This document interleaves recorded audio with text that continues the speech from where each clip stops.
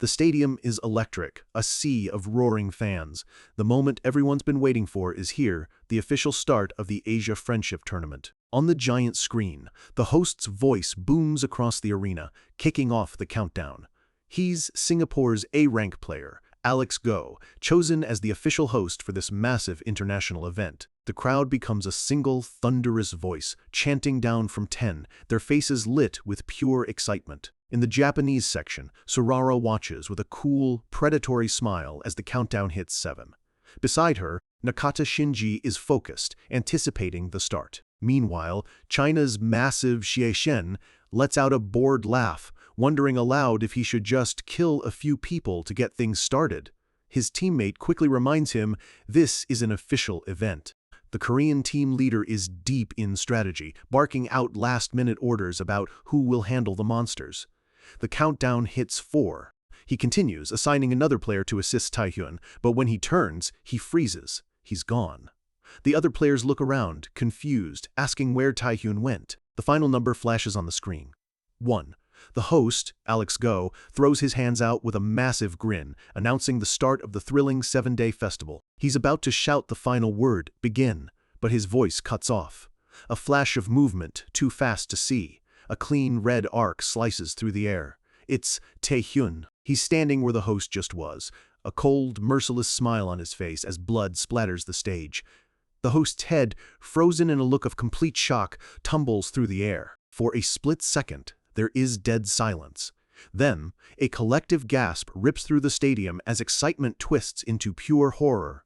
Taehyun's own teammate screams, his face a mask of disbelief. He just watched their ace assassinate the host on live television.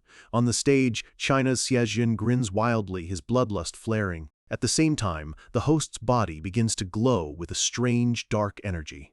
An explosion of dark power erupts from the stage, sending a shockwave across the stadium that throws everyone back. The blast is immense.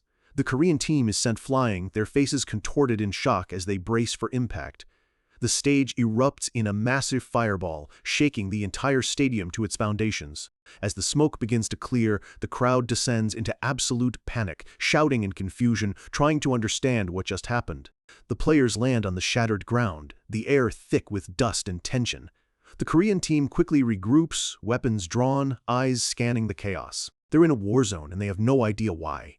One of his teammates, a girl with purple hair, stares in utter shock, a lollipop still in her mouth. She whips around, screaming at Taehyun, asking if he's lost his mind.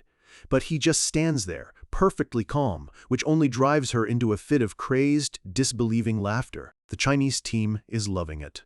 Xixin roars with excitement, yelling that they don't need any excuses for this glorious bloodshed. He powers up, his body crackling with dark purple energy, a terrifying grin on his face. He's ready for a massacre. From the Korean team's perspective, they're now surrounded. The powerful Japanese and Chinese teams are staring them down, ready to strike. Sorara turns to her companion, the demon sword. Her eyes glow with a menacing pink light, a possessive, wicked smile spreading across her face. "Kill as many as you like," she says, "but make sure to save what's mine." Just as a massive brawl is about to break out, a group of officials rushes onto the floor, shouting for everyone to stop. They're led by Korea's association chairman, but he's stopped by Haley Tan, the president of the Singapore Players Association. She's furious, spitting that the one killed was from Singapore and they will handle this themselves. Korea's chairman tries to de-escalate, insisting it's a misunderstanding. She shoves his hand away, screaming that she just watched her player get decapitated. What more proof could he possibly need? But before she can give the order, Taehyun's voice cuts through the chaos. He points to the body. "Arrest that murderer immediately, the demon, Wanchai." The name hangs in the air. Taehyun explains that years ago, this S-rank demon tortured and killed over 30 passengers on a luxury cruise. A wave of shock ripples through the players. He continues, saying Wanchai had a massive bounty, but sold out his allies, used the money to change his appearance, and vanished. The Singapore official is still shouting, demanding to know what any of that has to do with this. But then, it hits her. Her eyes widen behind her glasses as she realizes the implication. Taehyun lays out the final piece of the puzzle. The reason Wanchai could evade capture for so long is because he has a skill that lets him change his appearance at will. "Like this," he says calmly, gesturing to the corpse. As if on cue, the dead host's body begins to contort, shifting back into its true, monstrous form. Every single person, Haley Tan, the chairman, the national players, stares in utter disbelief. They've been fooled. Taehyun was right all along. With a smirk, Taehyun turns to the officials. You should thank the Nightwalker Guild for the information. Across the arena, a few figures in the crowd begin to sweat. They were demons in disguise too, and now they're terrified. How could the Nightwalker Guild have known? Another demon, one with glowing red eyes, looks on with a sinister smile. Kim Taehyun, he thinks, is quite an interesting human. The official tournament scoreboard flashes to life. First place, New Korea, with 1,000 points. In a single, shocking move, Taehyun has put his team at the top. With the host's true identity revealed, the chaos dies down, and the temporarily suspended tournament resumes immediately. The arena, a massive complex nestled in lush mountains, begins to empty. Players from every country leave the stadium to begin the hunt, while operators in the command center track their every move. We cut to the Nightwalker Guild headquarters. A guild member is staring at his phone, stunned by the news that Taehyun credited them for the kill. The Vice Guild Master storms over, furious that the Guild Master apparently knew about Wanchai. But his subordinate is confused and the Vice Master explodes, yelling that, of course it's not true. When the subordinate asks why Taehyun would lie, the Vice Master just screams back that he has no idea. He's completely losing it, ranting about how their phones are ringing off the hook, their work paralyzed. He knows this wasn't their guildmaster's doing. It had to be Taehyun, acting on his own again. His subordinate gets a creepy, possessive look on his face, starting to call Taehyun our dear.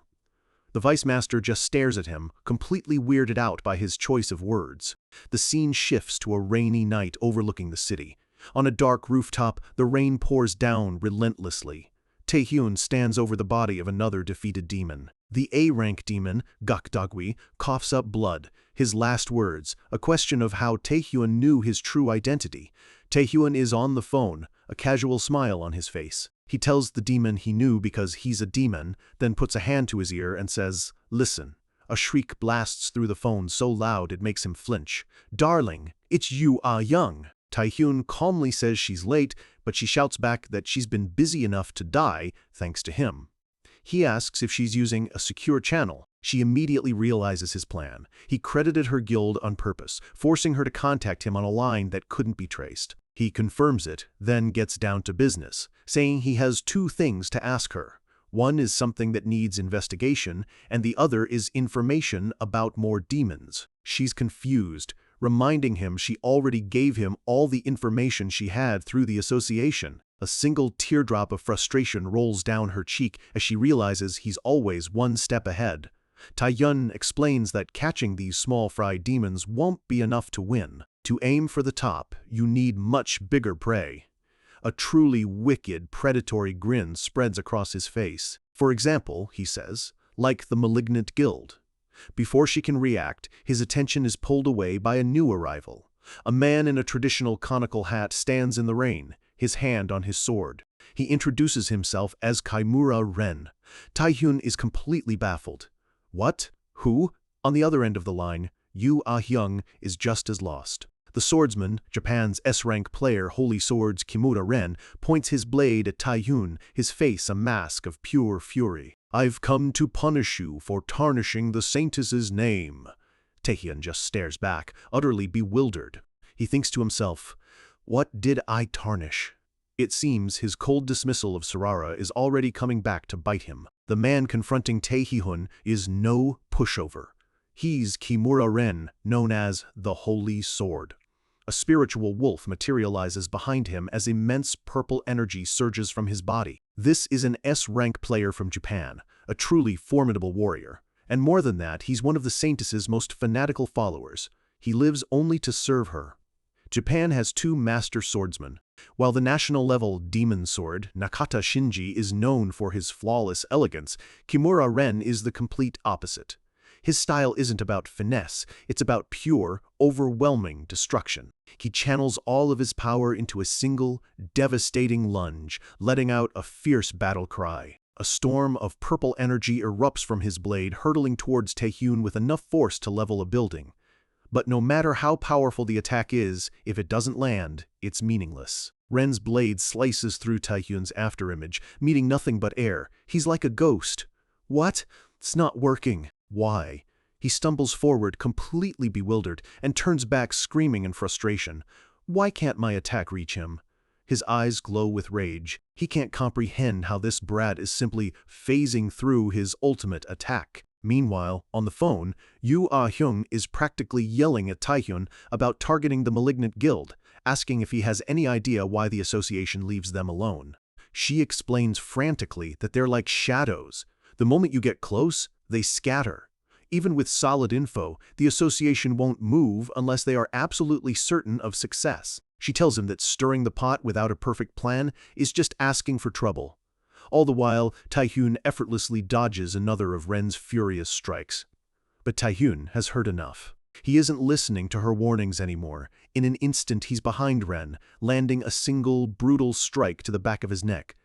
The S-rank swordsman is sent flying, completely overpowered. Blood flies from Ren's mouth, but Taehyun is perfectly calm. He speaks into the phone with unwavering confidence. I can do it. As Ren's body crashes into a wall, Taehyun continues, I can't tell you exactly how, but I can definitely catch them. He asks her to trust him, reminding her he's already proven himself with results. Hearing the absolute conviction in his voice, Yoo Ah-hyung sighs in resignation. Fine. She agrees, but says there's too little info on them. Instead, she offers him a different target as he walks away from the unconscious swordsman. Taehyun asks what other group she has in mind. It's information on Samradu. The name immediately gets Taehyun's full attention. Samradu isn't just any group. They are the three leaders of a massive demon cartel, a shadowy organization that controls the underworld and politics across Asia. She tells him she's found the location of one of their executives, but warns him that the man won't talk easily, and going after him could just make more enemies. What will you do? She asks. A wicked smile spreads across Taehyun's face. It's not the main prize, but it's definitely a good start. All right, he says with a grin. Let's catch those guys first. Yoo Ah-hyung lets out a breath of relief, though a bead of sweat rolls down her face. She's putting a lot of faith in him, promising to look into his other request. Taehyun thanks her as he walks away. She quickly adds that he owes her a meal after the tournament is over. But the fight isn't over. A furious roar echoes from behind him. You scoundrel! Kimura Ren is back on his feet. Do you plan to ignore me to the end? He screams, his body crackling with power. Taehyun just glances back, annoyed. I haven't ignored you, Ren charges, threatening to blow up the entire area if Taehyun doesn't fight him seriously. Taehyun just sighs. I told you, I didn't ignore you. First, I'll mess with your senses. Ren unleashes his technique, chanting the words for sight, hearing, smell, taste, and touch. He shouts the name of the skill, 5 senses domination. A wave of disorienting power shoots towards Taehyun, who just looks bored. Seriously. I even tried to avoid this fight. Taehyun's expression finally hardens. He reminds Ren that fighting between participants is strictly forbidden. But since Ren refuses to listen, he has no other choice. A strange, pink energy begins to leak from Ren's eyes as an invisible power washes over him. I'll play a bit more seriously now. A dark, sinister energy crackles around Taehyun, his eyes glowing red. This is the power of the succubus queen. Before Ren can even process what's happening, the mental attack hits him full force, warping his world into a waking nightmare. His confident rage instantly turns to absolute primal fear. A blood-curdling scream of pure terror tears from his lips as the hypnosis shatters his mind. A while later, Surara and Nakata Shinji stand in a dark, secure room. Nakata reports that Kimura Ren has been defeated. To prevent an international incident, they've told the media it was a demon ambush. He adds that Ren has been mentally broken, muttering nonsense. It's clear to Surara that he was hit by a powerful mental skill. She muses to herself, a thoughtful look on her face. Ren is out of the tournament. So, she thinks, he has a skill he's been hiding from the media. Nakata offers to deal with Taehyun himself, but Surara just bursts out laughing. Oh, you're funny, she says, slapping his chest playfully. She reminds him that if he, the demon sword, gets tied up, their team will lose points. He flushes, realizing his mistake. She turns, her smile becoming cold and calculating. Don't worry, I expected Ren to lose. Besides, we've already prepared a new bait. We see a heavy, reinforced prison door in a desolate concrete room. The door groans open with a heavy clank. Surara and Nakata step inside, their expressions unreadable. On the floor lies a man, chained and beaten, his muscular body covered in bruises. He looks up, his eyes wide with a mix of fear and recognition, whispering her name. Yoshikawa Surara. Surara smiles down at him, her eyes completely empty of warmth. Isaka Ryohei, it's time for you to work for me. The scene shifts to a desolate, red-skied landscape somewhere in the abyss. The ground is torn apart, shattered by powerful attacks. A massive shockwave rips through the barren wasteland. A group of players are desperately fighting for their lives against an overwhelming foe. One of them, a man with a large afro, is thrown back. He coughs, demanding to know why this is happening. This is Regaya, an S-rank player from the Philippines. He shouts at his attacker who looms over them. He pleads with him, saying that with his power, he could easily win without resorting to cowardly acts. The attacker simply lets out a deep, rumbling laugh. Regaya screams his name, Xie Xin. It's China's national-level player, the demonic strength deity, Xie Xin. Xie Xin picks at his ear, looking utterly bored. He tells them he isn't doing this for fun, but because his association's crazy leader ordered it. Regaya and his teammate are horrified. The Chinese Player Association ordered the assassination of other participants. This isn't a tournament, it's a declaration of war. Run, Regaya yells, pushing his teammate. You have to escape and tell everyone. His eyes burn with desperate resolve as he turns to face the monster alone. He charges, but Xie Xin moves in a blur.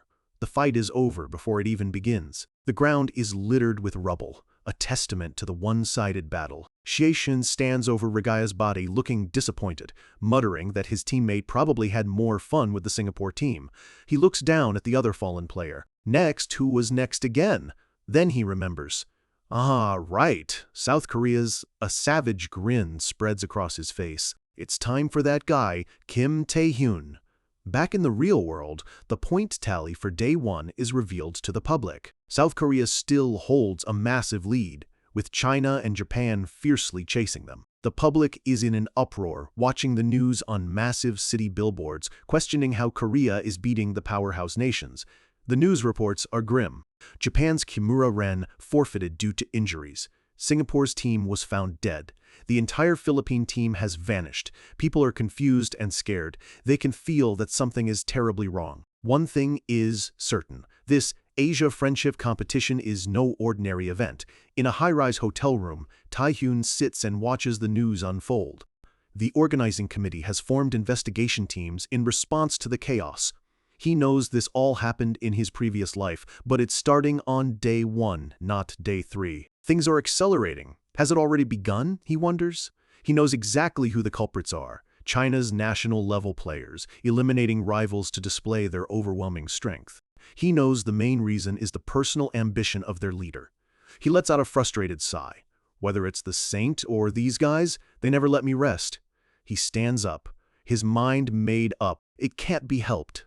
Given the circumstances, I need to move faster. Just then, a knock comes at his door. He's instantly on alert, his hand glowing with power. Who is it? A calm voice answers from the other side. It's me, Kim Tae-hyun. Tae-hyun's eyes widen slightly in recognition. He opens the door to find his teammate, the PvP specialist, Jang Jin-soo. Tae-hyun had tracked him down through the association. It's time to get to work. Come out, he says, his voice low and serious. We need to talk. Outside Tae-hyun's hotel room stands his teammate, Jang Jin-soo. His face is a mask of stern disapproval. Tae-hyun asked for this meeting, but Jin-soo, the veteran PvP specialist, clearly isn't here for a friendly chat. The two meet on the building's rooftop, the sprawling city lights laid out far beneath them.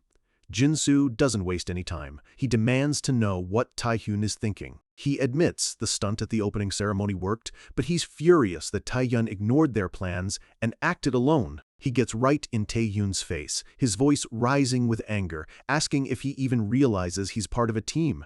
Tae-hyun just stands there looking slightly annoyed. He's heard these exact words before from his teacher. Jinsu is fuming, telling Taehyun how disappointed he is and that as a teammate he should have at least shared his plans. Taehyun, completely unfazed, drops a bombshell. I was attacked by the Japanese player, Kimura Ren. Jinsu is stunned into silence. Attacked? The pieces click into place. He realizes that Kimura's sudden withdrawal from the tournament was Taehyun's doing. Taehyun gives a slight, almost smug smile. Fortunately, I subdued him, he says casually. But it's a mystery how he found my location.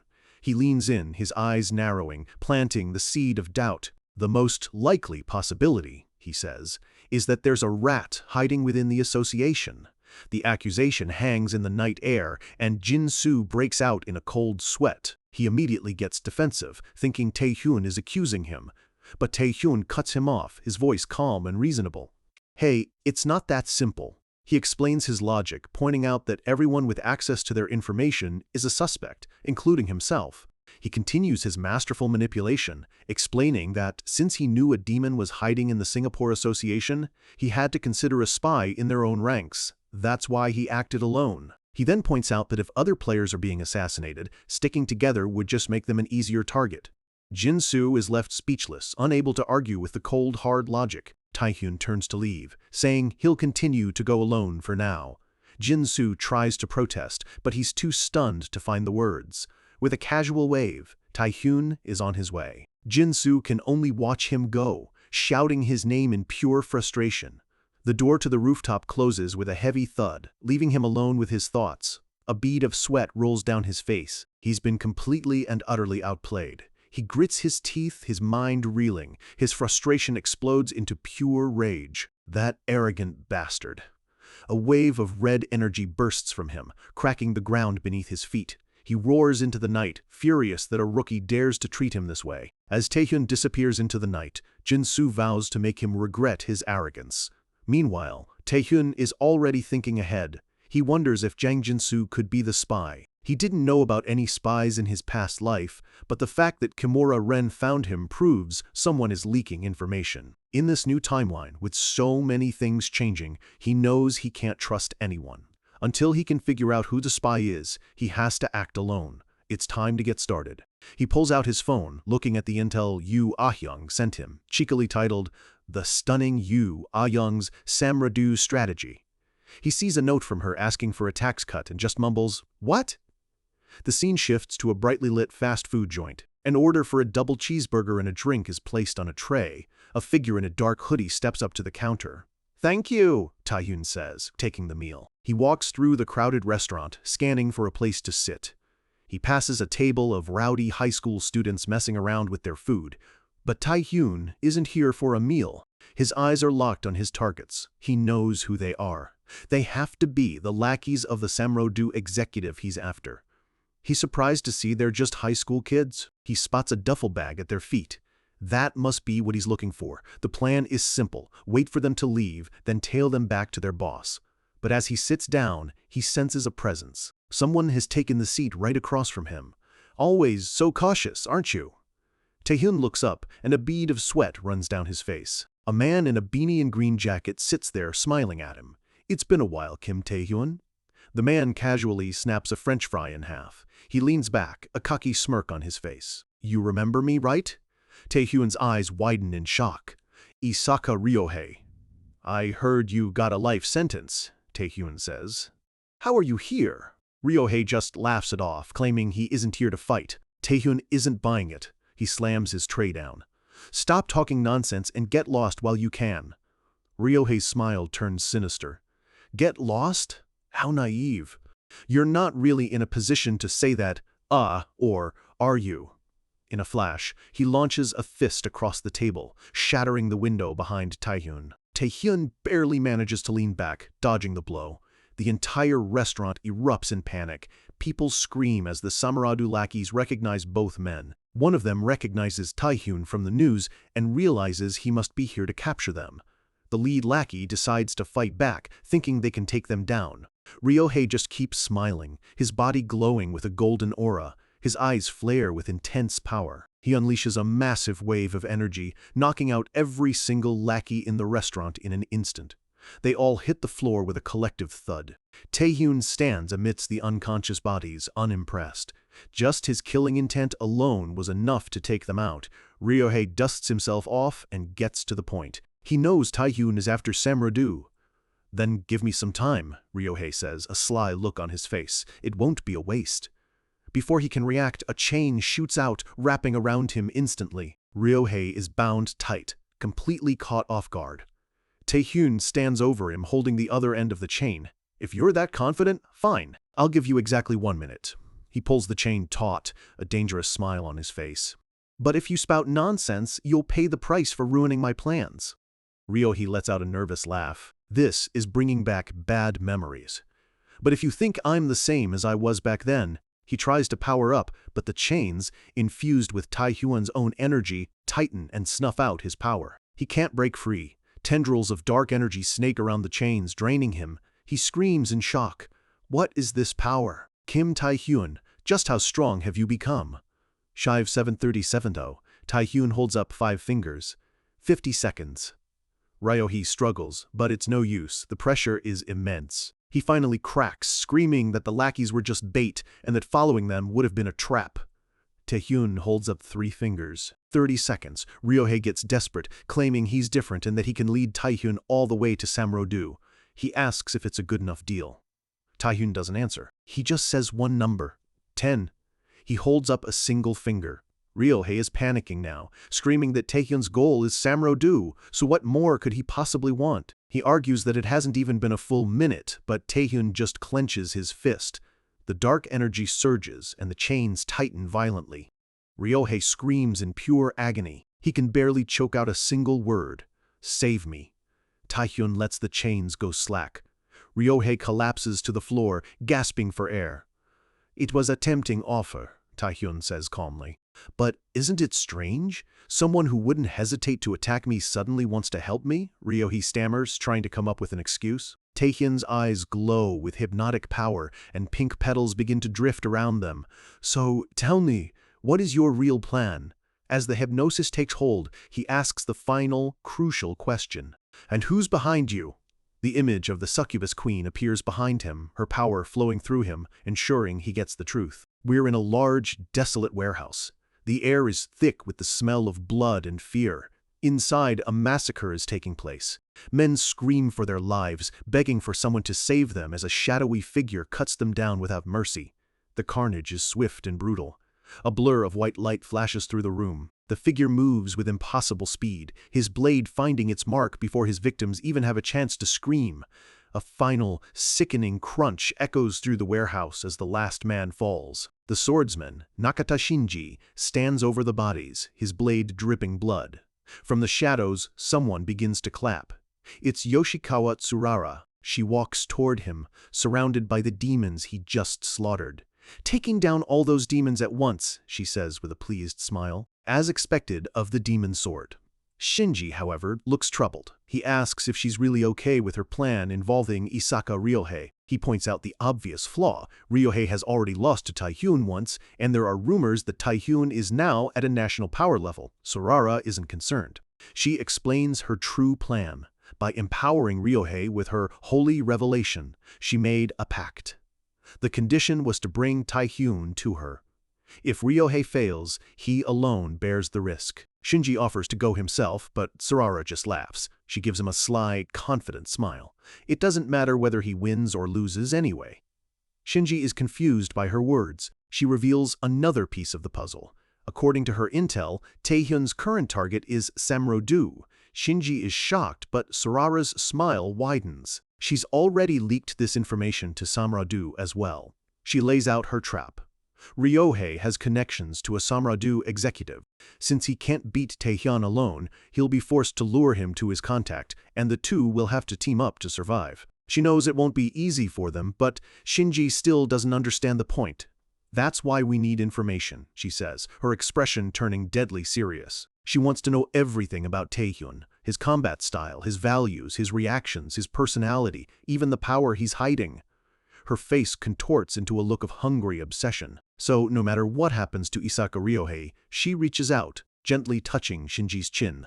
"We just need to extract the information from his corpse, right?" She turns away, completely satisfied. After all, that boy has no other options left. We cut to a rundown, abandoned building at night. The hideout for a Samro-do executive. Inside, a man sits on a makeshift throne, surrounded by his men, looking impatient. "You're late," he says, his voice dripping with annoyance. This is the man himself, Samro-do executive Miyazaki Kenji. A figure stumbles into the room, beaten and bandaged. Kenji looks up. Isaka Ryohei. Ryohei stands before him, looking nervous. Kenji is not pleased, demanding to know where Taehyun is. Ryohei's face is shadowed, his expression unreadable. He speaks, but his voice sounds distant and hollow. This world is not survival of the fittest. Kenji is confused. Ryohei continues his strange monologue about the weak being trampled by the strong. Suddenly, his head snaps up, and he speaks with a completely different voice, one full of cold command. "Miyazaki Kenji, I'll give you one piece of advice." Ryohei grins, a terrifying, stitched-up smile that isn't his own. "If you want to live, you'd better do as you're told." Kenji is utterly horrified. He realizes what's happening. Someone is controlling Ryohei. Just then, a figure crashes through the ceiling, landing right in the middle of his men. The goons stare in shock as the newcomer stands up from the rubble. It's Kim Taehyun. A dark, predatory energy swirls around his fist. In an instant, he unleashes a devastating attack, wiping out Kenji's men in a single, brutal wave. They scream in agony as the power tears them apart. Taehyun turns to Kenji, his voice calm and chilling. "To survive, you have to listen to the strongest, don't you think? So tell me." He floats into the air, the ground cracking beneath him from his sheer power. "Who exactly are you?" But the man he's talking to is a body double. The real Kenji is hiding among the unconscious bodies, thinking Taehyun is just some lucky punk. He pulls out a large, crude blade, his face twisted in a murderous rage. "I'll kill you," he charges, but Ryohei intercepts him, a massive explosion rocking the hideout. Ryohei stands amidst the blast, looking annoyed. He turns to glare at the unconscious body of the real Miyazaki Kenji, snarling Taehyun's name in fury. Taehyun sits calmly amidst the chaos, munching on a fry. "Quite an interesting plan you had." "He's completely in control," Ryohei, now bound by his chains again.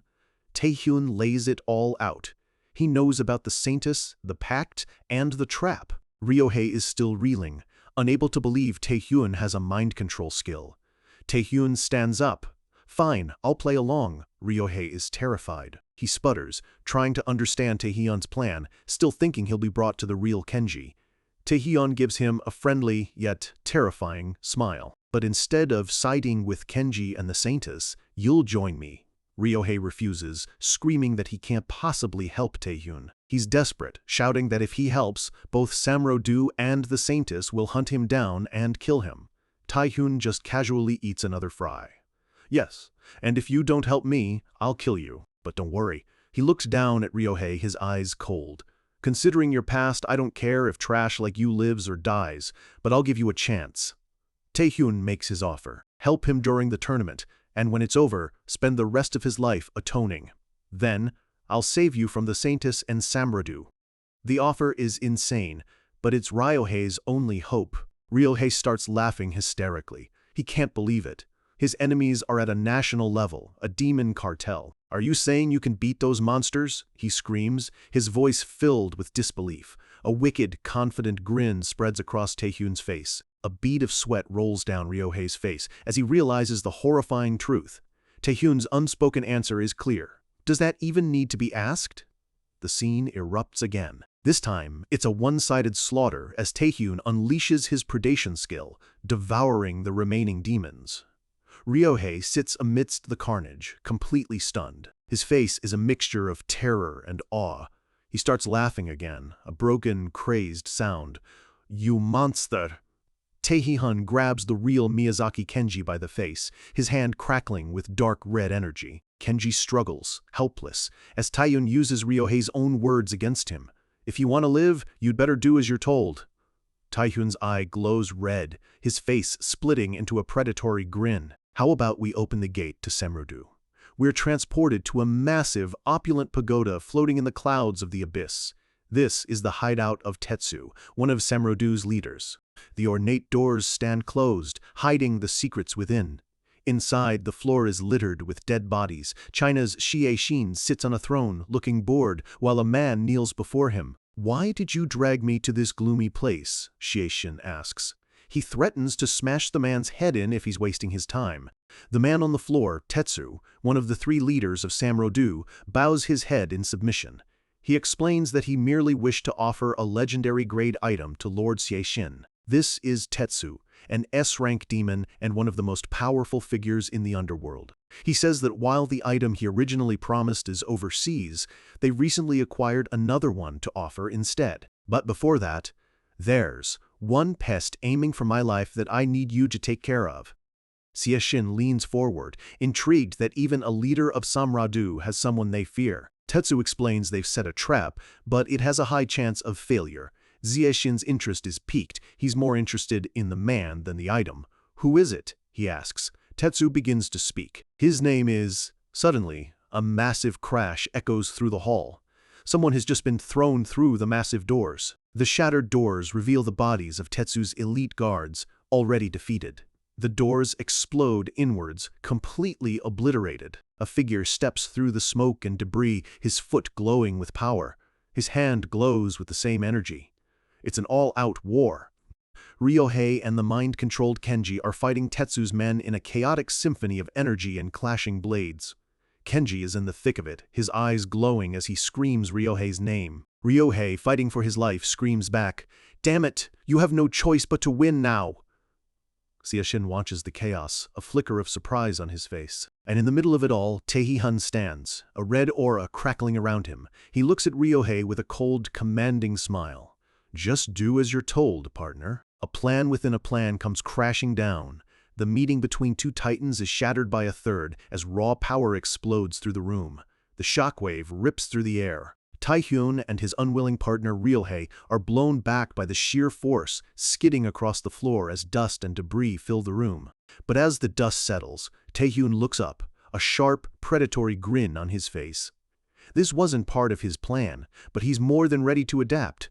A national-level hunter from China, this was beyond his expectations. Standing before him, radiating an immense, suffocating pressure, is Xie Xin, China's demonic strength deity. A dark chuckle escapes his lips. "So you were the one who scared off Tetsu." He reveals that Tetsu had just asked for his help in dealing with Tae-Hun. How lucky for him. His eyes glow with murderous intent. With absolute confidence, he declares, "I'll take care of you right here, Kim Tae-Hun." Behind Tae-Hun, Ryohei is panicking. Why is Xie Xin here? He knows this man is a monster, working with the dreaded 3 warlords. Tae-Hun ignores the overwhelming power radiating from his opponent. Instead, he looks him dead in the eye and asks a simple, cutting question. "Was it you?" Tae-Hun clarifies, his voice cold and steady. "The one who assassinated the other tournament participants." The accusation hangs in the air, and for a second everything goes silent. Xie Xin's surprise melts into an amused smile. "Oh, he says, impressed. He leans back, looking almost proud. "You're quite quick-witted." A grim smirk plays on Tae-Hun's lips as he grips his dagger, just as he thought. And now, it was South Korea's turn to be hunted. Xie Xin turns his head, a strange look in his eyes. "I guess I'm the lucky one, then." Tae-Hun interrupts him, his voice laced with venom. "You'll die here." He promises that after this, no other Korean player will have to face him. Xie Xin just lets out a dry laugh. "Damn brat." And just like that, the battle begins. The two become blurs of motion, their energies clashing with a deafening roar. From the sidelines, the Demon Lord Tetsu can only watch as his hideout is torn apart. One of his underlings shouts for Tetsu to evacuate. He agrees, turning to run, but a piercing scream stops him in his tracks. Standing in his way is Ryohei. With a dead-eyed stare, he asks, "Where do you think you're going?" Tetsu shouts his name in disbelief. Ryohei just gives him a twisted, mocking grin. "Are you worried Xie Xin might lose?" With a crazed look in his eyes, Ryohei screams that Tetsu and his men are now his partners, whether they like it or not, and charges forward, yelling for them not to run. But inside his head, Ryohei is just screaming, "Why me?" He's a puppet being forced into a fight he wants no part of. The commotion makes Taehyun glance over for just a split second. A fatal mistake. Xiaxin roars, "You think you can spare the time to look away from me?" With blinding speed, Xiaxin closes the distance, slamming into Taehyun with a bone-jarring impact that cracks the ground beneath them. This is the power of Xiaxin. He stands tall, wrapped in a dark purple aura, the very picture of overwhelming force. He's known as the strongest national-level hunter in the tournament, a monster who has crushed hundreds with his bare hands. But his title doesn't just refer to physical strength. As Taehyun blocks another blow, he feels a power that goes far beyond simple muscle. Xiaxin's true strength lies in a destructive force that completely surpasses his physical power. From his aura, a shadowy figure begins to form, a specter of death ready to be unleashed. It's his signature skill, Death Scythe. A massive, grim reaper-like scythe of pure dark energy materializes in his hands. He looks down on Taehyun. "I'm closer to the Grim Reaper, though." This Death Scythe is a weapon manifestation skill. It massively amplifies his stats, with durability said to exceed even unique rank items. But it has a major drawback. In return for its power, it lowers the rank of all the user's other skills by 1. Taehyun's eyes widen. He realizes instantly this is the worst possible matchup for him. It's a skill that's terrible for him to steal with predation. The battle intensifies. The entire building begins to crumble around them as their powers collide, shaking the very foundations. They leap through the collapsing pagoda, their fight continuing in midair as chunks of the building rain down below. Every clash is a violent explosion. Taehyun is on the back foot, his dagger barely holding up against the overwhelming force of the Death Scythe. Taehyun grunts, straining to block a heavy blow. The force is almost too much. Another powerful strike lands, sending a shockwave of red and purple energy blasting outwards. With a sickening crack, a fracture appears on Taehyun's blade. He looks down in disbelief. His Azran dagger, Xiaxin, lets out a wild, mocking laugh. "What's the matter? Didn't you say you were going to kill me?" Taehyun knows his weapon is done for. He can feel it in his hands. At this rate, the blade will shatter. Thinking fast, he switches tactics, hurling an item that unleashes a flurry of chains around Xiaxin. Xiaxin looks down, amused more than concerned. Taehyun grits his teeth. He has to immobilize him. Using the split-second opening, Taehyun lunges forward, pouring all of his energy into a single, desperate thrust. But Xiaxin just scoffs. A weakling is always a weakling. With a surge of power, he shatters the chains effortlessly. He sneers, "You think you can defeat me with such paltry tricks? That's why you aren't a national-level hunter." But when he looks up, Taehyun is gone. His eyes widen in shock. For the first time, a flicker of genuine panic crosses Xiaxin's face as he realizes he's fallen for a feint. A massive arc of red energy slices through the air behind him. Taehyun used the chains as a distraction to get into his blind spot and land a devastating blow. The dust begins to settle. On top of the ruined pagoda, Tetsu stands, looking down at the battlefield. He lets out a sigh of relief, a smug look on his face. The fight is finally over. He thinks to himself that while Taehyun was promising, there was no way he could beat a national-level hunter like Xiaxin. One of his men reports that he's captured Ryohei. Tetsu simply tells him to let Ryohei live. He explains that they might be able to use him as a hostage against Japan. Down below, the captured Ryohei can only curse at them. Tetsu's subordinate seems confused, wondering why Ryohei would betray them in the first place. He muses that Kim Taehyun must have seen some special potential in him. Tetsu just scoffs. Then he's sorely mistaken. With absolute certainty, he declares, Kim Taehyun has already lost. All that's left is to wait for Xiaxin's. His words die in his throat. His confident expression twists into confusion. Down in the crater, the scene is the exact opposite of what he expected. Xiaxin is on one knee, defeated, and standing over him is Kim Taehyun, his blade glowing with a terrifying crimson energy. Tetsu's mind goes blank. He finally chokes out the name, his voice trembling. Xiaxin. Xiaxin himself is in a state of shock. "What?" he stammers, blood dripping from his mouth. "Why am I on the ground?" He tries to process what happened. He was certain he had the lead the entire time. In fact, he remembers how Taehyun's blade was being chipped away with every clash. "So why now?" he growls, his face contorting in pure rage. "You damn brat." And then the horrible realization hits him. He screams, his voice filled with fury and disbelief. "You hid your power against me?" Taehyun simply stands there, his expression cold and unmoving as his dark red aura pulses around him. The silence is his only answer. Taehyun thinks back on the fight. His equipment was only rare rank, far too weak for a fight at this level, but he remembered the lesson from the Taurus Queen.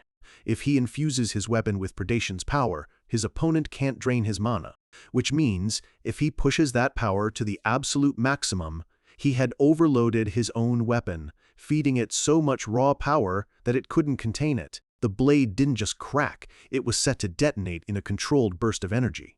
Jiexin's face shows the dawning horror as he realizes the sacrifice Taehyun is making. Taehyun calmly says, "I'll give you my weapon, however, I'll take your life." With that, he thrusts the hilt forward, unleashing the weapon's dying explosion directly into Jiexin. Jiexin lets out a final, enraged scream. "Kim Taehyun!" The world is consumed by a blinding flash of red light. Tetsu can only watch, his face a mask of pure, unadulterated horror. Even Ryohei, tied up in the rubble, looks on in stunned silence. When the light fades, the battlefield has been transformed into a forest of thorny, blood-red spikes. And in the center, Taehyun stands alone. His eyes now glow with a crimson light, the dark energy of predation swirling around him like a cloak. Rank, national force level. He's officially entered the realm of the strongest players on the continent. Meanwhile, far away in a luxurious skyscraper, the rain pours down on the city at night. A man with long, light brown hair stares out the window. "I see," he says calmly. So Jiexin took action. From the bed behind him, a woman's voice explains that Tetsu had asked for a favor in return for a legendary item. She asks what he's going to do. He turns and addresses her. "Chai Mingmin." The man, Chai Mingmin, lies back down, his expression unreadable. He decides that with Jiexin active, it's best not to have any expectations. This is China's other national-level player, Super Speed. Chai Mingmin. The woman beside him, Ping Gua, one of the S-rank warlords, reassures him. He's a national-level player. He won't lose to some brat from New South Korea. She is one of the 3 warlords, an S-rank demonic human. Their conversation is cut short by the sharp ring of a phone. The phone buzzes insistently on the nightstand. Chai Mingmin gets up, walks over to the window, and answers. "Yes, this is Chai Mingmin." The voice on the other end is cold and disapproving. "Chai Mingmin, I knew you were with that warlord woman again." The caller introduces himself. "It's me, Zhang Lung, the head of the Chinese Player Association." Without any preamble, Zhang Lung delivers the news, his voice flat and brutal. Jiexin is dead. Chai Mingmin's calm demeanor shatters. His eyes go wide with absolute shock. Zhang Lung gives him his new, chilling directive. "You need to bring me Kim Taehyun's head." In the aftermath of the explosion, a notification appears. Predation is complete. The power of a national-level hunter flows into him. Taehyun looks at his hand, feeling the raw power coursing through him. He lets out a short, sharp breath. It's an overwhelming sensation. Just as he suspected, using predation on the dead doesn't grant new skills. The power only works on living targets. Of course, that's not the only condition, and using this power on humans is a line most would never cross.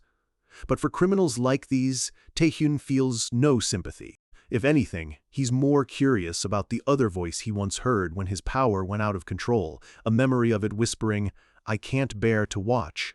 He knows he still doesn't fully understand the depths of his own power. He'll just have to learn more as he continues to use it.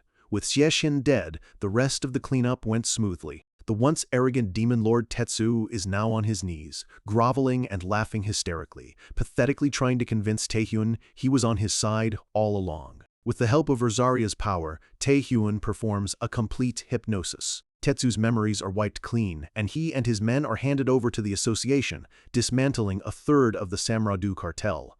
As for Ryohei, there was nothing left for him to do. Taehyun sent him back to his original master, much to Ryohei's panic. "Send me back? You want the Saintess to kill me?" He's terrified, screaming that she can read memories and will know he betrayed her. But Taehyun calmly reassures him. "You'll be fine. The Saintess isn't interested in you. He reminds him of the oath to bring Taehyun to her. If I want to free you, he explains with a sly smile, I need to meet her. He knows that even if she reads Ryohei's memories, she'll keep him alive for that chance. Taehyun adds one final casual insult, telling him she probably didn't have high hopes for him anyway. Ryohei can only fume in helpless anger. Now, the real problem is the other two warlords. Tetsu's memories gave him a few possible hideouts, but now that they know he's hunting them, it won't be easy. For now, though, he decides he's earned a moment of rest. He can think about his next move after a short break. Back in his room, a news alert pops up on his phone. As the tournament enters its third day, the official story is that China's national force player, Xie Xin, has gone missing. Taehyun tosses his phone onto the bed. He knows the truth. Zhang Lung knows Xie Xin is dead and is just hiding it to cover up his own secret operations. This works in his favor, giving him the freedom to hunt the other warlords without China openly declaring war. Just then, his phone starts to vibrate. He glances at the screen.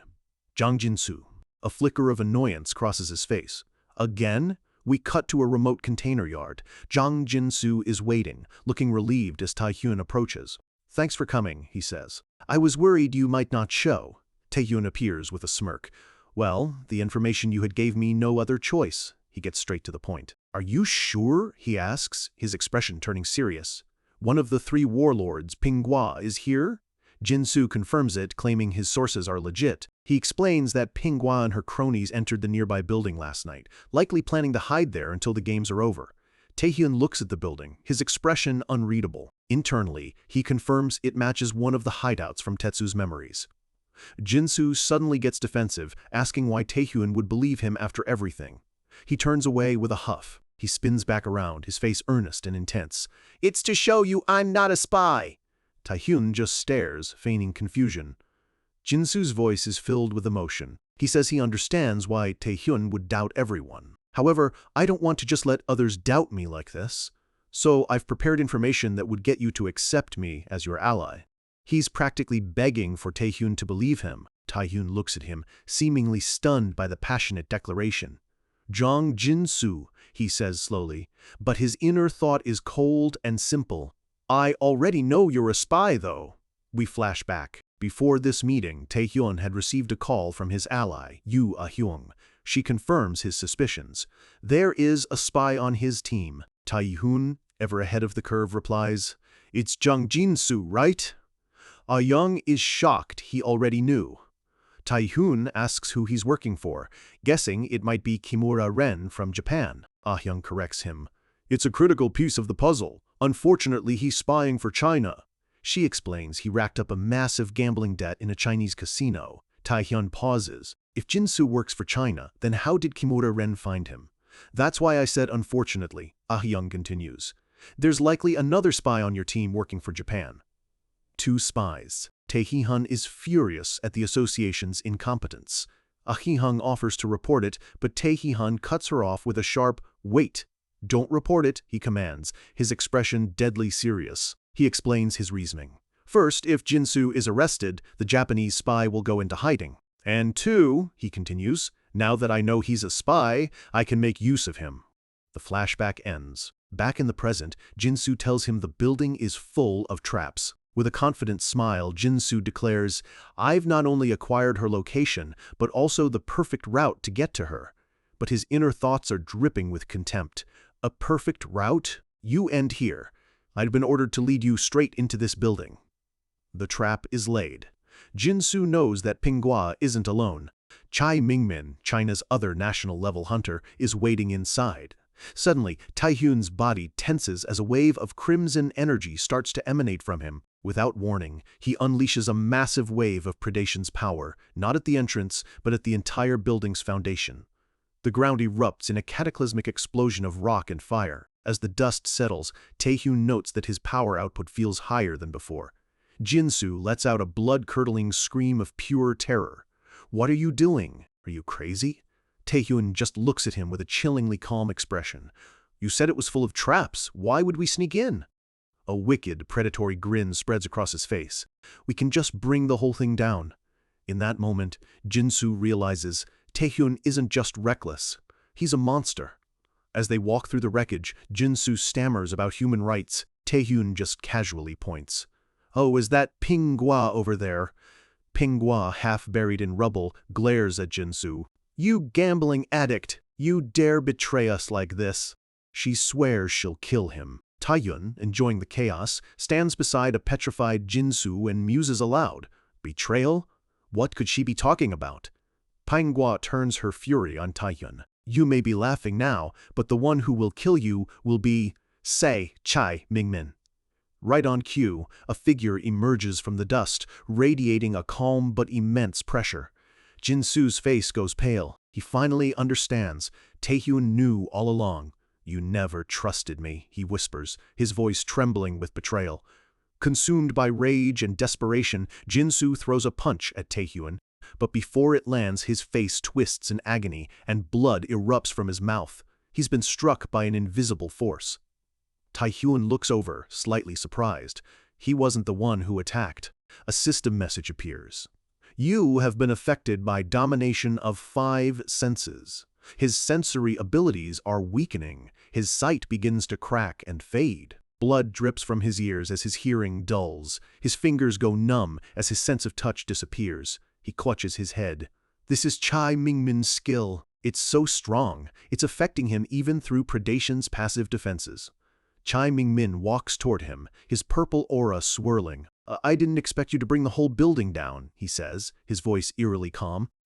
"I was wondering what kind of person defeated Jie Xin," he continues. "But you're definitely unhinged," Taehyun retorts. "Any worse than a demonic human lover?" He looks past Chai Mingmin towards the fallen Pinghua. "And I really don't care much about you." A predatory, blood-soaked grin lights up his face. His eyes glow red as he declares his true prize. "All I care about is your skill." We cut to a serene, beautiful garden. Surara, the saint, is with her pawn, Ryohei. She pulls a glowing orb of light from Ryohei's head. His memories. A faint smile plays on her lips. "An interesting memory," she muses to herself. Not only has Taehyun become a national-level player, he also defeated Jie Xin. She turns to the trembling Ryohei. "But why did he help you?" "Because you agreed to betray me." He can only stammer, terrified. "Shive G Z G Z Ruro 74. Her smile remains, but it doesn't reach her eyes. "Not to worry," she says, placing a hand on his head. As he said, "I'm not interested in your life. In fact, you are serving your purpose well." Although her grip tightens, causing Ryohei to wince in pain. "I am a little displeased that things moved according to his plans." She leans in close, her voice low and dangerous. "You said he was aiming for the 3 warlords?" Ryohei's eyes widen in horror as he realizes what she's about to do. Her eyes glow with a dark, possessive intensity. A sinister smile spreads across her face as she makes her decision. "I'll go meet him myself." We flash back to the cold heart of the Chinese Player Association, where its leader, Zhang Lung, lays out their mission.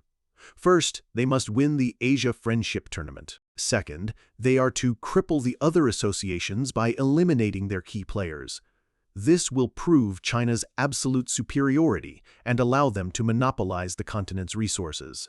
Standing before his 5 national-level players, he gives them a chilling command. Resort to murder, torture, any means necessary. He'll handle the fallout. Jie Xin, the warrior Taehyun already put down, just grins.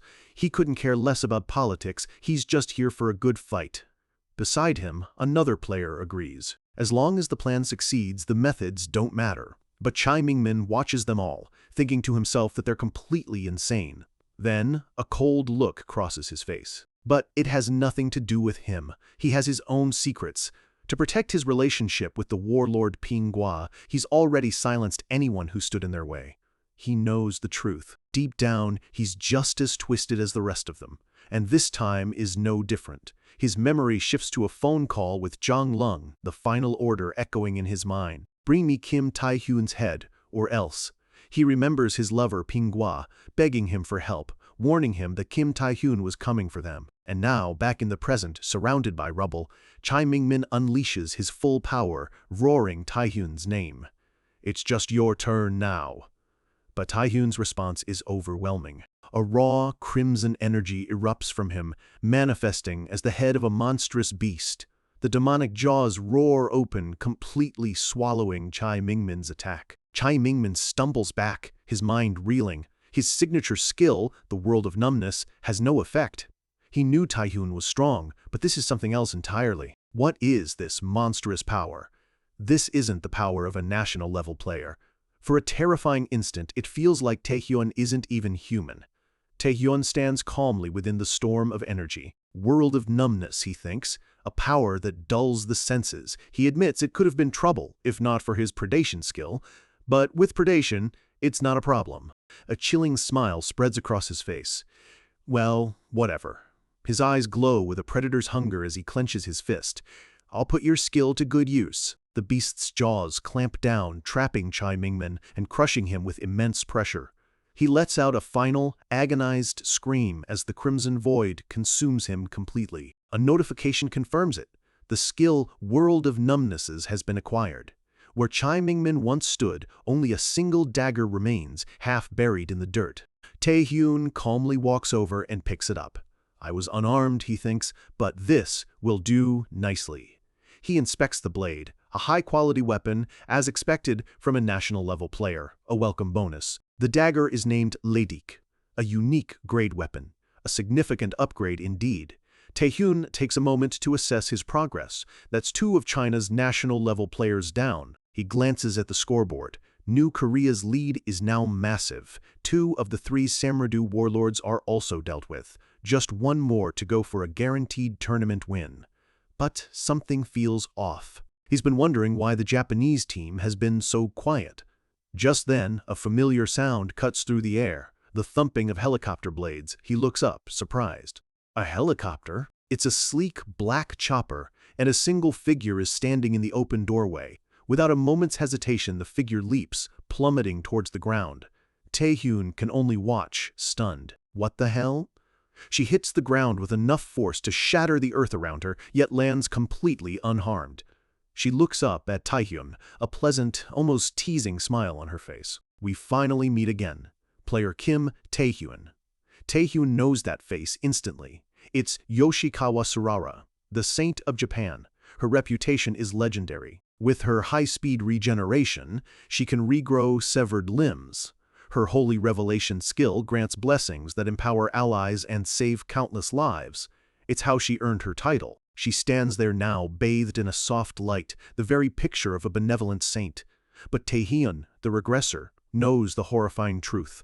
Holy Revelations isn't a blessing. It's a mind control skill that brainwashes people, turning her fiercest enemies into devoted worshippers. Taehyun smirks. So, the saint has finally made her move. Now, it's my turn. He gets straight to the point. I never told Ryohei my exact location. How did you find me? Sarara just chuckles. You should know it's not that I was unaware of the Samradu's hideouts. Taehyun stares at her, disgusted. So, you abandoned the tournament and your own hunt just to come see me? He doesn't hide his contempt. That's creepy. The insult doesn't seem to faze her in the slightest. Her serene smile never wavers. Instead, she asks a question that completely throws him. How can you look at me and feel nothing? She begins to explain her twisted philosophy. She knows her role as a saint is to give people strength in this wretched world. And how does she do that? Her expression turns ecstatic, her eyes wide with a crazed light. By making them worship me. Taehyun is left utterly speechless. She continues, striking a series of dramatic, holy-looking poses. Meeting someone as beautiful, lovely, and perfect as me is a joy for everyone. In the end, worshipping me becomes their very reason to live.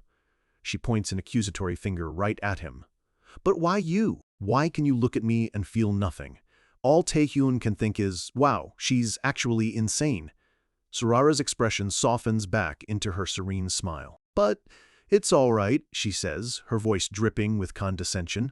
Saving even someone like you is the role of a true saint. Just then, the screech of tires cuts through the air as a line of black cars pulls up nearby. Taehyun is instantly on high alert. Why are there civilians here? He wonders as well-dressed people begin to exit the cars. Then, the horrifying realization dawns on him. No, this is, The brainwashing from holy revelation. Their eyes are glowing with the same faint light as Sarara's, their faces completely blank.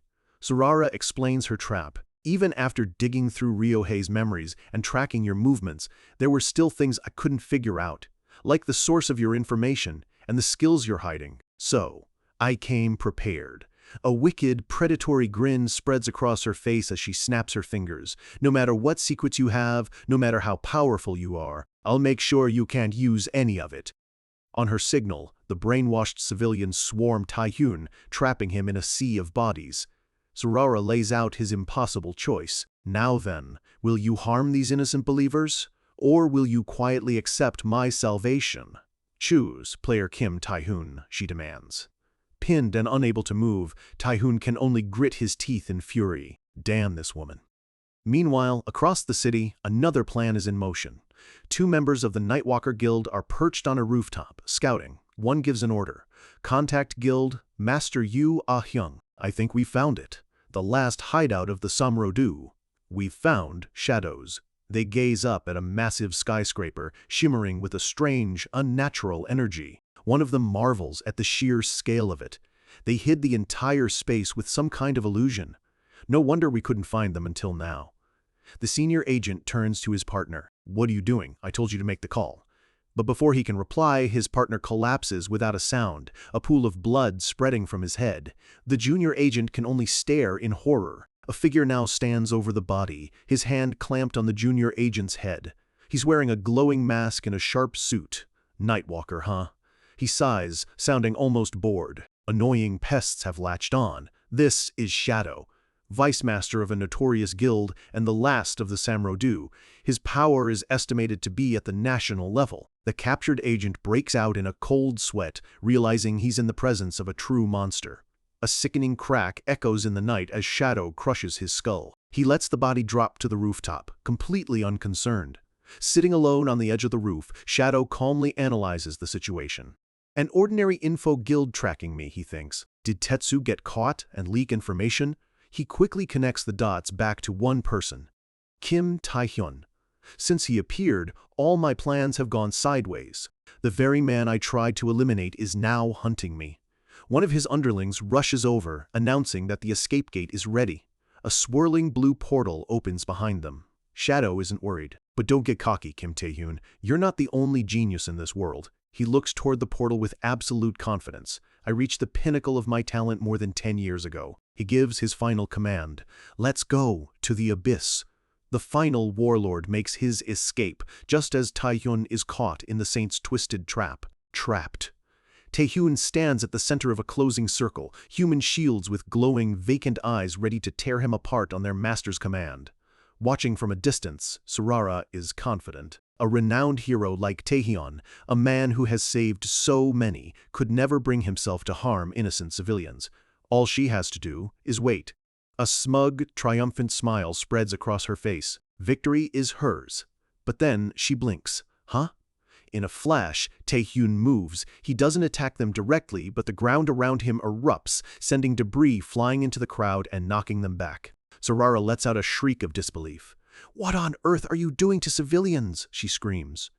Taehyun glances at the bodies on the ground, his expression ice cold. I just handled the ones that rushed me. Then his eyes lock onto her. And as for the one controlling them, a blur of golden chains shoots from his hand, wrapping around Sarara and yanking her off balance. That would be you. With a powerful kick, he sends her slamming hard into the ground. Sarara spits out a mouthful of blood, her mind reeling. Oh my God. Was my prediction wrong? She glares at him, seething with rage. To think the so-called hero of East Point was this kind of trash. But then she notices something. The people he struck are only unconscious. He used non-lethal force. She sees his true intention. A cheap trick. She retaliates, throwing a glowing seed at the ground that explodes in a brilliant flash of light. The light is blinding. From the point of impact, massive ancient trees erupt from the earth, their branches tearing through the wreckage and even destroying her own helicopter. The brainwashed civilians are instantly bound to the trees by golden chains that spring from the wood itself. The battlefield has transformed into a magical prison, and Taehyun is caught right in the middle of it. He looks around in shock.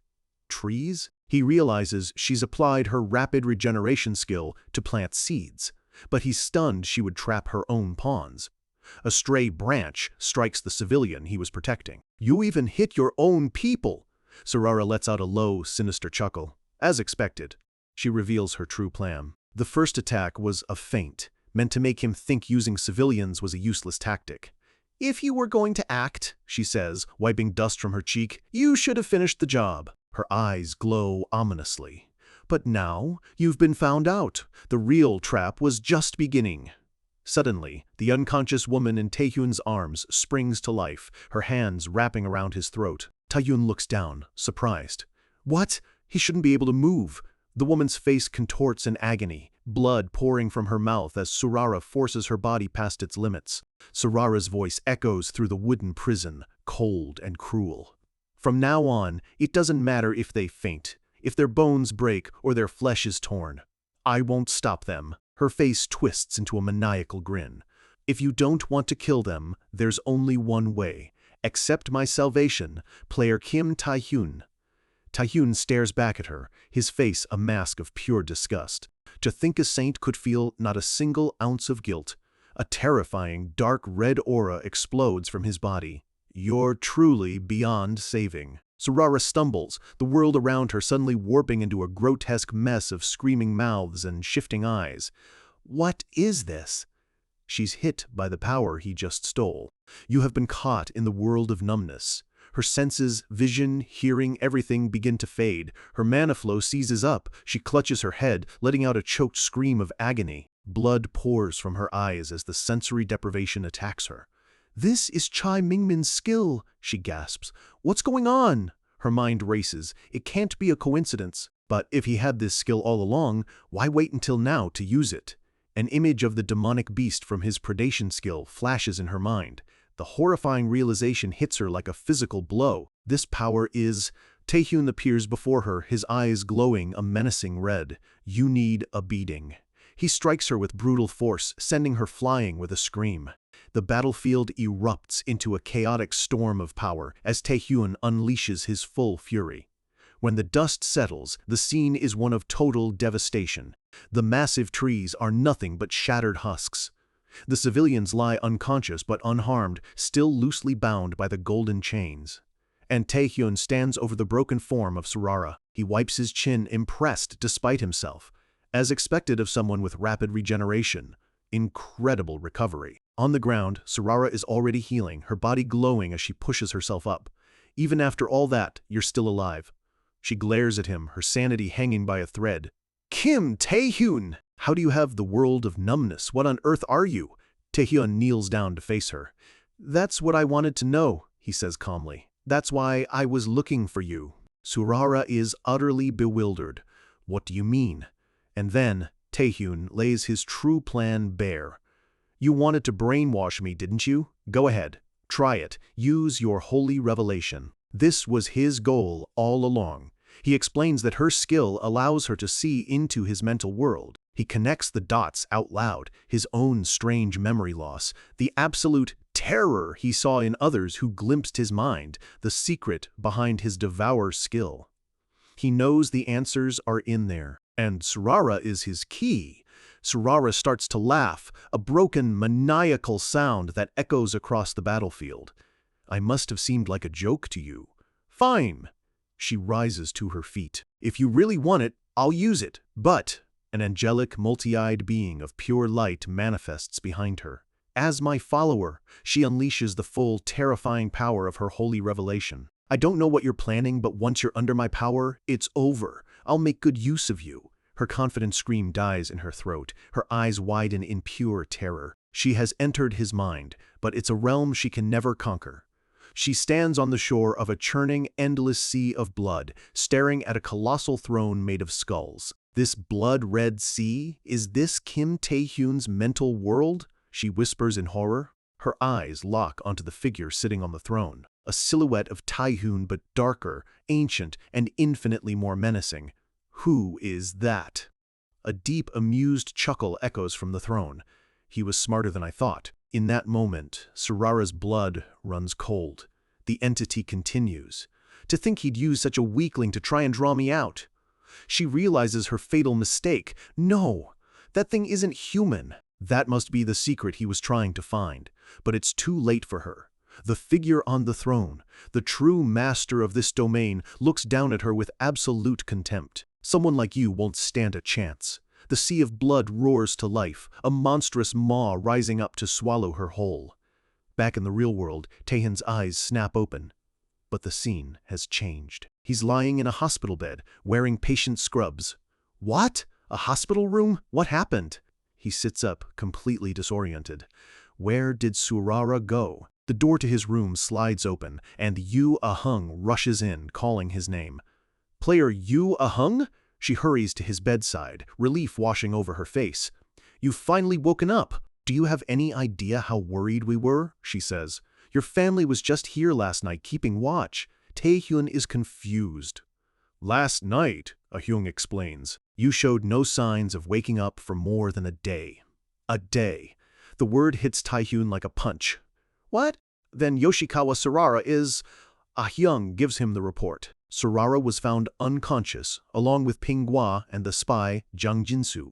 Chai Mingmin is officially missing. She looks at him, concerned. What on earth happened out there? Taehyun looks down at his hands, a wave of bitter frustration washing over him. So it failed. He had considered this might happen, but it doesn't make it any easier. Even using a national-level player like Surara, he couldn't get any closer to the secret of Devour. He clenches his fist. What exactly is hidden in my mind? How much stronger do I have to get? Ah-hyung moves to comfort him, getting a little too close. He bluntly pushes her hand away. Take your hand off me. Just then, the door bursts open again. It's Deputy Director Ko Taeyuk from the Player Association, and he looks frantic. Player Kim Tae-hyun, you're awake. We were so worried. He immediately turns to Ah-hyung, pleading. Player Yu, we need Nightwalker's support. We have to send a search team to the Abyss right away. Ah-hyung is confused. A search team? Who are they searching for? The Deputy Director delivers the shocking news. Park Sung-jin and the rest of the New Korea team, they're missing. Taehyun's eyes widen in alarm. While he was out, the game had already taken another dangerous turn. Just as one nightmare ends, another begins. Taehyun's teammates are gone. The association's deputy director is panicking, his voice cracking. What are you saying, player Kim Taehyun? Standing in his hospital room, still in patient scrubs, Taehyun faces the frantic official. You saying you'll go alone? Taehyun's expression is calm, his voice steady. Just as I said, forming a search party will only lead to more casualties. He lays out the cold, hard facts. The New Korea team are all veterans. For them to vanish in the abyss means they weren't attacked by some random monster. It had to be a national-level threat. He looks at them, his eyes filled with grim determination. So, I'll go alone. The director is beside himself. But if that's true, I can't let you go. You just woke up. He tries to block Taehyun's path to the door. Right, where do you think you're going? But he stops short. Standing in the doorway is his family. His cousin Jae-young steps forward, his voice trembling with worry. Yeah, you're not even healed. Where are you going? Do you have any idea how much we worried? His aunt and uncle look on, their faces etched with fear. Jae-young grabs his arm. Yesterday we thought you'd never wake up. Taehyun looks at them, a flicker of emotion on his face. Aunt, uncle, Jae-young? Yu Ah-hyung steps forward, admitting she called them. Now that you're awake, she says, I thought you should see them. They all plead with him to rest. But as Taehyun looks at their worried faces, his mind drifts back. He remembers his past life. Before he was a player, he was nothing, a non-awakened, bullied, and ignored.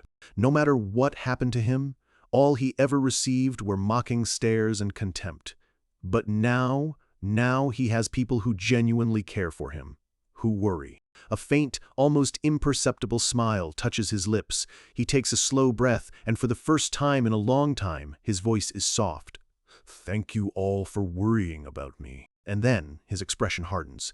When I have to go, the room falls silent, he explains. Even if we were just a temporary team, my comrades are in danger. He looks each of them in the eye, his gaze unwavering. And right now, I'm the only one who can save them. A dark, determined glint enters his eye. So I have to go. He plays his final card, looking directly at his guardians. Aunt, uncle, You didn't raise me to be someone who abandons their comrades, did you? They are left speechless, unable to argue with the man he has become. Jae-young looks up at him, tears welling in his eyes as he calls out his name. A hand suddenly chops Taehyun on the back of the neck. It's Yu Ah-young, a wide grin on her face. "Oh, darling, how cheesy," she exclaims as Taehyun cries out in pain. Her smile softens. "It's decided then. Come back safely. Bring everyone back with you." Taehyun can only mutter, "Good grief," as he turns to leave, his mission set. We cut to the hellish landscape of the abyss. Under a blood-red sky, a fierce battle rages. A figure is sent flying by a bolt of dark lightning, crashing hard into the dusty ground.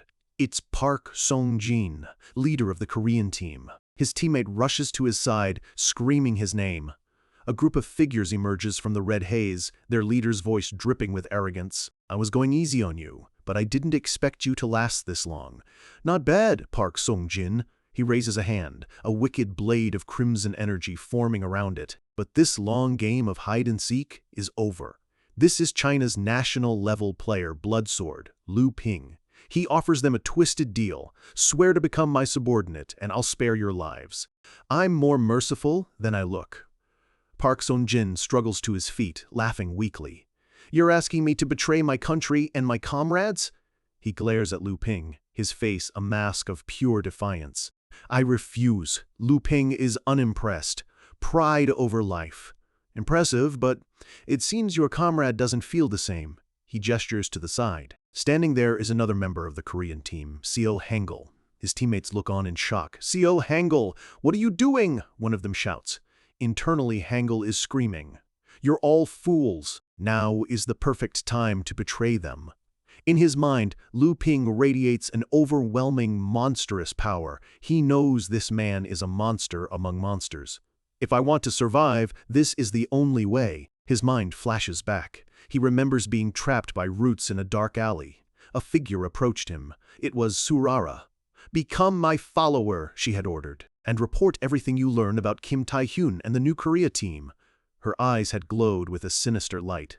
"Of course, even if you refuse, I have my ways. But it's better for both of us if you comply willingly, right?" He remembers the sheer terror, the feeling of being completely powerless. Back in the present, he thinks, "I've already betrayed everyone once. Doing it again won't change a thing." But then, a hand rests gently on his shoulder. It's Park Song-jin.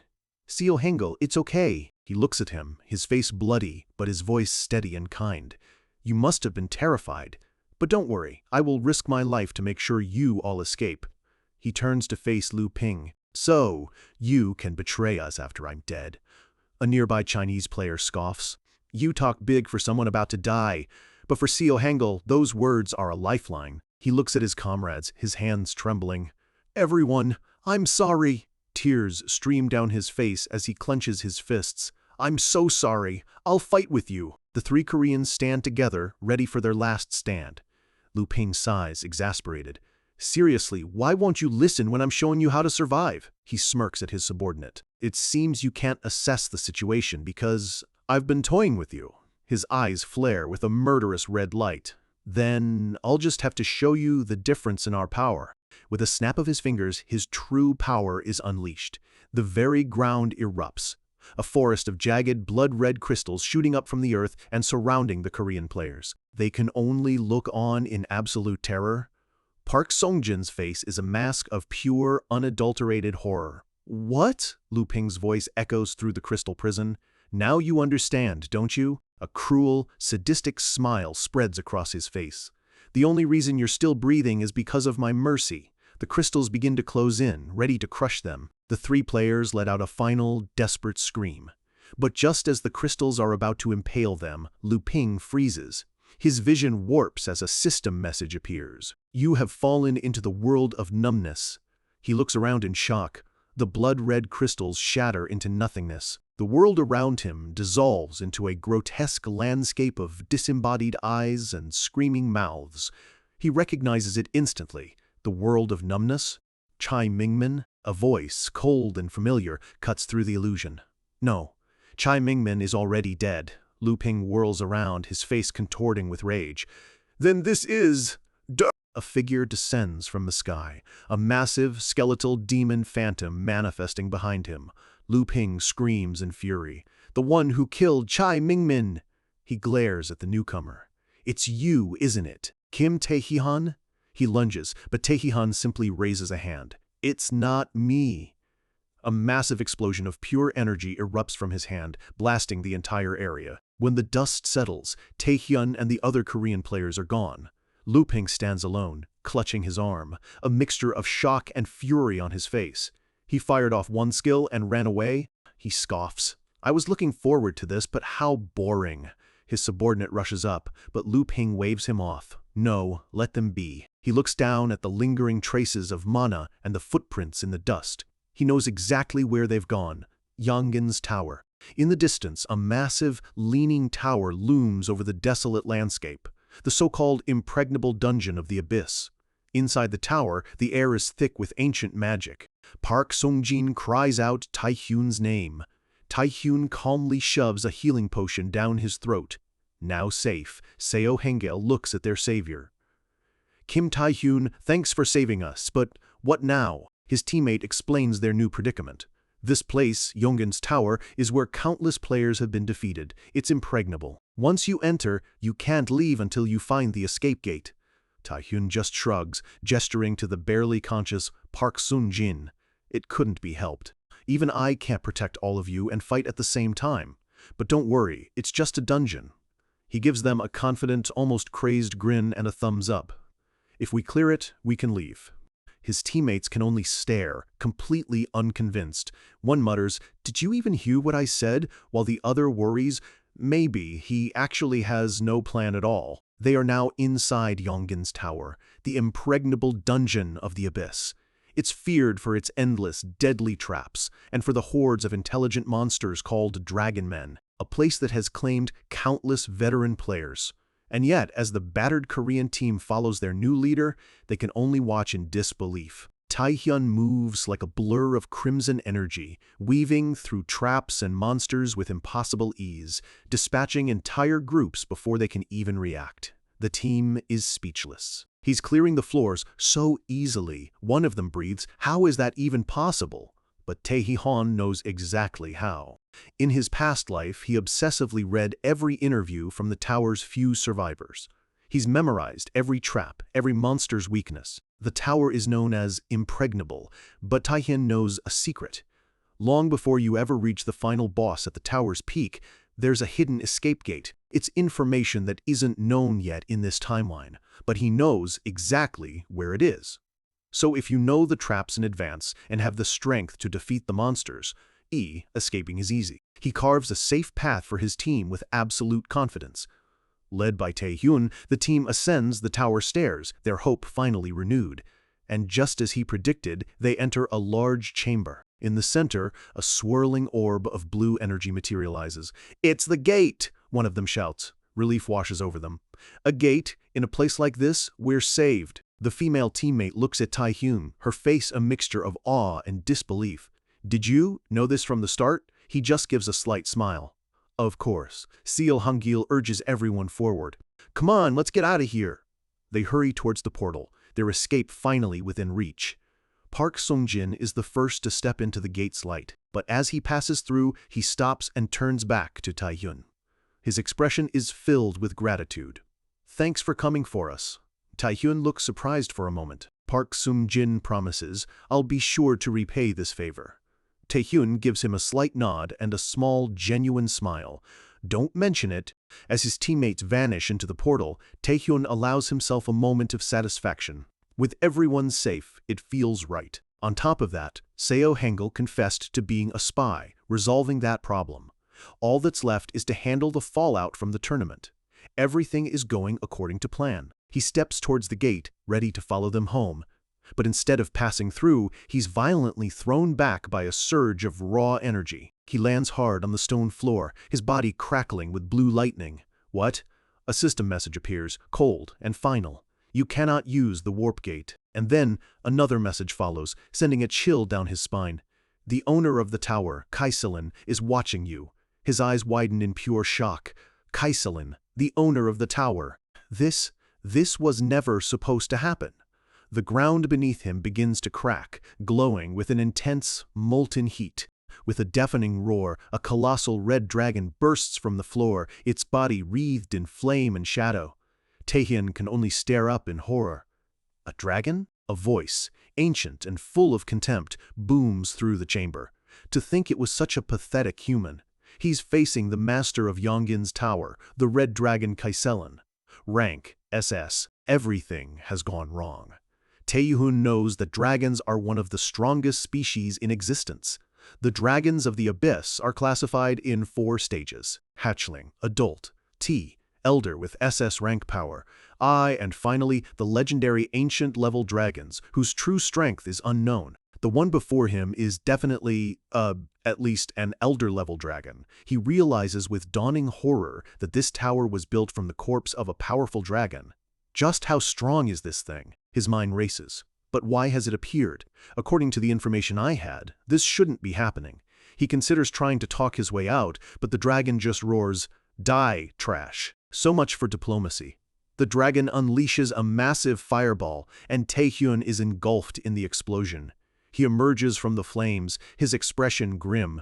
Then, I have no choice but to fight. He lunges forward, golden chains wrapping around his arms as he prepares his strongest attack. He unleashes a flurry of blows, the phantom of a skeletal demon striking the dragon with immense force. The dragon lets out a strange, questioning roar. Taehyun lands, catching his breath as he binds the massive creature in chains. He thinks to himself that all his skills landed perfectly. He knows it wouldn't kill an SS rank, but it should have done some serious damage. But the dragon simply flicks him away like a bug, completely unfazed. Taehyun is sent flying across the room, slamming into the ground with a scream of agony. He can't believe it. What the hell?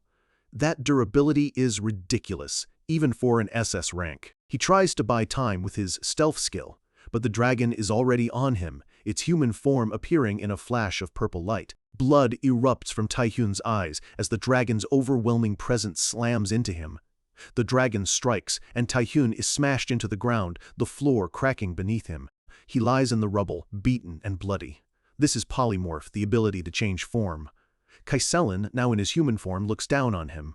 He casually conjures a ball of fire in his hand. The resulting explosion is devastating. Kaiselan appears beside Taehyun, grabbing him by the collar and lifting him effortlessly. Taehyun is completely powerless. This is an SS rank. I can't even react. But Kaiselan isn't attacking. He's looking at Taehyun with a strange, curious expression. Let's check it out. His eyes glow, trying to suppress Taehyun's abilities. But something's wrong. Most of his skills are sealed, but one power remains. Kaiselan looks intrigued. As I thought. The magic I sensed from you, instead of fading before my power, it's burning even brighter. Taehyun grits his teeth, his body screaming in protest as the unknown power surges within him. Kaiselan leans in close, his voice low and demanding. That power. Who gave it to you? Answer me. But Taehyun's mind is racing. The origin of my power? The one who wants to know, that is. A rocky hand grabs Kaiselan's wrist, stopping him cold. Me? You bastard. Taehyun roars as massive, dark tentacles erupt from his body, wrapping around Kaiselan. The dragon is shocked. Tentacles? Taehyun unleashes the full, raw power of his demonic contract, firing a massive beam of energy. Shage 6 in 072. For the first time, Kaiselan is sent flying, crashing into the stone floor. He gets up, brushing himself off, a look of pure disbelief on his face. You sent me flying? How can a mere human have such power? But Taehyun is already across the room, demonic tentacles swirling around him like a throne. A red lizard, huh? I happen to need a watchdog. How fortunate. The form of Rosaria, the succubus queen, appears beside him as he activates his skill. Rosaria smiles, a cruel, knowing look in her eyes. Our contractor is quite cruel, isn't he? Taehyun looks down at the shocked dragon, a twisted grin on his face. You really can't trust monsters, right? He's not just fighting for his life anymore. He's trying to tame a god. A hero saves his team, only to vanish himself. Back at headquarters, the news hits like a thunderclap. The chairman slams his hand on the table, his voice booming. What do you mean Kim Tae-hyun went missing? The rescue team members can only report what they saw. We were crossing the gate together, but he never came through. One player adds that their leader, Park Sung-jin, is trying to rush back into the abyss to save him. The deputy director confirms that Yoo Ah-hyung is holding him back, but the chairman just yells, "Then stop him! We can't make this situation any worse." He collapses into his chair, rubbing his temples.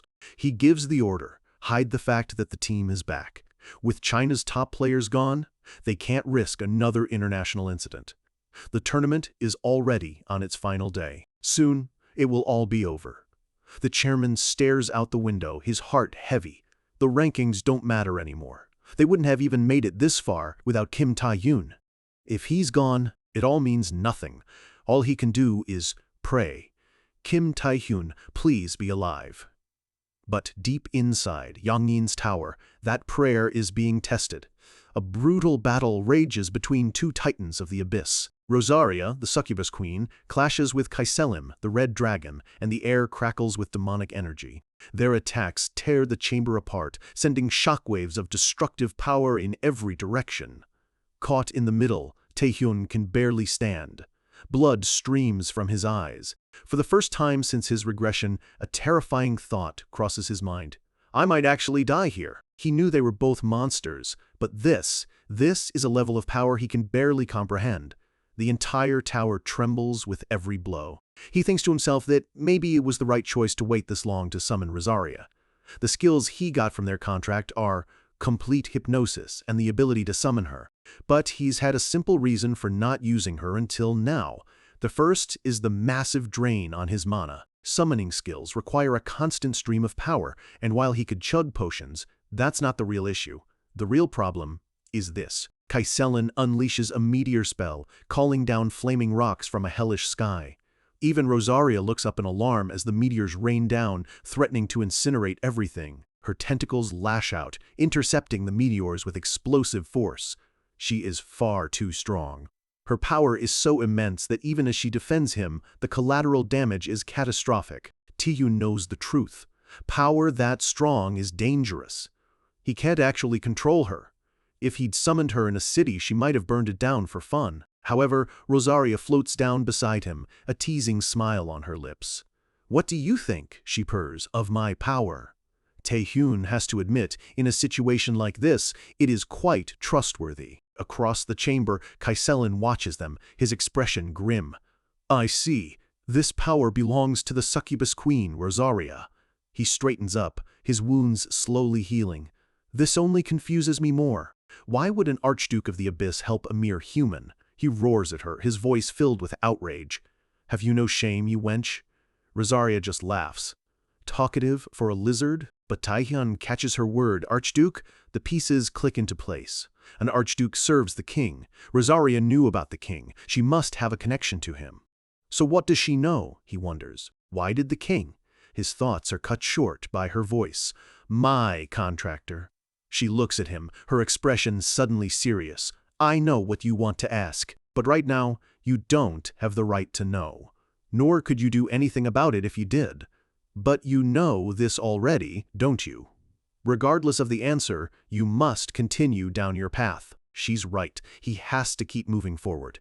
Rosaria then warns him, "This situation is not as easy as it seems." Tae-hyun asks what she means. "Look at your hand." He does, and sees his own mana flaring violently out of control. "This is mana backflow?" Kaiselim points at them, his eyes glowing. "Even if you are an Archduke, you are still bound to that human." He unleashes a torrent of fire. "A human cannot handle that kind of power. If you choose to continue resisting, the dragon transforms, growing larger, more monstrous. Then I shall incinerate you both. Perish!" he roars, unleashing a massive, condensed fireball. Tae-hyun screams Rosaria's name, but she moves, wrapping her tentacles around the blast and containing the explosion. The attack is stopped, but the effort has taken its toll. She turns to Tae-hyun, her form starting to fade. "You seem quite aware, for a lizard." She explains to Tae-hyun as he says, "My power is limited by yours. This is my limit. If I stay any longer, you'll die from the mana backflow." So, her eyes glow with a soft, pink light. I'll give you a gift before I go. Taehyun is confused. A gift? She leans in, whispering, "Don't die, contractor," and kisses him. A shock runs through his entire body. A system message appears. You have received a kiss from the queen. The rank of complete hypnosis temporarily changes. Complete hypnosis S activates. A wave of brilliant pink energy erupts from Taehyun, washing over the entire chamber. Kaiselin roars in confusion. What are you doing? The energy hits him full force, and his vision blurs. His mind is dragged into a dark, empty space. He hears a voice. You've done an interesting trick. He finds himself at the bottom of a colossal staircase, leading to a throne of bone and shadow, all of it surrounded by a churning sea of blood. On the throne sits a figure, its hair white as snow, its eyes glowing crimson. It's the entity from Taehyun's mind. It speaks, its voice full of contempt. Damn succubus. To think she'd leave the cleanup to me? Kaiselin is frozen in absolute terror. What is this? Is this inside his mind? Then what is that? That human from earlier? No, it just looks the same. But its essence, he remembers the power he felt from Taehyun. The entity on the throne is a being of pure, primal dread. Its presence is suffocating. Kaiselin trembles. Is that even a living being? The entity speaks, its voice echoing with absolute authority. I have no business with you. Begone from my world. A massive, monstrous maw of pure darkness rises from the blood sea and lunges at the dragon. Kaiselin screams as he is devoured by the darkness. A spray of blood explodes into the air. Back in the real world, the dragon writhes in agony, screaming. The psychic attack has left it grievously wounded. Taehyun stands before it, panting. He clutches a potion, catching his breath. What happened? The rank may have changed, but the dragon lets out a piercing shriek. It's acting strange. Taehyun realizes what must have happened. Did Kaiselin endure something in my mind too? But there's no time to think. He's gotten weaker. If there's a chance to defeat him, he grips his dagger, crimson energy flaring around him. Now is my only chance. He lunges, a streak of red and black against the wounded dragon. He unleashes a flurry of attacks, his blade empowered by predation. The dragon screams in pain. My attacks are finally working! But the dragon is still standing. He can't kill it. A voice echoes in his head. Rosaria's parting words. Don't die, contractor. Taehyun screams back at the memory. Who the hell is going to die? He has too much to live for. He needs to learn about the king, get revenge on the demons, and live a proper life with the people who care about him. Me, dying here? Don't mess with me. With a final, desperate roar, he pushes past his limits. I will defeat you and return. He unleashes his ultimate skill. Predation. A monstrous beast of pure, devouring energy erupts from his body, far larger and more terrifying than ever before. SSS-108E. The dragon can only roar in defiance as it is completely consumed. How dare you? How dare a mere human? The energy implodes. A final message appears. Predation successfully completed. The rank of predation has changed. The tower falls silent. Taehyun collapses, lying in the center of the flaming wreckage, utterly exhausted. Crazy dragon. I thought I'd really die this time. He manages a weak smile. Time to head back now. A new status appears. His rank has increased. He is no longer a B-rank player. He is now, officially, rank A. It's the final day of the Asia Friendship Tournament. The stadium is electric as an announcer's voice booms. Japan's final score is 4,600 points. With that, they remain in second place, unable to surpass China's lead. Japan's remaining national player, Nakata Shinji, clenches his fist in frustration. He wanted to avenge Surara, but with Kim Taehyun still missing, all they could manage was second place. Damn it, he growls, turning to leave. I'm out of here! An official tries to stop him, but he just snarls, I have no more business at this damn festival. The Korean Association chairman, Ji Jin-hee, watches him go, his own expression grim. He thinks to himself that despite everything player Kim Taehyun did, they've ended up in third place. After Taehyun vanished on day 5, South Korea's score, which had been firmly in first, completely stagnated. The other countries quickly overtook them. Unless a miracle happens in the final minutes, there's no way they can catch up. He clenches his eyes shut, his voice full of regret. I'm sorry, player Kim Tae-hyun. It's my incompetence that led to this. His despair twists into a bitter, crazed laugh. Just then, two figures approach. It's the Chinese delegation, player Lu Ping and chairman Zhang Lung. Zhang Lung looks at his Korean counterpart with a smug, pitying smile. What a pity, truly unfortunate. Just when it seemed South Korea had finally produced a promising talent, for him to die in such an unfortunate accident. Chairman Ji's eye widens in fury. Lu Ping chuckles. Chairman, he's only missing for now. But since he entered Yongin's tower, it's basically the same thing. The Korean chairman's mind screams, an unfortunate accident. His hand clenches into a fist so tight it draws blood. You wicked scum. He knows. Everyone knows. Every disappearance in this tournament was their doing. But Zhang Lung's smile is as cold as ice. Now you must understand, those without power don't even have the right to claim the truth. The words hit Chairman Ji like a physical blow, leaving him trembling and helpless. Zhang Lung laughs mockingly as he walks away. Well then, enjoy the rest of the ceremony. Powerless, the word echoes in the chairman's mind. Is being without power truly this helpless? He lets out a wild, pained laugh that borders on a scream. But then a voice cuts through his despair. What nonsense! A swirling blue warp gate opens in the middle of the stadium floor. Everyone turns, stunned. The Chinese players are shocked. A warp gate? Chairman Ji can only stare. Who is that? A figure steps out of the light, a casual, almost disappointed smile on his face. Oh, come on. Our chairman is putting up with people like this? He looks at his chairman, and his smile softens. You don't have to worry anymore. Tears of disbelief and relief well up in Chairman Ji's eye. You! Across the stadium, the faces of Zhang Lung and Lu Ping are masks of pure shock and fury. You're! Player Kim Tae-hyun.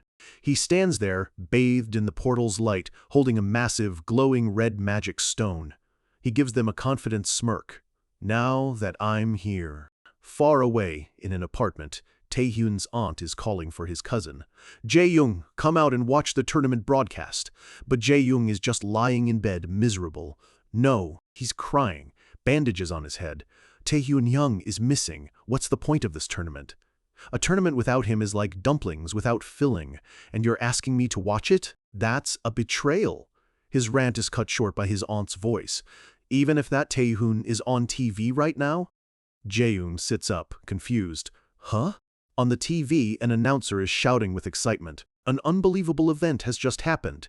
The item submitted by the missing and found player Kim Tae-hyun is the magic stone of the SS-Rank monster Kaiselin. The anchor explains that this is the first time an official SS-Rank hunt has ever succeeded. Jae-young can't believe his eyes. Back at the tournament, the official looks at the stone, his hands shaking. Is this for real? According to the rules, an SS-Rank magic stone grants 1,500 points. The scoreboard updates. With this, South Korea climbs to first place with 5,600 points and successfully wins the Asia Friendship Tournament. The crowd erupts in a deafening roar. They all chant his name. Kim Tae-hyun. Kim Tae-hyun. He stands there, the hero of the hour, a confident smirk on his face. But one person is not cheering. Zhang Lung glares at him, his face contorted in a silent, furious snarl. He rounds on Lu Ping. You said you handled this. How is that man still alive? Lu Ping is just as shocked. Not only did he survive the tower, he killed an SS-Rank monster. He can only grit his teeth and curse his name. Kim Tae-hyun. Tae-hyun watches them, letting out a quiet sigh of relief. That was a close call. Kaiselin was so strong that after devouring him, the magic stone was all that remained. Without it, this comeback would have been impossible. Chakesy 2 Nao 48, but he knows they won't back down. He steels himself for what's coming next, but he's interrupted. Player Kim Tae-hyun. Chairman Ji rushes forward and pulls him into a tight hug. Tae-hyun is stunned. Chairman Ji? The chairman just repeats, it's a relief that you came back alive. Tears stream down his face. I'm so relieved. Tae-hyun looks at him, a soft, understanding smile on his face. Chairman Ji Jin-hee, perhaps out of relief that all his players returned alive, or maybe out of pure gratitude, wept for a long time. It's a quiet, emotional moment between the two of them. And so, the 7-day Asia Friendship Tournament finally came to an end. With the comeback victory, Taehyun's story flooded the news. South Korea's first national-level player, the world's first to defeat an SS-rank monster, a national hero. His name was everywhere. The South Korean players celebrated with a huge gathering. It's a loud, happy, chaotic mess, with teasing and laughter filling the room. And then we cut to a sleek, modern building. The Singapore Player Association. Taehyun sits opposite a calm, professional woman. She thanks him for coming. The reason we invited you, player Kim Taehyun, is simple. She introduces herself as Haley Tan, president of the Singapore Player Association. We would like to request an alliance with you. Taehyun isn't surprised. Just as I thought, he thinks to himself.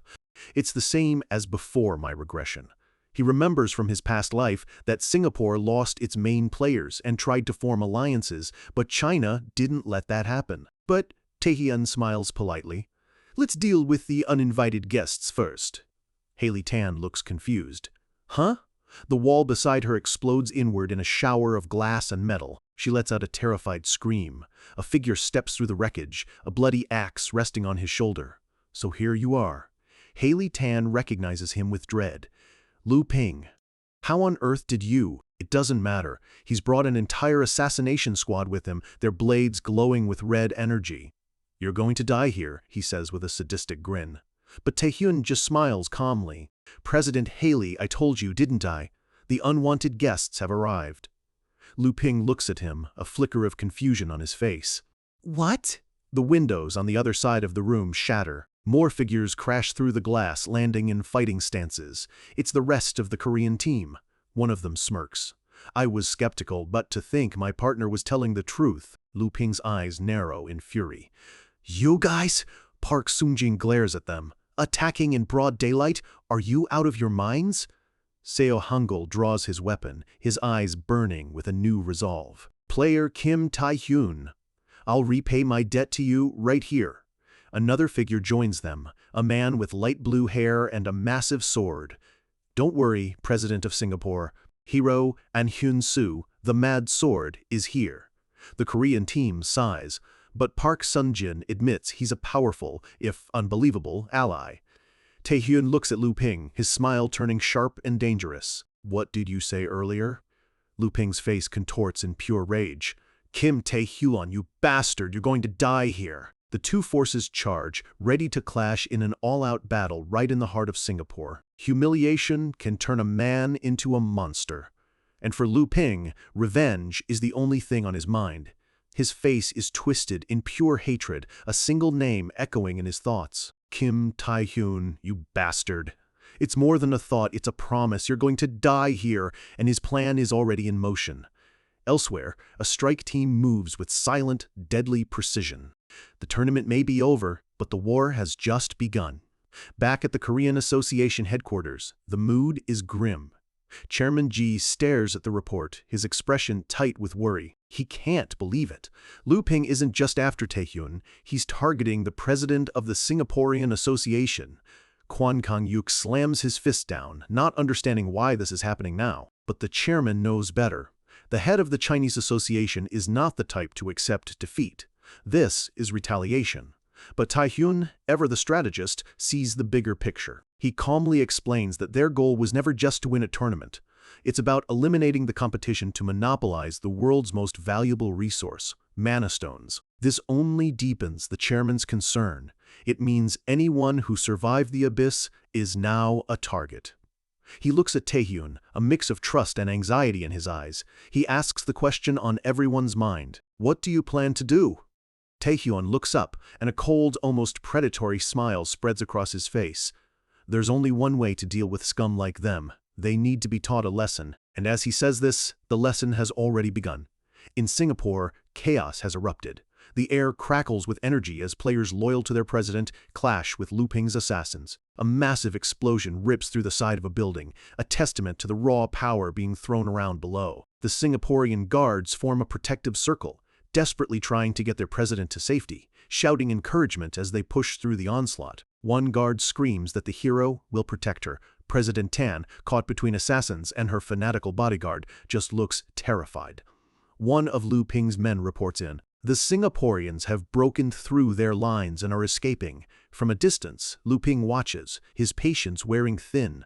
A snarl forms on his face, his eyes glowing red. He calls them worms, annoyed that they're still interfering.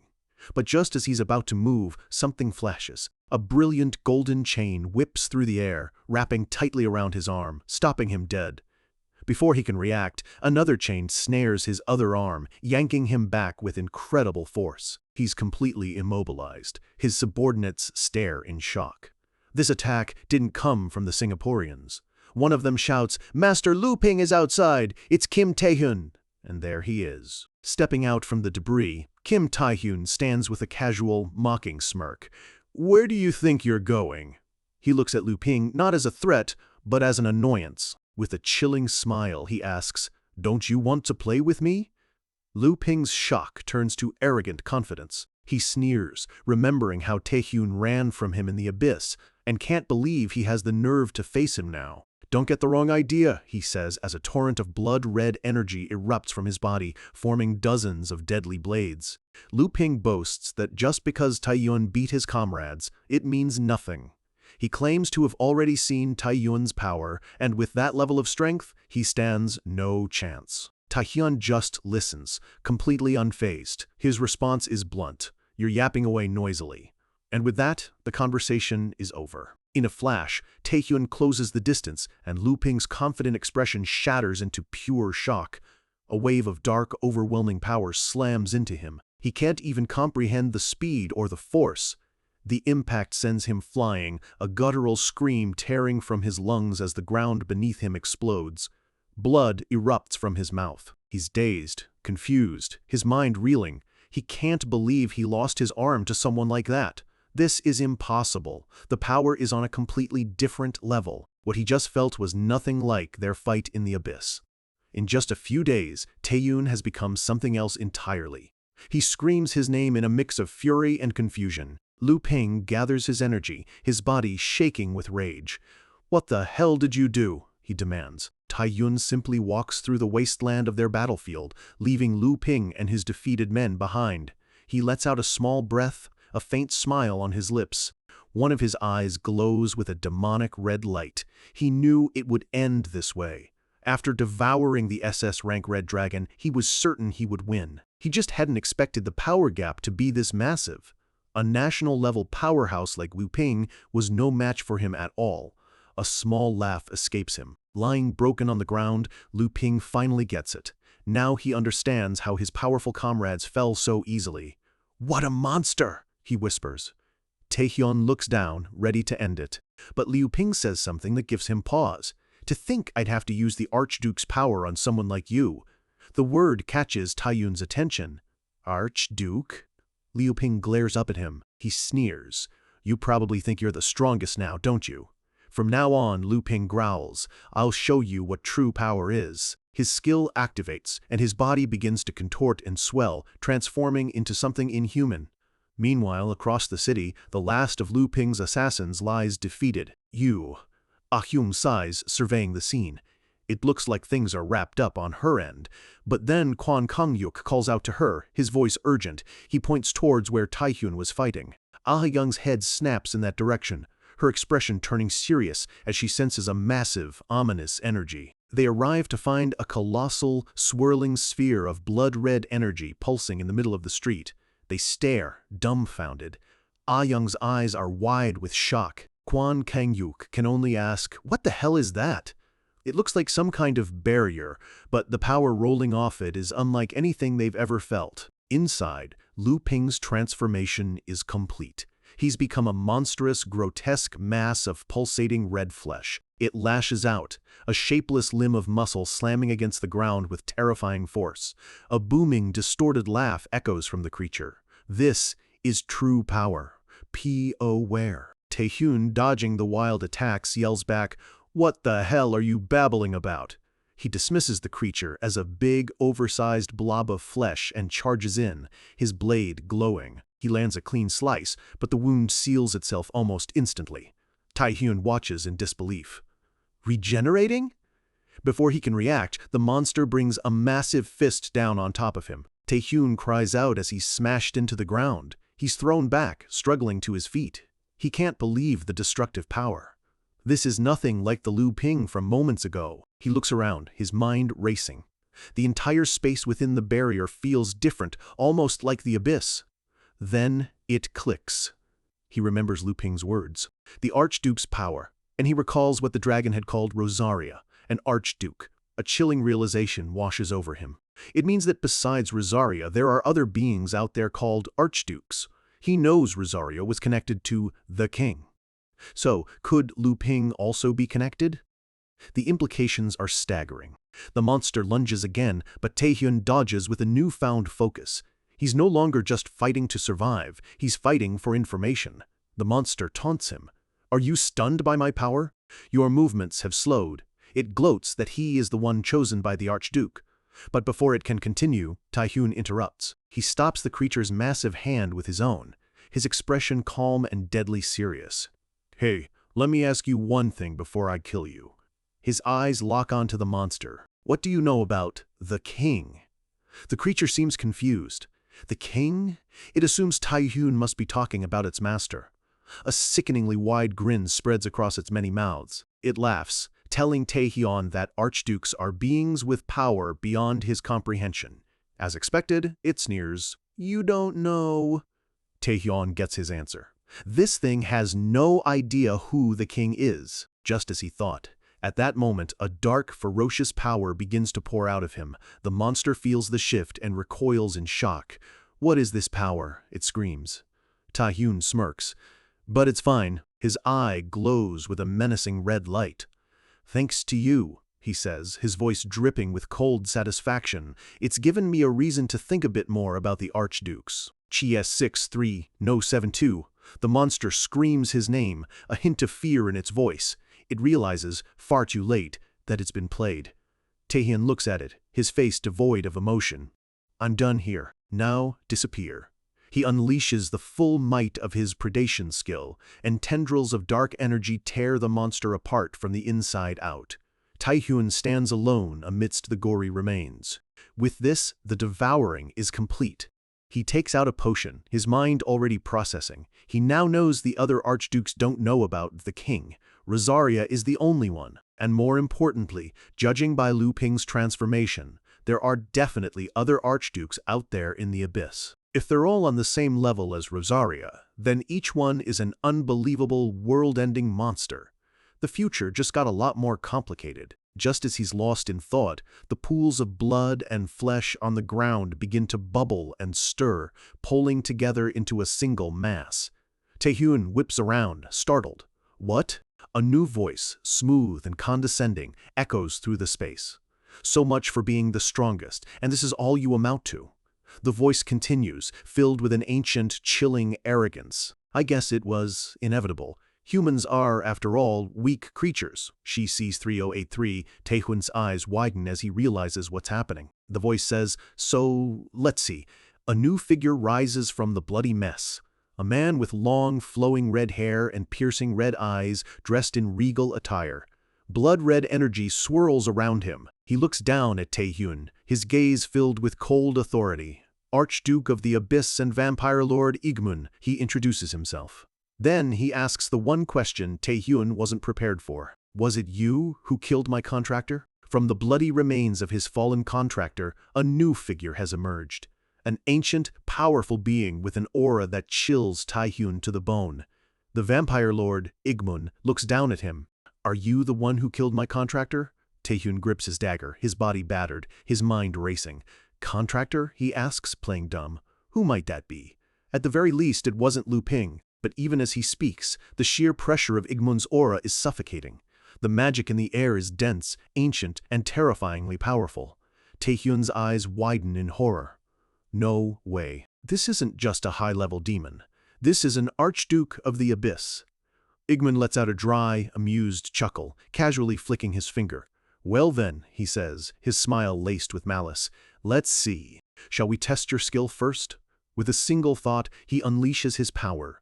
The air warps as dozens of massive, blood-red swords materialize above Taehyun, each one radiating a deadly energy. There's no time to think. Taehyun's survival instincts take over, and he pushes off the ground in a desperate move to evade the coming storm. The swords rain down, slamming into the ground with explosive force. He barely manages to parry one, the impact sending a shockwave through his entire body. Damn it. He looks at the weapon he just blocked, his mind reeling. What the hell is this size? This is the same blood sword technique Lu Ping used, but this is on a completely different dimension. The size, the density, the raw power. This is the original. He screams as he's caught in the barrage, the force of the blood magic tearing him apart. There's no doubt now. This overwhelming power is from an archduke, on the same level as Rosaria. He's facing a being he can't even dream of fighting in his current state. His mind races. Why did he appear? But he shakes the thought away. The only thing that matters right now is survival. To survive, he needs to use everything he has. He gathers his energy, preparing for an all-out defense. But as he prepares to fight for his life, Igman pauses, a curious expression on his face. He senses something, a different kind of power. Taehyun quickly analyzes the situation. Summoned beings are affected by their contractor's power. If the contractor is stronger, the beast gets a boost. But if the beast's power is too great, the contractor's body can't handle it, resulting in a magic backlash. His guess is that Lu Ping is already dead, and this archduke was forcibly summoned through his corpse. If he's right, that means there's a time limit. Igman can't stay here for long. If he can just hold out. But Igman's voice cuts through his thoughts, cold and mocking. You're certainly nothing compared to my living contractor. However, Igman's hand closes, and the blood magic around Taehyun begins to constrict. Trying to survive against me is quite ambitious. A cruel smile spreads across Igman's face as he tightens his grip. Taehyun screams in agony, his body caught in an invisible, crushing force. A vortex of crimson energy surrounds him, a whirlwind of pure destructive power.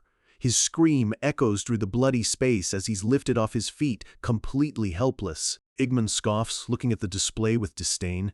It seems it's hard to fix the bad habit of not knowing one's place. I'll kill you by bursting you apart like this. But before he can finish, he senses something again. The swirling vortex of blood energy stops dead, and then it transforms. The violent red energy gives way to a gentle, luminous shower of white flower petals. Igman looks on, his expression changing from annoyance to recognition. Flower petals. A slow, knowing smile creeps onto his face. I see, he murmurs. So this is... Standing protectively in front of Taehyun is the grand succubus queen, Rosaria. Her demonic wings are spread wide, a playful smirk on her lips. My contractor, as always, calls me into the most amusing situations. The two archdukes face each other, their immense power crackling in the air. Igman's smile is gone. I can understand why you're here now. He says he never thought his contractor would lose to a human, but the real shock is finding out that human is her heir contractor. He calls her by a title, Iron Horse Rosaria. Igman's tone is demanding. Hand over that human and leave. Otherwise, I'll drag you into this place too. Rosaria just scoffs. Getting all worked up over your contractor's death? Even after 7 years, your petty personality hasn't changed. She leans forward, her voice a low purr. You know how bold I can be, don't you? She smiles. No way. Taehyun, still reeling, shouts her name. Who is this guy? Rosaria answers without taking her eyes off him. Vampire Lord Igmun. Like me, he holds the position of Archduke. Taehyun's eyes widen, filled with a new, grim determination. Rosaria's voice is firm and final. And currently, he is your enemy. The battlefield erupts as the two demons clash. I'll kill you, Rosaria, Igman roars, unleashing a torrent of blood swords. Look who's talking. Rosaria shoots back, her own power flaring to life. Their energies collide in a blinding explosion of red and pink, shaking the very foundation of the pocket dimension. The backlash hits Taehyun instantly. He coughs up blood, the strain of the summoning already taking its toll. Damn it, another magic backlash. The power of two archdukes clashing is something his body was never meant to handle. He can feel his limits. After fighting Lu Ping and now this, he's completely spent. Just keeping Rosaria summoned feels like his body is about to shatter. At this rate, he grits his teeth, forcing himself to stay conscious. Don't fall just yet. Suddenly, he feels a gentle touch. Rosaria is behind him, her tail wrapped around his waist, supporting him. The power I can release depends on my contractor. You may have grown stronger, she says, her expression serious, but the opponent is an archduke. Even I must give my all. Ch. S64053. She turns to him, her voice soft but firm. So bear with it, just this once. Taehyun can only whisper her name. Rosaria leans in close. The reason you've lived so desperately until now, it wasn't to die here, was it? And watch carefully, she continues, a brilliant light emanating from her. This is the true power of an archduke, and the power you'll have to surpass someday. She unleashes a magnificent, flower-like explosion that completely engulfs Igmun's attack. Igmun shields himself, his own power beginning to flicker. It seems my time ends here. He looks at Rosaria with a predatory grin. Fine, Rosaria, let's end today's entertainment here. He raises his enormous blood spear. If you survive, let's meet again.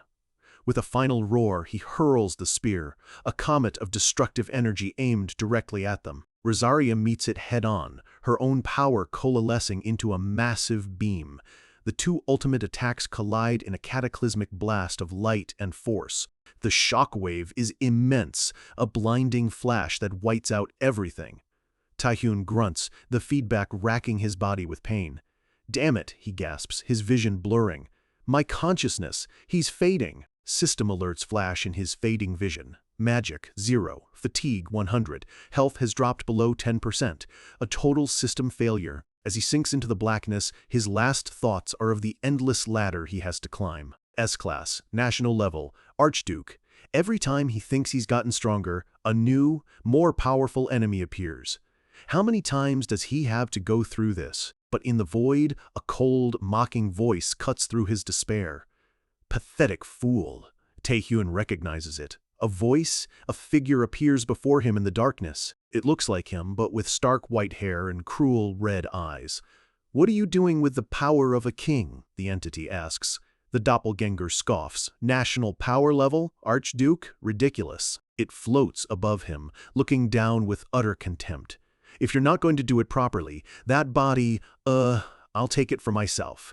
The entity's eyes burn into him, a chilling promise of a hostile takeover. Taehyun gasps, a jolt running through him.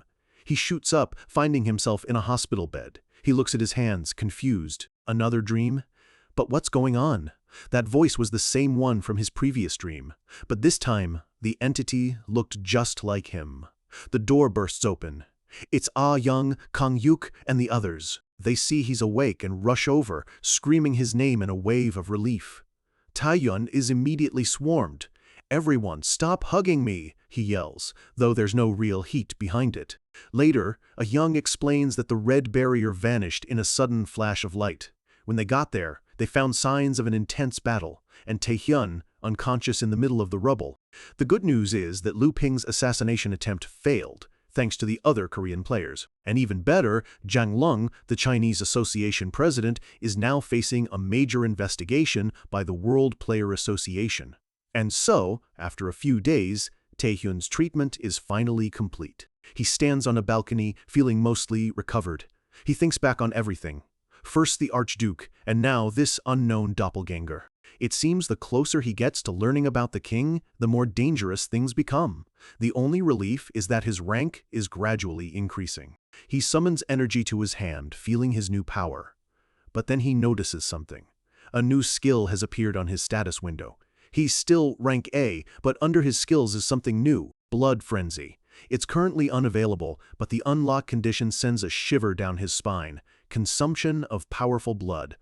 The fight with the Vampire Lord wasn't just a loss, it was an opportunity. After a brutal, near-death battle with a Demon Lord, what's the first thing you do? For Taehyun, it's a quiet dinner at a fancy restaurant. Ah Young sits across from him, asking gently, "Are you okay?" He gives a very typical Taehyun answer, barely looking up from his plate. "Yeah, more or less." Ah Young sighs, teasing that he sure knows how to give people a scare. She asks what's next, but Taehyun's mind is already on the next mission. He says they should focus on the raid rights for Japan and China. Ahang is completely flustered. That's not what she was asking at all. Taehyun looks at her confused. Huh? Then what? She reminds him of his promise to let her buy him a meal. With her cheeks puffed out, she reminds him this was supposed to be a date.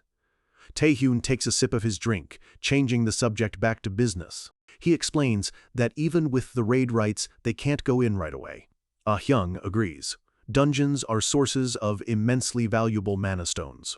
Japan and China won't just let an outsider walk in and take their resources. She predicts they'll stall until his raid rights expire. But Taehyun is unfazed. It's fine, he says calmly. I already have a plan for that. He continues, explaining that a delay actually works in his favor. It gives him time to do what he needs to do. He looks out at the fish swimming by, his expression growing somber. I've realized my shortcomings. The battle with the Archduke showed him just how wide the power gap is. He thinks about the blood frenzy skill he took from Lu Ping. It's locked, and the condition is the consumption of powerful blood. He figures since it's a power from an Archduke, it probably requires a special condition to unlock, maybe even a direct contract. The memory of his defeat is fresh. Even at a national level, he couldn't resist. And then there's the mystery of his own power. To stand against beings like Igman, there's only one path forward. His resolve hardens. I need to become much stronger. His journey for that strength takes him to a lonely, run-down warehouse on a rainy night. He stands in the downpour looking at the building. Is this the place? He looks up at the faded sign, Bang Che Su Brewery. A sign on the door says, closed for business, but that doesn't stop him. He pushes the heavy doors open and steps inside the dark, cavernous space. A gruff voice cuts through the silence. Can't youngsters read these days? An old man stands with his back to Taehyun. It says we're no longer in business. Just leave, the old man says, dismissing him without turning around. Taehyun's voice is calm but firm. I'm not here about the brewery. I'm here because of skill fusion. The old man freezes, his body going rigid. He slowly turns, his eyes wide with shock. How do you know about that? He demands to know who Taehyun is. Taehyun stands confidently in the doorway. I am Kim Taehyun, a national-level player, and, I'm the one who's come to save you. A small, confident smirk plays on Taehyun's lips. The old man is Bang Chae-su. Publicly, just the owner of a small brewery. Privately, an old man waiting for death. But Taehyun knows his real identity. The only person in the world with the S-rank skill fusion. Bang Chae-su preferred a quiet life, but his son, frustrated with his own weakness, had other ideas. He pushed his father, begging him to use his skills so they could live a good life. Chage 6033. Reluctantly, Bang Chae-su agreed, attempting skill fusion on the demons his son brought him. The results were catastrophic. The fusion went horribly wrong, racking the demons with agonizing pain. They either died or were left permanently crippled by an extreme mana reflux. Fearing retaliation, his son fled. Overcome with a soul-crushing guilt, the old man vowed never to use his skill again. How do you know all that? He asks, bewildered. His bewilderment turns to rage. And yet, you're asking me to perform skill fusion on you? You must be insane. Leave this instant. He lunges at Taehyun, trying to throw him out. I don't care if you're S-rank or national level. The lives I've ruined with these hands are enough. No more. Taehyun calmly catches his arm, his eyes glowing. Don't worry, I won't be broken by your skill. A wave of his power washes over the old man, stopping him cold. A while later, Bang Chae-su sits on the floor, his anger replaced by a fragile hope. What you said earlier, is it true? Taehyun sits before him, ready for the procedure. Yes, it's true. The mana reflux wasn't your fault. It happened for one reason. Your rank was far higher than the demons. The fused skills you created were simply too powerful for their weak bodies. It was their weakness, not a flaw in your power. Taehyun states with confidence that with his stats, there won't be an issue. The old man can only stare, wondering if it's really possible. For years, he had considered his skill a curse that only ruined lives. But this young man resolved his lifelong burden in a single instant. Who is he, really? The thought is nonsensical, but it's the only one that fits. It's as if he's from the future. Taehyun adds one more thing to seal the deal. I didn't tell anyone I was coming here, so even if I die, no one will know. The old man panics, telling him not to say such terrifying things. Taehyun's knowledge is precise. In his original timeline, the truth about this skill wasn't revealed for another decade. By then, it was too late. The old man had already drowned his guilt in alcohol until his health finally gave out. If Taehyun hadn't come here today, he would have carried that unbearable guilt to his grave. It's a relief I wasn't too late, Taehyun thinks as the old man begins. The old man is shocked. Free skill fusions? For one person to have so many skills? Taehyun's expression is serene. As he expected, skills with unknown origins, like his core power, predation, are undetectable. He tells the old man he's fine and to please proceed. With his guilt lifted, Bang Chae-soo looks at Taehyun with steely determination. "All right then," he cries out, "initiating skill fusion." A massive vortex of blue energy erupts, engulfing Taehyun as the process begins. The scene shifts, flying across the ocean to a modern skyscraper. This is the U.S. Player Association headquarters. Inside, a meeting is underway at a large marble table. A man in a sharp suit stands at the head of the table. It's been a while since the top forces of the United States gathered in one place. This is Kevin Ian, president of the U.S. Player Association. Gregor Gale, the 10th-ranked U.S. player, leans back. "So what's it about this time? Are we going to war?" The 3rd-ranked player, Dylan Gray, snaps at him to show some respect. Ricky Harris, the 2nd-ranked player, sighs in exasperation. Why does it always turn into a fight? "Cody, say something." Cody is her partner in rank, the 2nd strongest. The man she's talking to, Cody Wood, sits with his arms crossed, radiating quiet authority. "They're not kids," he replies calmly. "The ranking is just a formality." He looks around the room. "I'm not here to force anyone. This is Cody Wood, the 1st-ranked U.S. national power player, the undisputed strongest in America." President Ian clears his throat, bringing the room to order. "Let's get to the point. Did everyone hear about the Chinese participants in the recent tournament?" The 5th-ranked player answers. Jia Xin, Chai Mingmin, and Lu Ping. Those 3. The 6th rank chimes in with the official report. 2 died during a raid. 1 was killed attempting an assassination, I heard.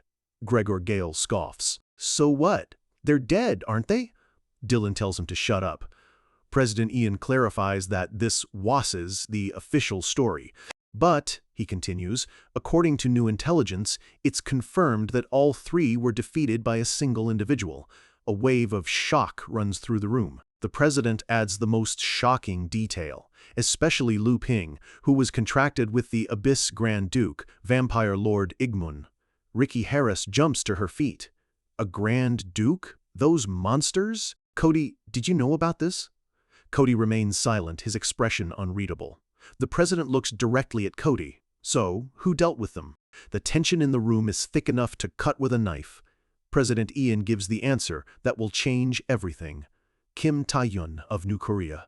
The name hangs in the air. Back in the brewery, Bang Chae-soo is overwhelmed, thinking Taehyun is nowhere near the world-class players. He has no idea how wrong he is. In the U.S. headquarters, the president's decision is made. We urgently need to investigate him.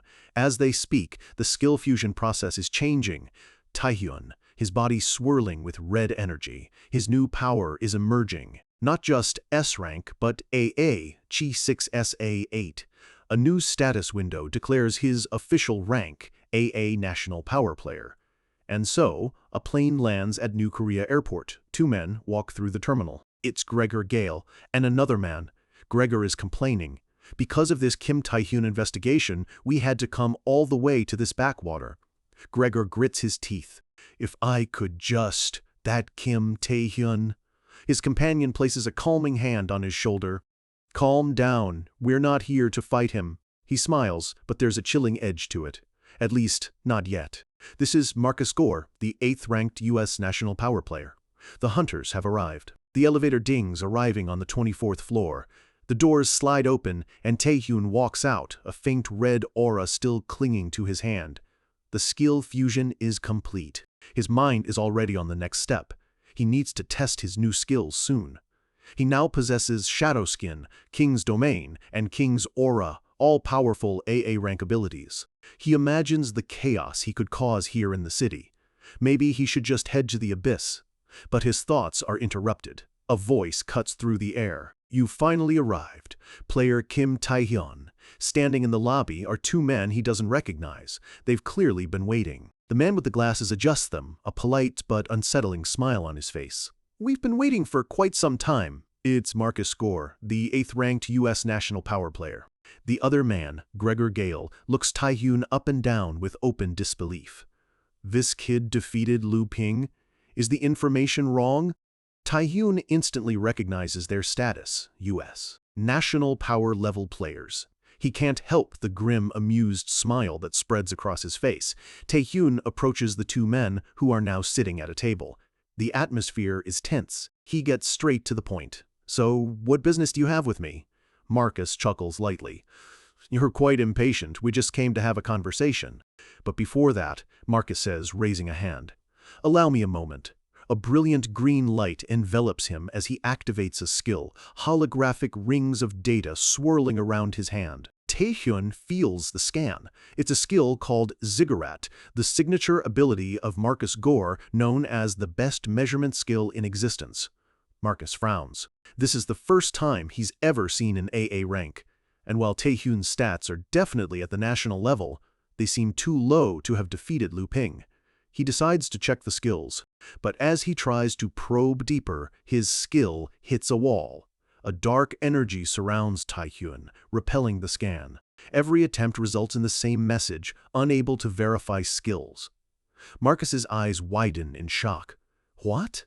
Taehyun's voice is low and sharp. "Let's stop with the snooping now." His own red aura flares, pushing back against the scan. "If you're trying to gauge my abilities, that should be enough." Marcus is stunned. He bypassed my ziggurat? He quickly recovers, offering a sheepish apology. "My apologies, it's a habit." But inwardly, his mind is racing.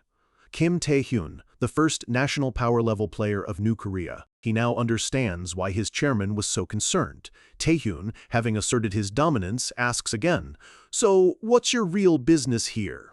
Marcus gets to the point. "We'd like to request a share of the unclaimed Chinese dungeon rights." He explains that the U.S. Association has recently expressed interest in that area. He lays out the logic. Since Taehyun defeated Liu Ping, China will do everything in its power to obstruct the raid. He frames it as a mutually beneficial arrangement. The offer is simple: share the rights, and the U.S. will stop China's interference and even assist in the raid. It's also a chance to establish a cooperative relationship. It's a smart political move, a win-win for them. A faint, almost imperceptible smirk forms on Taehyun's lips. His answer is short and absolute. "I'll decline. Thank you for the offer, but I don't need assistance." Marcus forces a laugh. "That's unfortunate," but his eyes betray his true thoughts. He got what he came for. Suddenly, Gregor slams his hand on the table and grabs Marcus by the collar. "What nonsense is this?" he roars. "We came all the way from the U.S., and this is the lame answer we get?" He shoves Marcus aside and storms towards Taehyun.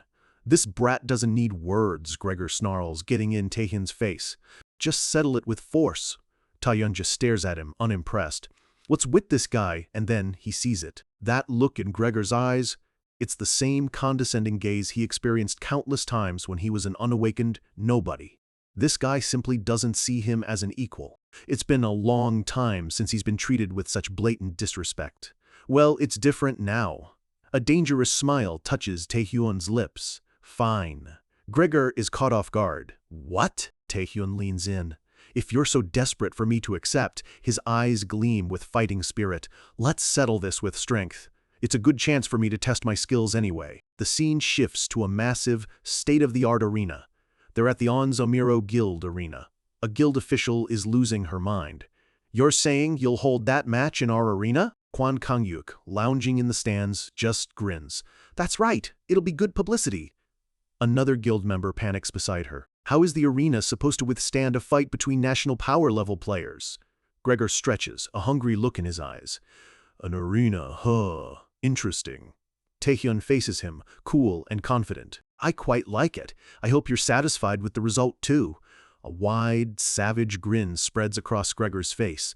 "Don't worry about that. I do enjoy a good slaughter show." His body begins to contort, growing larger, sprouting fur as he transforms into a massive werewolf. Taehyun smirks. "Slaughter!" The werewolf's massive claw swipes at him. With a deafening boom, the attack slams into the arena floor, kicking up a cloud of dust. The crowd is in an uproar. "A werewolf? What is that?" From the stands, Marcus watches calmly. "It's the heart of the wolf," he explains. "It's a skill that transforms the user into a werewolf, drastically enhancing their physical abilities." Marcus sighs. "It's unfortunate we couldn't establish a friendly relationship, but perhaps this is better. I'll take this chance to see just how strong the guy who defeated Lu Ping really is." The werewolf lets out a gleeful, maniacal laugh. But Taihun's voice is cold and flat. "You fool." Gregor is confident. He knows Taihun's stats are lower than his. Plus, he's activated his stat-boosting transformation. Taehyun activates his own power, a faint blue aura surrounding him. "There's no way a punk like you can match me." The werewolf leaps, bringing its full weight down. "This is the end, you brat!" Its massive claw descends. Taehyun looks up, unfazed. As expected of the US's 10th-ranked player, "At this level, you won't die from me testing you." Before the attack can land, Taehyun is enveloped in a swirling mass of black shadows. The shadows expand rapidly, flowing like liquid darkness. Marcus shouts in alarm. "What is this?" The entire arena floor is consumed by a black veil. Kim Taehyun has gained 3 skills through fusion. Among them, the first, King's Domain, a fusion of World of Silence and Heart of the King. The skill creates a special field that lowers enemy stats while increasing his own. Inside the darkness, Gregor is completely disoriented. What is this place? Where is he? He's immediately pummeled from all sides by an unseen force. The second skill, Shadow Skin, a fusion of stone skin and stealth. Taehyun emerges from the shadows, his skin taking on a dark, crystalline appearance, purple energy crackling around him. His eyes glow with a chilling purple light. The skill enhances his physical abilities and allows him to toggle stealth at will. The werewolf roars in pain as Taehyun lands a devastating blow. "You sneaky bastard!" Gregor rages. "Come out right now!" He thrashes wildly, flailing in the dark. JXX6079, his transformation begins to falter, blood dripping from his wounds. His glowing blue eye darts around, searching for his opponent. And finally, the third skill. From the darkness behind the werewolf, a colossal, spectral figure rises, a skeletal king holding a massive sword. King's Aura, a fusion of aura of the Night King and paralyzing gaze. The spectral king exudes an overwhelming pressure, its empty sockets locking onto the werewolf. Gregor is horrified. He finally understands. The skills were fused. "What is this?" Taehyun appears before him, a sinister smile on his face. Then the conclusion is obvious. He gives a single, chilling command: kneel. The paralyzing aura slams into Gregor, and he screams as his body is forced to the ground. The black veil lifts from the arena. A massive explosion of purple energy erupts from the center of the arena floor. The spectators, including Kwan Kang-yuk, are left speechless, their jaws on the floor. Marcus stares, his professional composure completely shattered. "Impossible!" As the dust settles, Taehyun lets out a small breath. He looks down at his defeated opponent. "It was a good match, Gregor Gale." Gregor lies in a crater, reverted to his human form, beaten, bloodied, and utterly humiliated. Taehyun turns and walks away without a second glance. "I'll see you again next time." His status window updates, showcasing his new skills. He has proven to the world and to himself that he is playing on a whole new level. The black curtain of darkness vanishes as suddenly as it appeared, and just like that, the match is over. The crowd erupts in a wave of confusion and excitement, trying to piece together what just happened. Did he really win? From the stands, Marcus Gore stares down at the arena, his mind racing. The darkness lifted, and the fight was finished in an instant. What in the world happened in there? The fallout from Taehyun's overwhelming power was just beginning. Marcus just can't wrap his head around it. Gregor, one of America's top 10 players, was defeated in a single moment. He wonders what kind of power could have done this. But from the crater on the arena floor, a strained voice cuts through the noise. A bloody and beaten Gregor stumbles to his feet, refusing to accept what just happened. He growls that the match isn't over yet.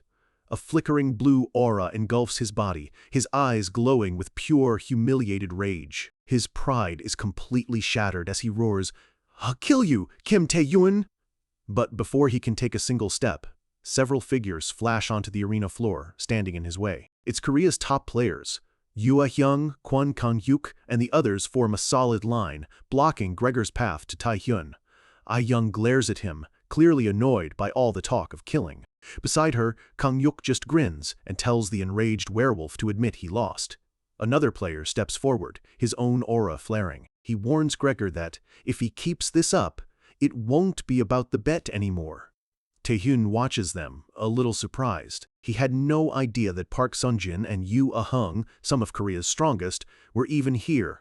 Just then, a calm figure walks onto the scene. It's the head of the Korean Player Association himself, Chairman Ji Jin-hee, who tells Taehyun they've been watching the whole time.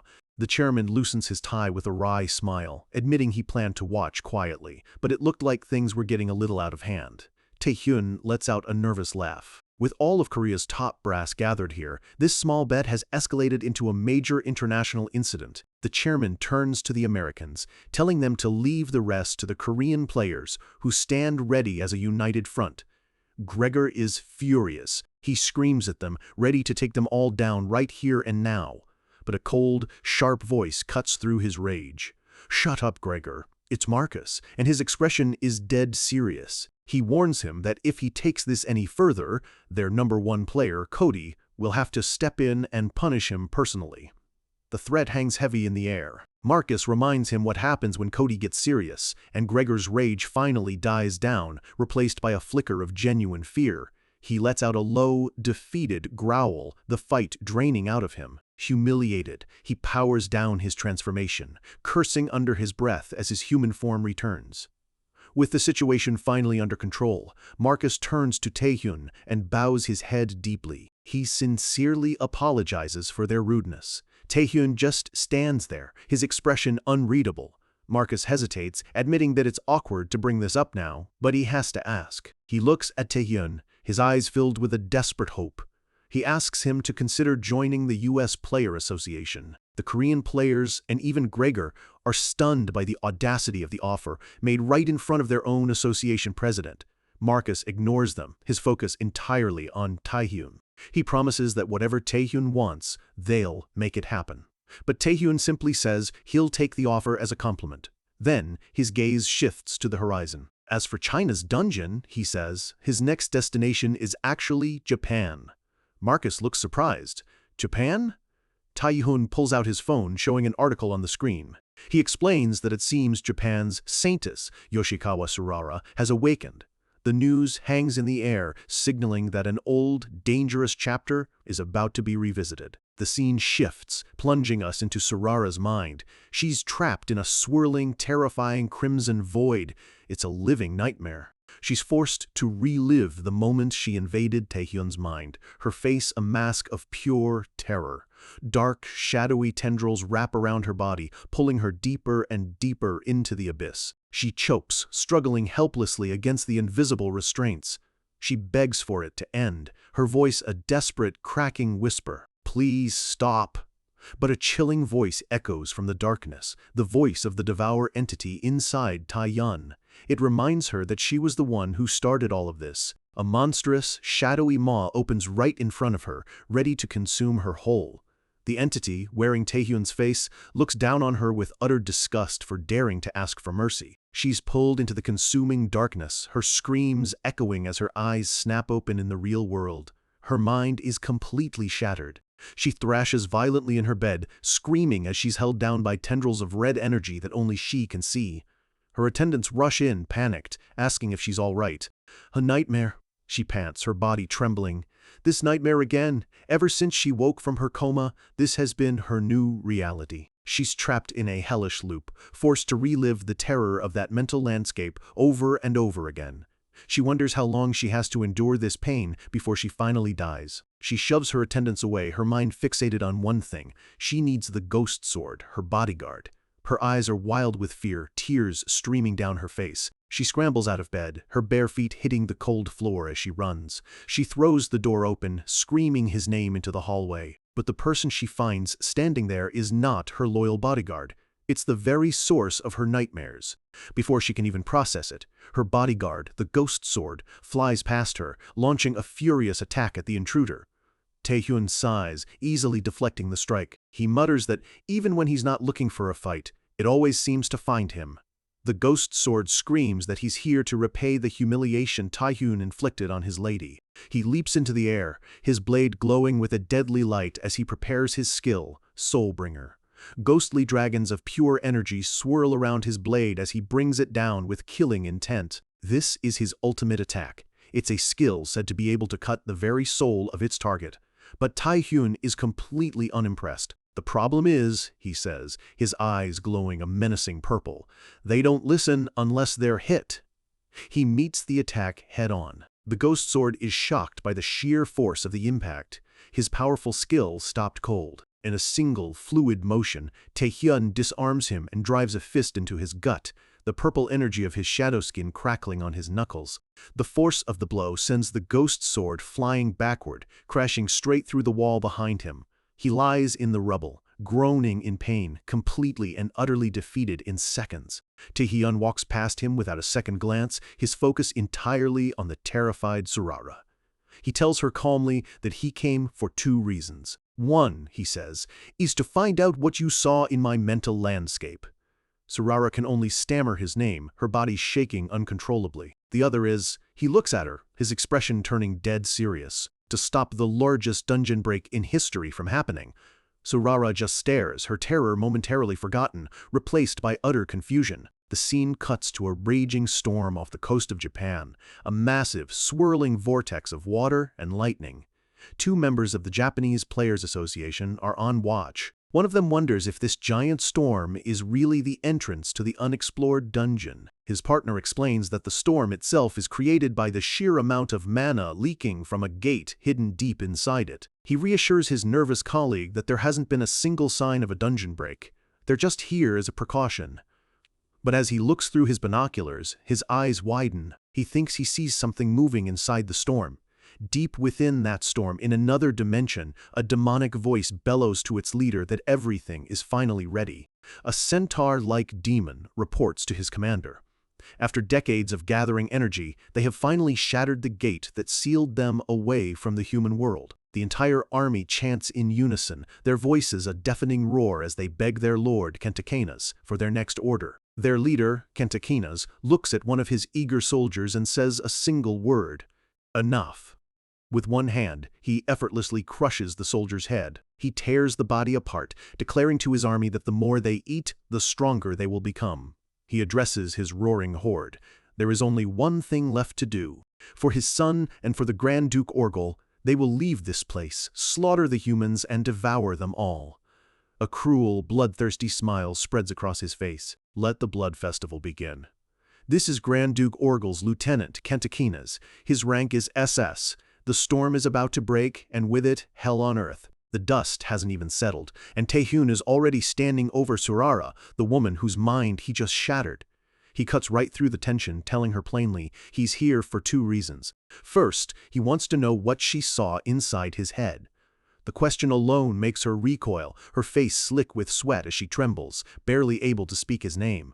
The memory is clearly still haunting her. And the second reason? He leans in, his expression dead serious. He's here to stop the biggest dungeon break in history, and it's about to happen right here. Surara's fear instantly morphs into pure disbelief. Still shaken, she describes the thing she saw in his mental world, a creature that looked just like him, but it was no man, and it was no monster. It was something else entirely, an unknown entity radiating a terrifying power. As Taehyun listens, it all clicks into place. The thing she saw? It's the same one from his dreams. He finally understands they were never just nightmares. He looks down at her, a broken woman kneeling on the floor, tormented by a single peek into his soul. Taehyun realizes that even without using his devour skill directly, he can feel its dark energy still lingering inside her. He wonders if that's what's been plaguing her with nightmares. He reaches out, a faint red aura glowing around his hand as he pulls the remnants of that power from her. He tells her the nightmares should stop now. Surara just looks up at him, confused, wondering why the man who broke her would suddenly offer a moment of peace. Taehyun turns away, a slight smirk playing on his lips. "I'm not helping you," he says, his voice cold. "I'm stopping the dungeon break." Every move he makes serves his mission, nothing more. Right on cue, the world starts to fall apart. The entire building groans and shakes violently. Sarara panics, thinking it's just an earthquake.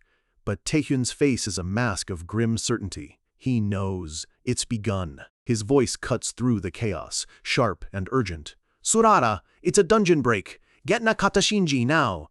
There's no time to waste. But just as he turns to leave, a smug voice stops him cold. A group of men in suits are blocking his way, demanding to know where he thinks he's going after attacking Japan's Saints. The man leading them steps forward, a condescending look on his face. He knows exactly who Taehyun is. This is Matsuda Kuro, the head of Japan's Player Association. Matsuda Kuro, a name every player in Japan knew. Once a national-level player himself, he became famous after retirement for discovering Japan's greatest talents, the Saints and the Demon Blade. To the public, he was a celebrated hero. But Taehyun knew the truth. This was a man who would gladly sacrifice his own people if it meant protecting his reputation. Taehyun tries to reason with him, explaining that a dungeon break has started and he's here to help. Matsuda just scoffs, glancing at his phone. Of course he knows, the alarms are blaring. He looks at Taehyun with pure contempt, asking what that has to do with him. He explains that Taehyun's right to clear the dungeon vanished the moment it broke. His authority here is gone. Besides, Taehyun already humiliated them once during the tournament, and there it is, the real reason. Matsuda is terrified. If Taehyun, an outsider, swoops in and saves the day again, Matsuda's own position would be threatened. With a self-satisfied shrug, he makes his choice. This isn't about saving lives. It's about politics. He declares that Taehyun is now under arrest for attacking their players, a convenient excuse to sideline him. Surara rushes forward, pleading with the chairman that they need every hand they can get. But he cuts her off, telling her to know her place. He leans in close, his voice a venomous whisper. He reminds her he's ignored her own manipulative tricks for years. If she dares to side with Taehyun, he'll make sure both she and the Demon Blade are finished. The chairman barks the order to take him away. As his men move in, Taehyun can't help but let out a small, incredulous smirk. He can't believe the sheer, suicidal arrogance of the man in front of him. He could fight back, but that would create a political nightmare for his own chairman back home. With a quiet sigh, he lets them cuff his hands. For now, his hands are tied. He looks over at Surara, telling her to grab Shinji and try to hold the line against the monsters. She calls out his name, her voice laced with worry. Matsuda laughs, victorious. He smugly tells Taehyun not to worry, promising he'll be released after the investigation, but Taehyun's gaze is like ice. "Don't get ahead of yourself, Chairman Matsuda." As they drag him down the hall, Taehyun's voice follows him. "You're the one who refused my help." And with a chilling smile, he twists the knife. "So if something goes wrong because of that decision, the responsibility is all yours." Matsuda's triumphant smile vanishes, replaced by a deep scowl. He mutters that it's nonsense, but Taehyun's words have clearly struck a nerve. Outside, the city is a war zone. Explosions rock the streets as the dungeon break unleashes hell on Earth. A horde of monstrous, centaur-like demons stampedes through the city, their axes carving a path of destruction. The city's defenders are being torn apart. A captain screams at his men to hold the line, knowing that if they fail, the entire city falls. But his men are already losing hope, crying out that there are too many of them. Behind the horde, the gate itself is a swirling vortex of pure darkness, spewing out an endless tide of high-rank monsters. This isn't a battle, it's a slaughter. But the captain refuses to give in. He roars that they have to stop them, because no one else will. He charges forward, his body alight with power. In an instant, he's snatched up by a massive horned demon. His men scream his name in horror. He's been caught. "You'll be my first meal," the demon growls, and before anyone can react, the captain lets out a final, agonizing scream. Blood sprays from his mouth. The sight completely shatters the defenders' will to fight. It's a massacre. They know they're next. The captain's eyes widen, filled with the despair of a man who knows his life is over. But just as the demon is about to deliver the final blow, a silver flash cuts through the air. In a heartbeat, the demon's arm is severed, and the captain falls to the ground, free. A lone figure lands gracefully amidst the chaos, his sword still humming with power. It's the Demon Blade, Nakata Shinji. One of Japan's strongest has arrived. At the same time, a warm, golden light washes over the battlefield, stitching wounds closed and mending broken bones. The injured players look on in astonishment. Floating down from the sky is Surara, her expression no longer fragile, but firm and determined. She tells them she's glad they're safe. The players stare up at her in awe. It's the Saintess. Yoshikawa Surara, Japan's other national-level player, has joined the fight. Shinji rushes to her side, asking if she's all right. She nods, telling him not to worry about her. She can feel it. The oppressive energy Taehyun left inside her is gone. She's not at full power, but she's strong enough to support Shinji. For a moment, her eyes drift back to the building where Taehyun is being held. Their reunion is cut short by a booming voice. A colossal demon, with a second mouth gaping on its stomach, introduces himself as Kentakinas. He eyes the two powerful humans like a gourmet meal. A grotesque tongue slithers out from his stomach mouth. "I've decided," he announces, "you two will be a fine meal for my son." Shinji doesn't wait for an invitation. He lunges, his blade clashing with the demon's might, but the raw power difference sends him flying backward. Surara shouts their plan. She and Shinji will take the boss, while the others hold off the rest of the horde. With a roar, the demons charge. The battle is furious. Shinji's blade glows with power, but he's barely holding his own against the monstrous strength of Kentakinas. He knew it would be like this. Every time he's faced this beast, its insane regeneration made it impossible to kill. Any damage he dealt was healed in an instant, but this time, things are different. As Kentakinas roars, ready for another attack, Shinji steels himself. His own aura flares to life, a swirling mix of red and blue energy. This time, he thinks, his jaw set, "I'll finally cut you down." He's spent 5 years training for this moment, ever since his first humiliating defeat. His own super-speed regeneration skill kicks in, mending his battered body. And now, with Surara's holy power flowing into him, his blade begins to glow with a sacred light. Her holy revelation is pushing his body beyond its limits. Surara yells that she can't maintain this level of support for long. It's now or never. Shinji's eyes blaze with power. He pours every ounce of his being into this single final attack. His one and only goal, to cut down anything in his path. Kentakinas stands ready, underestimating the human before him one last time. Shinji swings his blade. "You damn bug," he screams, unleashing 5 years of frustration and rage in one perfect strike. The holy blade connects, and a brilliant flash of light vaporizes the darkness. The slice is clean, perfect, cutting straight through the demon's massive torso. The crowd watching from the safety line erupts. They're screaming his name, Nakata Shinji. Against all odds, it seems he's actually done it. Back at the association headquarters, Matsuda is roaring with laughter. "What did I tell you?" he gloats to his staff. "The demon blade and the Saintess are all we need to stop an SS-Rank break," he sneers, thinking of the man locked in his basement. "We never needed your help in the first place." In his cell, Taehyun watches the broadcast. He's relieved they stopped Kentakinas, but his face is grim. He knows this isn't the end. Matsuda enters the room, still basking in his victory, but Taehyun's voice cuts through his smugness, cold and serious. "Why do you think it's over?" Matsuda just stares at him. "What?" Taehyun starts laying out the facts. The gate break in Korea a few months ago upgraded from C rank to A rank. The breaks in France and Russia last month re-evaluated from S to S+. He explains that the old system for measuring a dungeon's danger is obsolete. The world is changing. He looks him dead in the eye. "So why?" he asks, his voice dangerously low. "Are you so sure this dungeon is only SS rank?" The question hangs in the air, echoing all the way to the battlefield, where Surara and Shinji suddenly feel a cold dread creep over them. Shinji, bloody and exhausted, feels it first. A new, suffocating pressure. His eyes widen in absolute horror. What is that? Again? The ground trembles once more, and a terrifying blood-red aura explodes from the spot where Kentakinas fell. The monster they just defeated begins to dissolve, its face twisted in pure terror as it whispers a single, final word. "Vanish." And as its form fades into nothing, a new figure is revealed, withered, ancient, and radiating a power that dwarfs everything before it. The true master of the dungeon, Kentamion. a being of unimaginable might, rank SS+.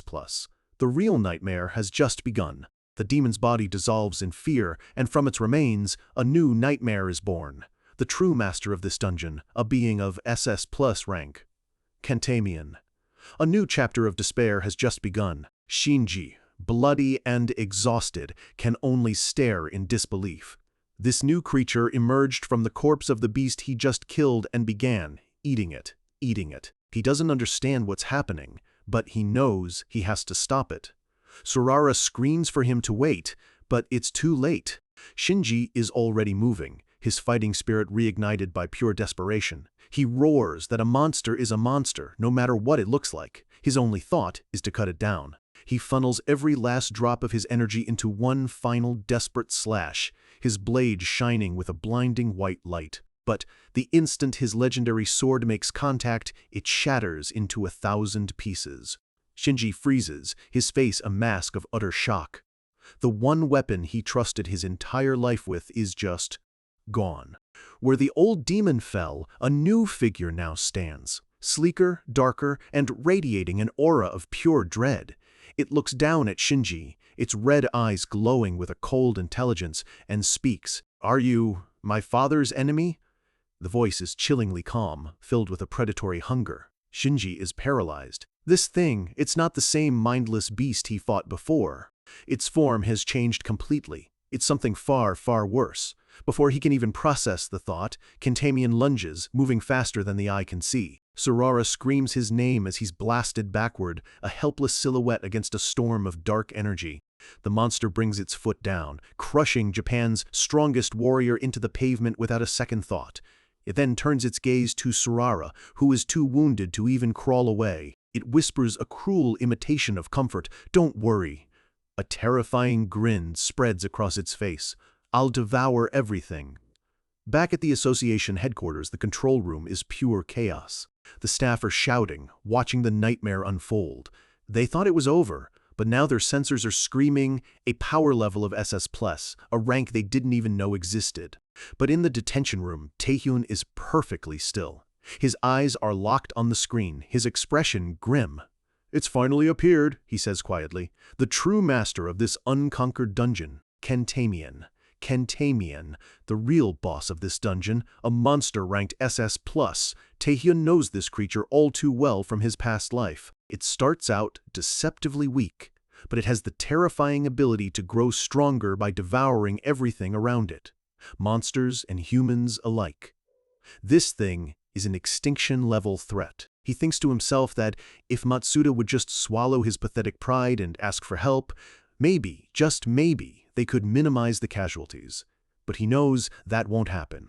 Right on cue, Matsuda's men are begging him for orders, yelling that they're all going to be wiped out. Matsuda is trembling, sweat pouring down his face, his teeth gritted in a mix of pure terror and wounded pride.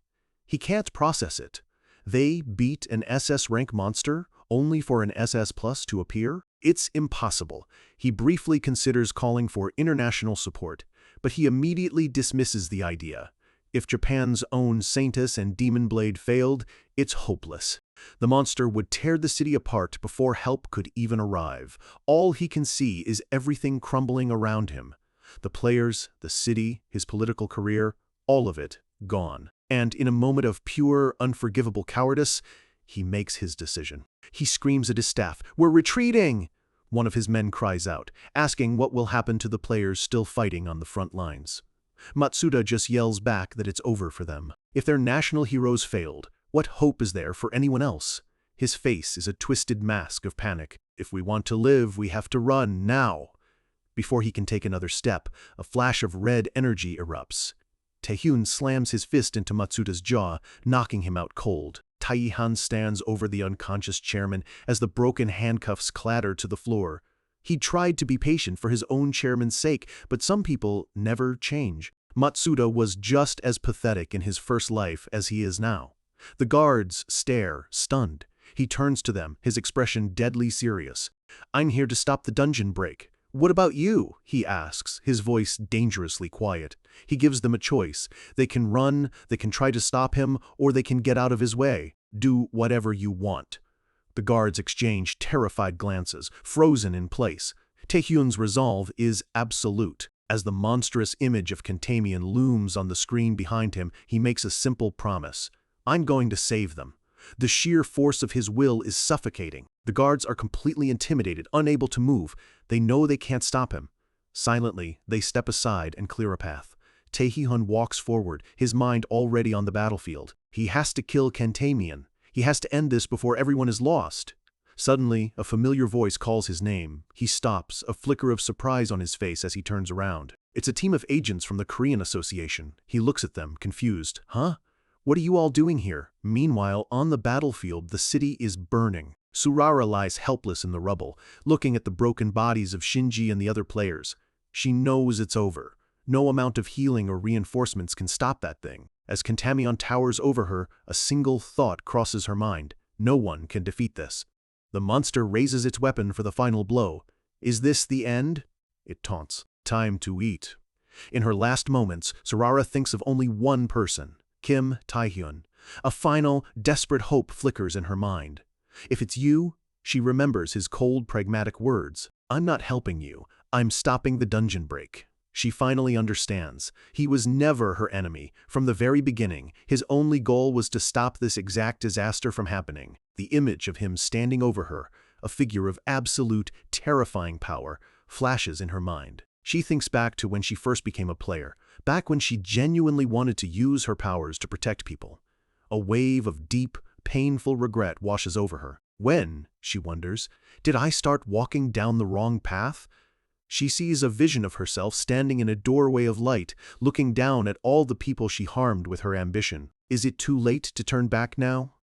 Just as Kentamian's fanged mouth is about to snap shut, a flash of purple energy slices through the air, knocking the attack aside. In a single, fluid motion, Taehyun is there, scooping her out of the path of destruction. Kentamian stumbles back, surprised that its kill was stolen. Surara looks up, dazed, into Taehyun's intense gaze. He looks down at her and says, "Honestly, I didn't expect much from you." A small smirk plays on his lips as his eyes begin to glow. "But you held on pretty well." Kim Taehyun, she can barely believe her eyes. "How did you?" she whispers, her body still trembling. The Korean agents rush onto the scene, securing Surara and the other wounded players, apologizing to her for their countrymen's actions. They explain to Taehyun that as a non-combat unit, all they can do is rescue the injured. He just nods. That's enough. He gently sets Surara down. He turns away from them, his focus shifting entirely. Anyway, the one I need to handle is this thing. He breaks into a dead sprint, charging straight for Kentamian. The lead agent, a woman with blue hair named Lim Ah-young, cries out for him to wait, warning that he can't possibly face it alone. But Taehyun doesn't slow down, simply shouting her name back as a command. He continues his charge, a single man against a walking apocalypse. Understanding his intent, Lim Ah-young slams her hands together, unleashing a wave of Arctic energy. A massive wall of jagged ice erupts from the ground, blocking Kentamian's path and separating Taehyun from the rescue team. The ice wall towers over the street, an impenetrable barrier. Taehyun is now completely alone with the monster. Ah-young calls out to him, asking if this is what he wanted. He stands before the wall, looking up at his enemy, and gives a simple, almost casual reply. "Oh." Ah-young looks on, frustrated. "This isn't what we were sent here for." Her official title appears, Shin Korean Player Association. S-Rank player Lim Ah-young.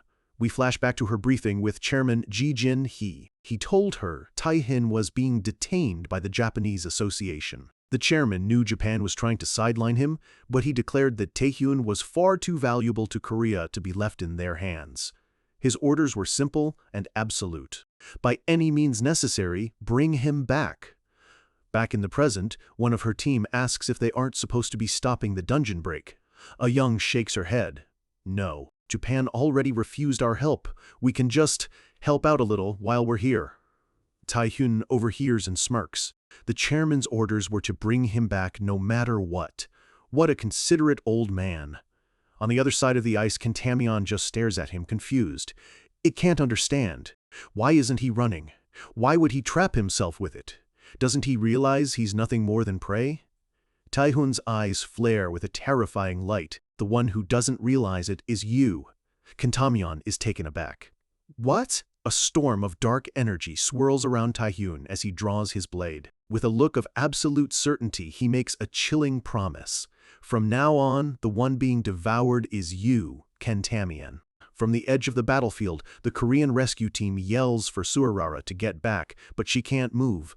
She can't look away. She's exhausted, bleeding, her gaze fixed on the single man standing between her world and total annihilation.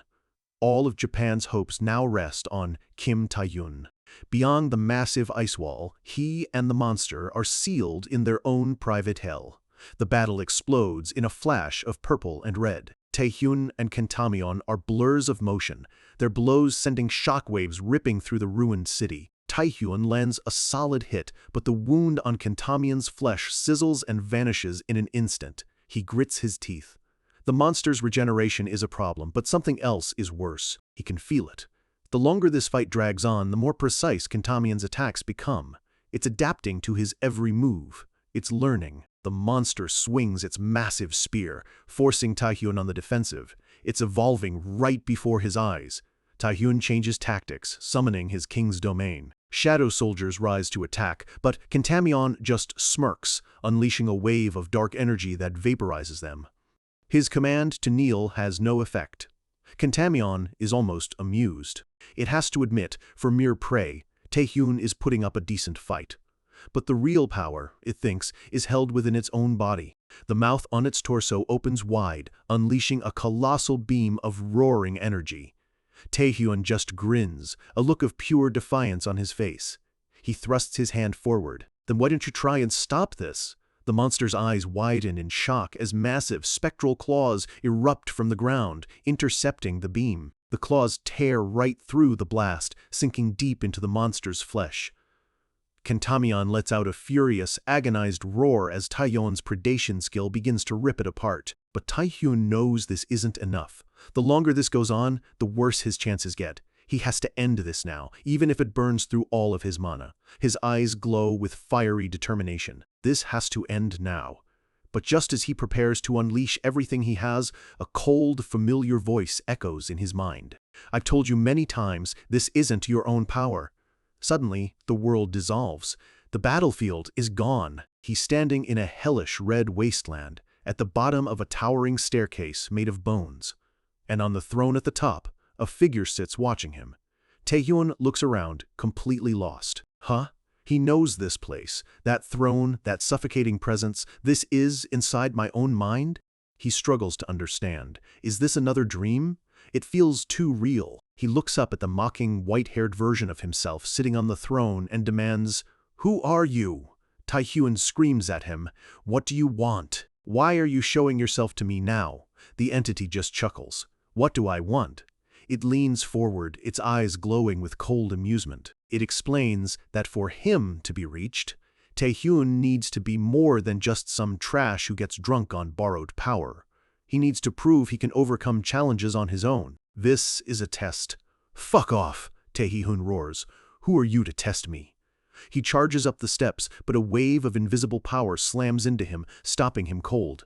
A system message floods his vision. An inexplicable power has been activated. His core skill, predation, has been cancelled. Taehyun's eyes widen in absolute horror. What? One by one, his powers are stripped from him. Monarch's spirit, Monarch's realm, shadow skin, all of them cancelled. Chains of binding, Queen's man, complete hypnosis, all gone. The final message is a death sentence. You currently have no available skills. He's thrown back into reality, standing before Kentamion, completely and utterly powerless. He can only let out a terrified shout as the monster, no longer restrained by his power, lunges forward. The attack sends him crashing brutally into the ice wall behind him. From the other side, Lim Ah-young screams his name, her face white with terror. She can't see what's happening, but she knows in her gut that something has gone horribly wrong. Taehyun lies in a bloody crater, broken. He can't understand it. That thing just appeared and devoured all of his skills. Not my own power, he thinks bitterly. I've known that from the very beginning. He remembers kneeling before the king, the entity who gave him this second chance at life. He was never special. He was never an awakened one. He was just a normal person who managed to survive to the very end. He was simply chosen. But to have it all ripped away from him like this, in his moment of greatest need, Kentamion grabs him by the head and slams him into the ground. "It's too cruel." The monster is furious. "Mere prey dared to hurt me? I'll kill you." As he's being beaten to a pulp, Taehyun wonders why he even bothered trying. What was the point of fighting so hard? He sees Lim Ah-young in the distance, a look of pure despair on her face. The ice wall shatters. Lim Ah-young rushes forward. "Lim Ah-young!" he shouts. She yells back, "I'll buy you time. Get back to camp and recover." He can't believe what he's hearing. What? He tells her she's insane, that she'll be killed instantly. He pleads with her to run, but she stands her ground, her voice shaking with desperate conviction. "That's exactly why I'm doing this." She looks back at him, tears streaming down her face. "The only one who can defeat that monster is you. Aren't you here to stop this dungeon break?" she screams. "Don't you get it? If you die here, everything is over." Her words hit him harder than any physical blow. He grits his teeth. She's right. This isn't the time to wallow in self-pity. It doesn't matter why his skills were taken. It doesn't matter how unfair it is. The situation is what it is. If he can't beat Kentamion, every single person here will die. He has to find a way. But how? He looks down at his broken body. Without his skills, he's nothing. He's finished. No. A thought strikes him like lightning. There is one skill left. One that was locked from the very beginning. Blood Rampage. But it's unavailable. To activate it, he needs to consume powerful blood. Powerful blood. His eyes dart across the battlefield, desperately searching. He pushes himself up, stumbling through the rubble, his body screaming in protest. His gaze finally lands on a corpse lying half-buried nearby. It's the body of the vampire lord, Archduke Igman, left behind after their last battle. He crawls toward it. This is his last, most desperate hope. Meanwhile, Kentamion has already swatted Lim Ah-young aside like a fly. "Trash like you getting in my way." It turns to the fallen S-ranker. "Still, it might not be a bad idea to eat you first and recover my strength." But just as it's about to strike, it feels a massive surge of demonic energy. The presence of another Archduke. Kentamion whips its head around in shock. There's Taehyun kneeling over Igmun's corpse, his hand plunged deep into its chest, consuming the Archduke's blood. Tendrils of violent red and black energy erupt from his body. The system confirms it. Powerful blood consumed.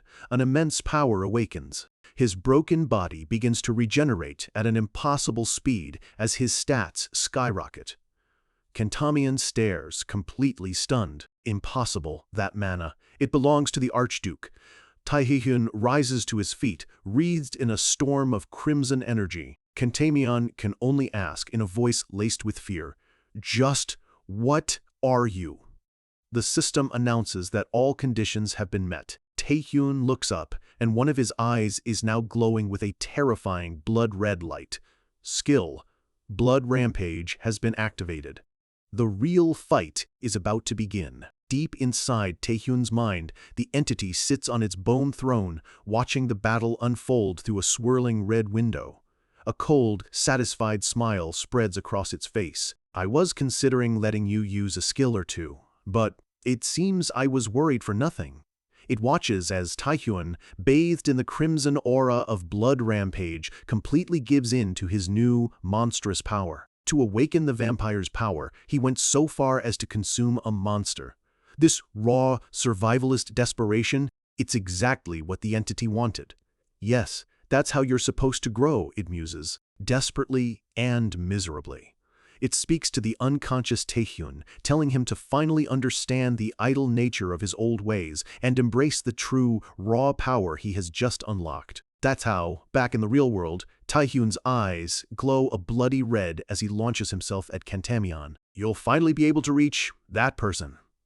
A massive explosion of energy erupts as Taehyun's fist connects, sending the demon stumbling backward. Taehyun lands, the ground cracking under his feet, a predatory aura rolling off him in waves. Kentamion clutches its chest, dark blood seeping from the wound.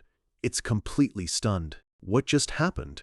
It can't understand the sudden reversal. A moment ago, this human was on the verge of death. How is he now wielding the power of an archduke? It shakes its head, dismissing the confusion. It doesn't matter, he still has to die. This is the domain of its master, the Grand Duke Orgel. If its current form isn't enough, it will simply devour more bodies, more mana, until I can shred you to pieces. Its shadow expands into a terrifying, monstrous form as it unleashes its full power. But Taehyun's focus is on the fallen form of Lim Ah-young, the woman who sacrificed herself for him. Lim Ah-young, he feels a flicker of relief. Her chest is still rising and falling. She's alive. He clenches his fist, feeling the raw, chaotic power of blood rampage coursing through him. So this is the strength of an archduke. His blood feels like it's on fire, and his body is screaming in agony from this monstrous transformation. He knows he can't keep this up for long. But then why does my body feel so light? Despite the pain, he feels a sense of exhilarating freedom he's never known. This is the end, Kentamion roars, bringing its twin axes down on him. But Taehyun meets the attack head-on, stopping the massive blades with a single, blood-red hand. With a simple push, he sends the demon flying. "You!" Kentamion yells in disbelief. It swings its weapons wildly, but Taehyun dodges every single strike with an almost lazy grace. He moves like a phantom, weaving between the attacks effortlessly. The demon is completely lost. Why can't it land a single hit? Why is it being pushed back? It knows its own power hasn't changed. In fact, it's even stronger now. So then why? It can't understand why the tables have turned so completely. Taehyun appears behind it in an instant, driving his fist, wreathed in dark, bloody tendrils, straight into its back. Kentamion chokes, coughing up blood. Taehyun knows it's not just about the raw power. Blood rampage gave him something far more important. The real change was in his eyes. They had turned red, just like when he used predation, but this was different. With these new monster's eyes, he could see the very flow of mana. He could predict every move Kentamion was about to make before it even made it. He could even see its glowing weak point. The Mana Stone, the heart of all monsters beating inside its chest. Kentamion realizes its core has been exposed. It looks at Taehyun in sheer terror. "Just what are you?" Taehyun's hand shoots forward, phasing through the demon's chest. "What am I?" he asks, his voice ice cold. "You could find out in hell." He clenches his fist, and with a final, agonized scream from the demon, he crushes its Mana Stone. Kentamion's body explodes in a blinding flash of red light, shattering into nothing. As the dust settles, Taehyun floats in the air, victorious. But looking at his own hands, he thinks, of course, I still need to figure that out myself. The mystery of what he is becoming is far from over. With Kentamion's defeat, the dungeon break in Japan finally ends. The city is in ruins, but the nightmare is over. In the days that follow, the Japanese Player Association works to help the survivors and begin rebuilding. And Matsuda Kuro, the man whose cowardly pride nearly doomed them all, is arrested and taken away in disgrace. Back in Korea, Lim Ah-young reports to Chairman Ji Jin-hee. She's worried she'll be punished for acting on her own. But the chairman just smiles warmly. "Punished? I'm just glad you're safe." Ah-young is so moved she bows deeply, promising to do her best from now on. As for the Saintess and the now renamed Phantom Swordsman, Surara and Shinji hold a press conference, formally apologizing for all of their past crimes. Surara admits to using her powers to manipulate people for personal gain, and Shinji accepts responsibility for enabling her. She vows that after serving her time, she will start over from the very bottom and become a true hero who helps people. It's a moment of profound redemption. News of Taehyun's incredible feat spreads across the world, all the way to the American Player Association. Marcus Gore reads the report, a single word on his lips. Amazing. He knew Taehyun was strong, but to single-handedly kill an SS-rank monster? That was a level of power he thought only America's #1 player was capable of. He notes that Taehyun is on a completely different level now than when he fought Gregor, and that crimson aura, Marcus is certain it's the power of a demonic archduke. He sighs. It's a shame they couldn't recruit a talent like that, but it can't be helped. He knows that people like Taehyun aren't motivated by money or power. They follow their own path. All America can do is hope their paths never cross. An aide asks if the association has made its decision. Marcus turns, his expression serious. Yes, we need to start making our own moves. He walks away, his resolve clear. Either way, everything we do is for the progress of mankind. Behind him, a massive, angelic figure of light shimmers into view, its rank unreadable, a power beyond any known scale. Back with Taehyun, he drinks another potion but feels nothing. He sighs in frustration. He tries to activate his core skill, but the system message is blunt and unchanging. You are unable to use predation. It's still sealed. His body returned to normal after Blood Rampage wore off, but the skills that were locked away by his inner entity never came back. All he has left is the dwindling power of Blood Rampage and the new skill it granted him, Monster's Eyes. He meets with Korea's top alchemist, Seo Sang-ik, but even the strongest potions they could create failed to break the curse. The old alchemist is devastated, having been so sure he could cure him. Seo Sang-ik, an S-rank player himself, is a master potion maker, famous for creating cures for supposedly incurable diseases. But even his genius is useless against this. He apologizes profusely, but Taehyun tells him it's okay. It just confirms that the curse placed on him is on a completely different level. There's only one conclusion. That entity inside him, it has no intention of lifting this curse on its own. The alchemist asks what he'll do now. Taehyun replies that if Korea has no answers, he'll have to look for them abroad. Seo Sang-ik looks worried, immediately thinking of the Americans. But Taehyun has someone specific in mind. The second-ranked player in the US and the world's greatest curse-lifting specialist. I need to meet with Ricky Hollies. Meanwhile, in China, a powerful woman with light green hair floats above a group of unconscious men. She addresses the cornered chairman Zhang Lung. It's been a while, Chairman. This is Ricky Hollies. She informs him she's not here on behalf of America, but as an investigator for the World Players Association. She's here to question him about assassination charges and the illegal experiments he's been running near China's unconquered dungeons. Her eyes glow with power as she looks down at him. Will you please comply with the investigation? Zhang Lung glares back. And what if I refuse? Taehyun knows he has to get to China. He has to meet Ricky Hollies before she disappears. He remembers from his past life that her investigation doesn't end well. In a cold, sterile room deep within China, Ricky Hollies confronts Chairman Zhang Lung. She reminds him she's not here for America, but as an investigator for the World Player Association, looking into his assassination plot. Zhang Lung just smirks. Oh, Ricky Hollies, she continues, stating she's also here to investigate the illegal experiments happening near China's unconquered dungeon, a place surrounded by ancient, ominous statues. She looks him dead in the eye, her voice leaving no room to argue. So, will you kindly cooperate? Zhang Lung leans forward with a sneer. And if I refuse, what will you do? Ricky's expression hardens, a dangerous light in her eyes. Refuse, you say, we flash back to a briefing. An analyst explains there are two major unconquered dungeons left in the world. The first was in Japan, the one Kim Tae-hyun recently cleared. The other, which has swallowed countless raid parties, is in China. Its name, the Grey Abyss. The focus, the analyst explains, is on China. Strange labs have been built around the dungeon, and forbidden magic has been detected. It's clear that under Zhang Lung's command, some kind of horrifying experiment is underway. The man in charge of the investigation tells Ricky they have to uncover the truth. He's counting on her. Her face is a mask of grim determination.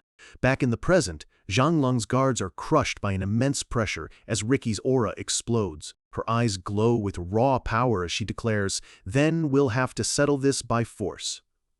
Zhang Lung feels the overwhelming magic. He expected power from America's #2 player, but to feel it so intensely, even against him, it's still a shock. But then, a cruel smile spreads across his face. How amusing, he thinks. This fits perfectly into my plans. He suddenly bursts out laughing. Ha ha! Just kidding, I'm kidding. Ricky's power surge halts as she stares, surprised. Zhang Lung calmly straightens his clothes. I wouldn't dare defy the World Player Association, he says with sickening sincerity. I will cooperate fully. Ricky is instantly suspicious, he continues. But wouldn't it be better for you to see it and judge for yourself? I'll invite you to the laboratory. The offer hangs in the air like a baited hook. He spreads his hands wide. How about it? Tomorrow you can witness our experiment firsthand. Then we can talk. Later that night, at a hotel reserved exclusively for players in China, the sleek, modern tower looms over the city lights. Ricky sits alone in her room, swirling a glass of wine. An invitation. She knows it's a trap. A man like Zhang Lung would never cooperate so easily. She knows he's unpredictable. She has to be careful. Still, she takes another sip, her mind racing. A voice cuts through the silence, startling her. "How rude of you, player Kim Tae-hyun." Tae-hyun is sitting casually on her sofa as if he's been there all along. "Do you always barge into a lady's room like this?" he asks with a lazy smirk. Ricky processes what she knows about him. A rising star from Korea, someone the American Association is watching closely. She figured they'd meet someday, but not like this. Her thoughts are sharp and to the point. What is he planning? Tae-hyun looks at her, his expression completely serious. "You are going to die here." Ricky's eyes widen, her cool composure finally cracking. Tae-hyun thinks of her file. Ricky Hollies, America's #2 player, a national-level powerhouse. While she's famous for her strength, her most important skill is Canceller, a power so absolute it can break even the sacred awakened covenant. Tae-hyun knows he's in a desperate situation. Without his main skills, he's crippled. To clear the next dungeon and face the threats to come, he needs Ricky's Canceller's skill. But he also knows she's notoriously difficult. She only works with people she considers her own. And most importantly, he remembers a key event from his past life. In the original timeline, Ricky Hollies dies in this very city. It was a global incident that shook the world. He has to get her attention, and he's betting that even she cares about her own life. Back in the present, Ricky regains her calm. "So, what's your point?" she asks, unimpressed. His warning didn't land as he'd hoped. She tells him that players live with the risk of death every day. Whether she believes him or not, great power comes with great responsibility. Tae-hyun leans forward. "Don't you value your own life? Anyone who's human would."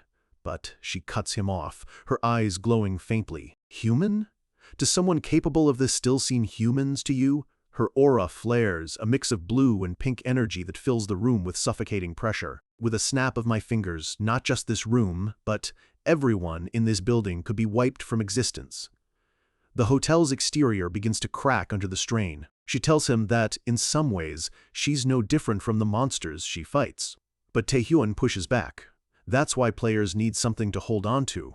A cause, a dream, even just money. "There has to be something that binds us," he says, "something that keeps them from losing themselves completely."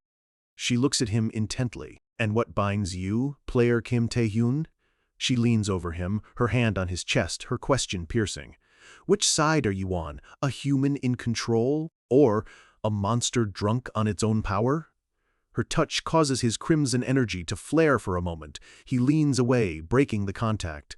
Who knows? He admits he's a little surprised. He knows how easy it is for players to lose their humanity. A spark of amusement glints in Ricky's eye. "You're more old-fashioned than I expected," Tae-hyun smirks. But then again, so am I. A silent understanding passes between them. Ricky finally relents. "You must have a reason for coming to me." Tae-hyun gets straight to it. "I need your Canceller. My skills are sealed." Ricky scoffs, calling it a bold request. "And what do I get for helping you?"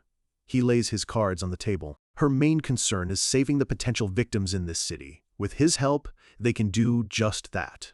She raises an eyebrow. "And you think I need your help?" "We'll see," he replies coolly. The next day, they arrive at the gate to Zhang Lung's secret lab. Tae-hyun adds, "Still, it can't hurt to have some insurance, can it?" Researchers greet them at the entrance. "Welcome, Miss Ricky. We've been expecting you." Then they spot Tae-hyun. "But who is this?" Ricky glances at Tae-hyun with a sly smile. Tae-hyun, now in a suit and sunglasses, adjusts his collar. "My bodyguard," she says smoothly. They ride a massive elevator deep underground. Tae-hyun knows this was the only way in. Only Ricky was invited. Another high-ranking player would have been turned away immediately. And since his face is now famous for clearing the Japan dungeon, a disguise was necessary. A researcher comments on how strange it is for a national-level player to have a bodyguard. At the bottom, Zhang Lung greets them with a smile that doesn't reach his eyes. "Well, this is quite something." Ricky replies coolly. Better to be safe than sorry. I trust you'll allow this much? Taehyun's eyes are locked on the chairman. This man is the one who tried to have him killed at the tournament, and he's the source of a future disaster. Image. C7G72067 Zhang Lung tells them that before entering, they must sign the Awakened Covenant. Taehyun is instantly on guard. A covenant? A binding magical contract. He lunges, pulling Ricky back, but feels nothing. He thinks to himself that a contract like this wouldn't matter to him. This woman, she claimed to be human, but her aura says something else entirely. He realizes she must have some kind of immunity. Zhang Lung chuckles. I suppose you're right. Besides, no covenant could ever bind someone like Ricky Hollies. Forgive my rudeness. He gestures for them to follow. Now then, let me give you a proper tour of our laboratory. It's called the S-Rank Awakened Experiment Project. He leads them into a vast, chilling chamber lined with row after row of glass pods, each containing a living person. Ricky's expression is grim. She expected something like this. But to think the experiments were this horrifying. She steps forward for a closer look. Zhang Lung explains proudly that they are artificially creating S-rank players by injecting them with monster magic. He calls it a fascinating way to defy God. Ricky recoils in disgust. What the? A guard steps in, warning her not to use her skills here, or she could endanger the test subjects. She bites back her rage with a sharp hiss. Zhang Lung just hums to himself, completely unfazed. He points to a pod. Another awakened is about to be born. You're lucky to witness it. Inside, the subject's heart rate is spiking. Researchers report their vitality is increasing at an incredible rate. Their magic power is surging. One of the researchers whispers, "Is this actually going to work?" The subject's eyes snap open, glowing with a pure, raw blue energy. But then, something goes horribly wrong. The blue light turns a violent pink, and the subject's body begins to twist and contort into something monstrous. Zhang Lung leans against the glass, looking bored. Damn. A failure after all, Ricky says, her voice dripping with cold fury. Taehyun sees her body crackling with raw power and puts a hand on her shoulder. Wait, calm down, he says. But she shoves his hand away. You, Image, Shay72909. Her face is cast in shadow, her eyes blazing with rage. You've crossed the line. Taehyun realizes Zhang Lung has made a fatal miscalculation. He clearly expected her to have skills other than her famous canceller, but, to think it's powerful enough to shake this entire lab. Ricky's power surges, cracking the very foundations of the facility. She glares at the chairman. Are you ready to face the consequences, Zhang Lung? In a world defined by power, one man has decided to play God. Zhang Lung stands over the results of his horrific experiments, declaring that humans were never equal. He says that ever since the player system began, a person's life is decided by their rank. The moment a player's rank is set, their entire future is written for them. Taehyun listens, his face tense, as Zhang Lung lays out his cold, twisted philosophy.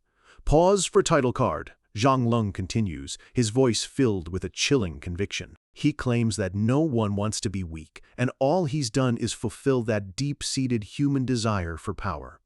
Ricky Hollies isn't buying it. Is that so? She asks, her voice cutting through his speech as a ball of pure blue energy gathers in her hand. Her eyes blaze with fury. She's heard enough. With her power crackling around her, she tells him, but that ends here. Zhang Lung just watches her, completely unfazed. His eyes narrow slightly, as if he expected this all along. He calmly lifts a hand and shouts, "Energy compose!" A blinding light erupts from a scroll in his hand, and the very air begins to warp. Pillars of light shoot up from the floor, and a powerful wave of energy blasts outward from the chairman. He watches with a cold, condescending smirk, as if her power is nothing more than a child's tantrum. He crushes the scroll in his fist, unleashing its full power. Both Ricky and Taehyun look on in shock. Ricky's confidence wavers as she feels the sudden change in the air. That's a massive, swirling vortex of golden energy forms above them, sucking in all the ambient magic. Taehyun recognizes it immediately. The skill, Black Hole. It's an absolute nullification field, a vacuum that cancels out any and all skills used within its range, rendering players completely powerless. Taehyun knows this is bad. It's an incredibly rare and difficult skill to obtain. He has no idea where Zhang Lung got his hands on something like this.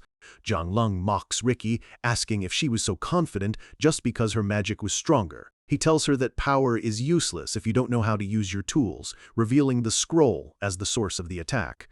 But he's not finished. With a sinister smile, he gestures to one of his men, announcing he has another gift prepared for them.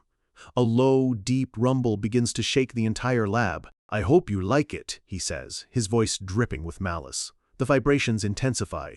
Taehyun and Ricky are on high alert. They know the real trap is just now being sprung. Taehyun's eyes widen behind his sunglasses. A cold sweat trickles down his face as the horrifying truth of their situation becomes clear. No way! He takes a half step back as the pieces click into place. He finally understands why Zhang Lung would build his secret lab so deep underground. It's because they're right next to a dungeon gate, the Gray Abyss. The glowing blue portal hums with a vast, untamed energy, a direct doorway to a world of monsters. Taehyun realizes they built the lab here to siphon power directly from the dungeon, and he knows from his past life that most of that power comes from one specific, terrifying creature. Zhang Lung looks at Ricky with fake disappointment. "What a shame! I really thought you, of all people, would understand my ideals." Then his sharp gaze lands directly on Taehyun. "And as for you, Kim Taehyun, we still have a debt to settle, don't we?" Taehyun freezes. His cover is blown. Zhang Lung knew who he was all along. The old man smirks. "Victory all but guaranteed. You're finished now." Zhang Lung gives his final command. "Seal the gate." His subordinate panics, pointing out that there are still researchers and test subjects inside. Zhang Lung's reply is chillingly simple. "So what?" His expression is like ice. He is willing to sacrifice every single person in this lab. He says that if it means getting rid of Taehyun and Ricky, then sacrificing his own people is a small price to pay. A massive metal door slams shut, sealing their only escape route. They've been locked in a cage with whatever horror he's about to unleash. Taehyun glances at Ricky. "It seems we've fallen right into his trap." Ricky can only agree. She looks at her hand, feeling her power completely suppressed by the black hole. It's the first time she's ever felt so helpless. This, she admits, is going to be a problem. A blood-curdling scream echoes through the lab. The remaining researchers are running in terror from something emerging from the darkness. A massive, bare foot stomps down, cracking the floor beneath its weight. A hulking figure shrouded in a sickly green aura looms over them. Taehyun and Ricky stare up at the monster, a wave of dread washing over them. It's an orc, but it's far larger and more twisted than any normal orc, its eyes glowing with a malevolent red light. The researchers panic, shouting that it must have come from the gate. One of them, trying to be brave, says he can handle a normal orc. But this is no normal orc. Its eyes lock onto him, empty of all reason. The researcher freezes in pure terror. "What is that?" he stammers. Another researcher screams a warning, identifying the true threat. It's an orc infected with a parasite. The monster lunges, grabbing the terrified man. The man lets out a choked gasp as a grotesque green mass erupts from his mouth, a sign that the infection is already taking over. His body convulses as the parasite seizes control. Once you're infected, you're left with nothing but a mindless, primal urge to attack. The man's eyes glow red, just like the orc's. The newly created monster immediately begins its rampage, spreading the infection to others and building an army of puppets for the parasite. A researcher yells out a frantic warning. He screams that if you even touch the monster's aura, you'll be infected too. The parasite orc raises its massive fists, ready to crush Ricky, who is completely defenseless without her powers. Taehyun clenches his jaw. Damn it, he can't let her die here. A massive shockwave tears through the room as the orc's fists slam into the ground where Ricky just stood. Dust and debris fly everywhere, but in a blur of motion, Taehyun has already moved. Tendrils of red, bloody energy swirl around him as he pulls Ricky out of harm's way. Ricky looks back, her eyes wide with shock. She looks at Taehyun, who now stands protectively in front of her, his body coursing with a power that shouldn't be possible right now. She stares at him, utterly bewildered. How can you use your skills? The black hole should have sealed everything. Meanwhile, the infection is spreading like wildfire. The researchers caught in the aura are transforming, their faces twisting into monstrous parodies. Taehyun knows he has to contain this. He has to stop the parasite from ever leaving this lab. His eyes glow crimson behind his sunglasses. His mind is made up. To stop the infection, he has to destroy everything in sight. His focus narrows to the main body, the original orc that controls all the others. He has to take it down first. His monster's eyes activate, letting him see the flow of energy. And in that instant, he sees it. I see it. The true enemy isn't the orc. It's the small, caterpillar-like parasite nestled inside the orc's head, pulling all the strings. Taehyun lunges, aiming to crush the parasite inside the orc's skull. But the creature is surprisingly fast, dodging his attack at the last moment. Taehyun mutters in frustration. It dodged? The orc ignores Taehyun, turning its attention to the fleeing researchers, intent on growing its army. Another researcher is caught, crying out for help as the monster's shadow falls over him. Taehyun can't let that happen. No! If more people are infected, this situation will spiral out of control. He throws himself in the way, intercepting the orc's attack with a powerful kick. His foot connects squarely with the orc's head, the impact echoing through the lab. He lands, breathing heavily. That should have done some serious damage. But as the dust settles, the orc rises, its red eyes glowing menacingly, completely unharmed. Suddenly, Taehyun's crimson eye flares. His monster's eyes are warning him that something is wrong. The orc stands before him, its massive frame radiating killing intent. But it's not looking at the researchers anymore. Its gaze is locked entirely on him. A single bead of sweat rolls down Taehyun's face as the horrifying realization hits him. Damn it, I was the target all along. The orc unleashes a devastating punch, and the world explodes in a flash of light as Taehyun is caught in the blast. Ricky covers her mouth, watching the explosion with wide, horrified eyes. "Player Kim Taehyun," she whispers, her voice filled with dread. All she can see is Taehyun's form being swallowed by the dust and debris. A terrible thought crosses her mind. Could he have been infected? If a player of his caliber becomes a host, the monster he would become would be unstoppable.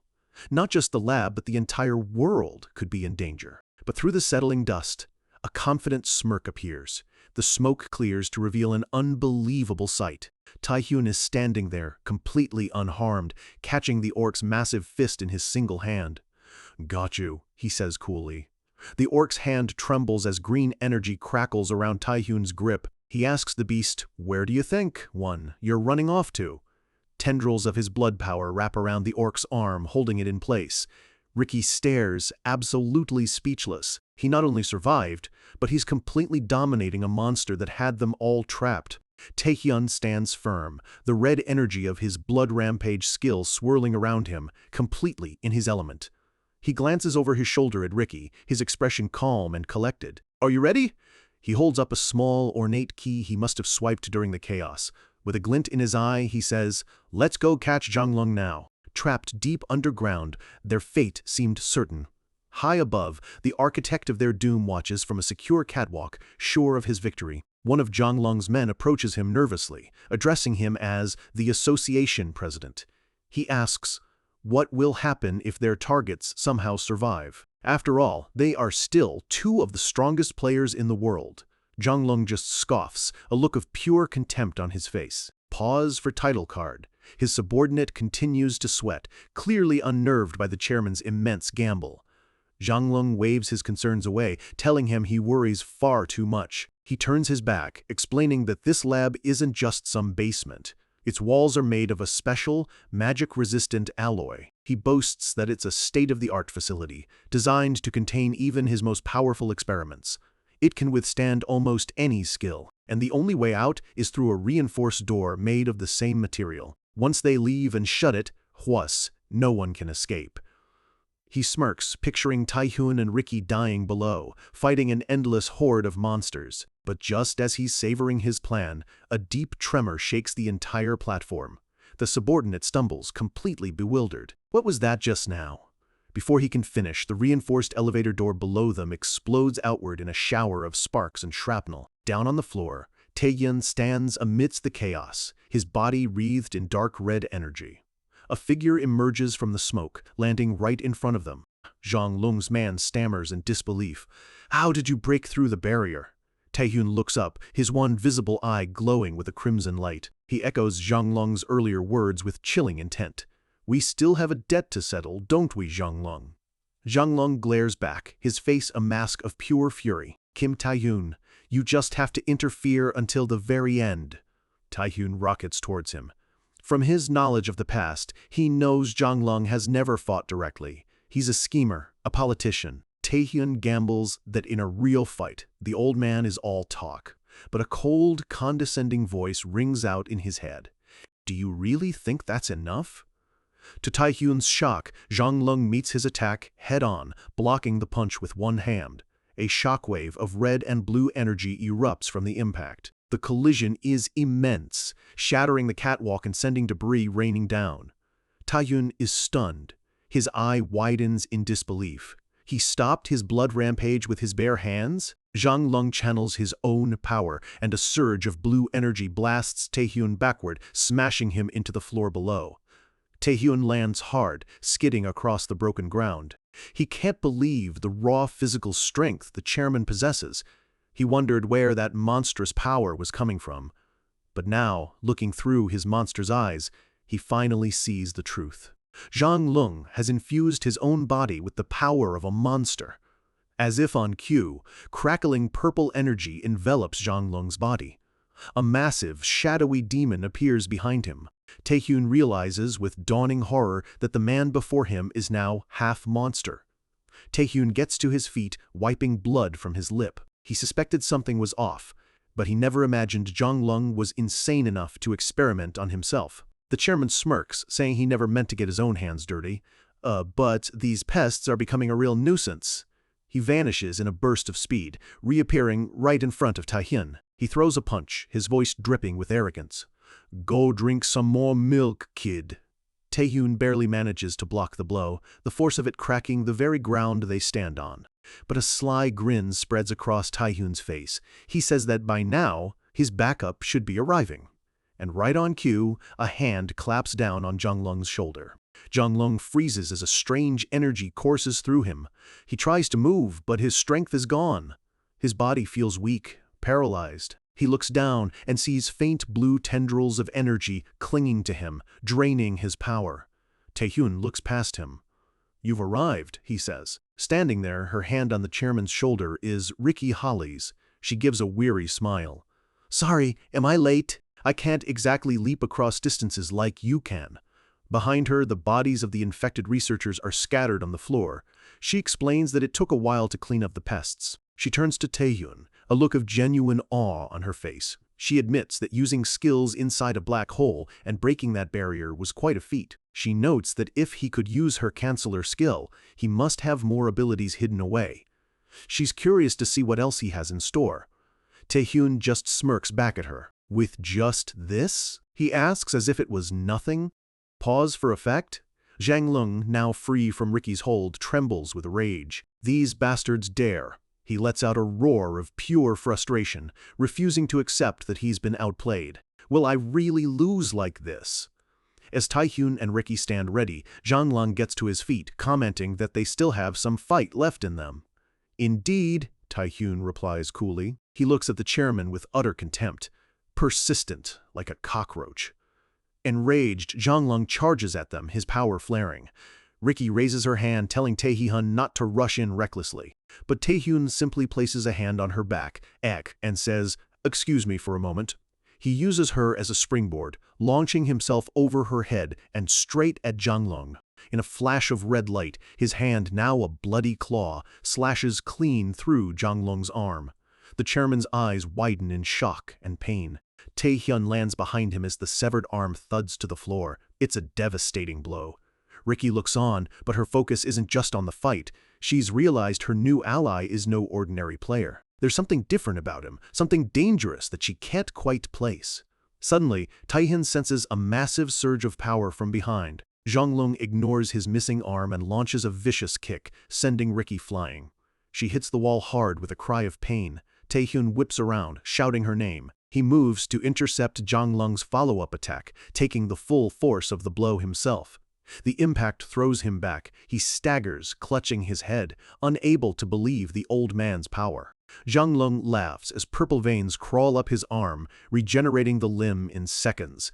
"Body regeneration," he gloats. "Your attacks are useless." He throws his head back and laughs maniacally, boasting that his body can heal from anything. Sheshevan AO69 Taehyun drops to one knee, his arm trembling from the last hit. He wonders if he even has the strength left to counter. He can't believe he even managed to block that attack. Zhang Lung looks down at him with a flicker of appreciation. "I like your strength," he says. "It would be a waste to just kill you." He then makes a shocking offer. "What do you say? Join me." He adds that he knows Taehyun is a contractor for a Grand Duke. Taehyun's eye widens. How could he possibly know about his contract with Rosaria? Zhang Lung scoffs at the title of national-level player. He says such things are meaningless, are, in front of us, Grand Duke contractors. His eyes glow red as he declares that to them, normal humans are nothing more than insects. "So," he says, extending a hand, "take my hand." Taehyun looks up, his expression turning to ice. "Cut the crap." Behind him, Riki gets to her feet, her hand glowing with power. She says she has a principle. She never trusts backstabbers.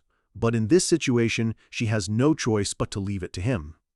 Taehyun replies without looking back. "I never trusted you from the start." And with those words, something in the air shatters. He declares that the sovereign's aura has been lifted. Suddenly, a colossal, oppressive pressure floods the room, radiating from him as a massive spectral sword materializes in the air. Zhang Lung is completely overwhelmed, his body trembling uncontrollably. He can't understand it. What is this energy that even I'm being crushed by? Taehyun rises, his body now crackling with the terrifying red and black aura. He raises a hand, mocking the chairman's offer. "You said to join hands? With someone like you?" The seal on his power is broken, the curse is lifted. An immense, draconic entity made of pure red energy erupts from him, its roar shaking the very foundations of reality. The true power of Devour has been unleashed. Taehyun points a finger at the terrified Zhang Lung, his eyes glowing with absolute power. He states a simple, undeniable fact. "You and I are on completely different levels." The curse is broken. The full, terrifying power of predation is unleashed, and a colossal red dragon of pure energy erupts, ready to devour everything in its path. Zhang Lung is helpless, his body being torn apart by the overwhelming force. As his power is stripped away, he can only wonder, why am I being devoured? Pause for title card. In his final moments, his mind races. How could he lose to a brat like this? He had embraced the power of monsters, evolved beyond humanity, but against Taehyun's true power, it was all for nothing. A single, desperate thought echoes in the void of his consciousness. "I need more power, more power, more power!" And in the darkness, something answers his plea. Suddenly, a new presence erupts from Zhang Lung's dissolving body. A shadowy, winged creature with glowing green eyes appears behind Taehyun. Taehyun whirls around just as the creature attacks, unleashing a torrent of green liquid that sizzles and melts the very ground it touches. He leaps back, recognizing the attack instantly. The ground is dissolving. It's a powerful acid. A horrifying memory from his past life flashes in his mind. He knows this monster. He's fought it before. The creature, ignoring Taehyun for a moment, turns on the last of the lab's staff. It unleashes a spray of acid that dissolves them into nothing in a heartbeat. The attack is swift, silent, and absolute. There are no screams, only the sickening sound of flesh and bone turning to liquid. Riki watches in horror, a cold sweat on her face. She's fought countless monsters in her career, but this thing is on another level. This is a true catastrophe-class threat. Before she can react, the monster is moving again. Taehyun grabs her and yanks her out of the way just as another acid blast obliterates the spot where she stood. As they land in the rubble, Taehyun's suspicions are confirmed. He knows its name, the Gray Venomous Serpent.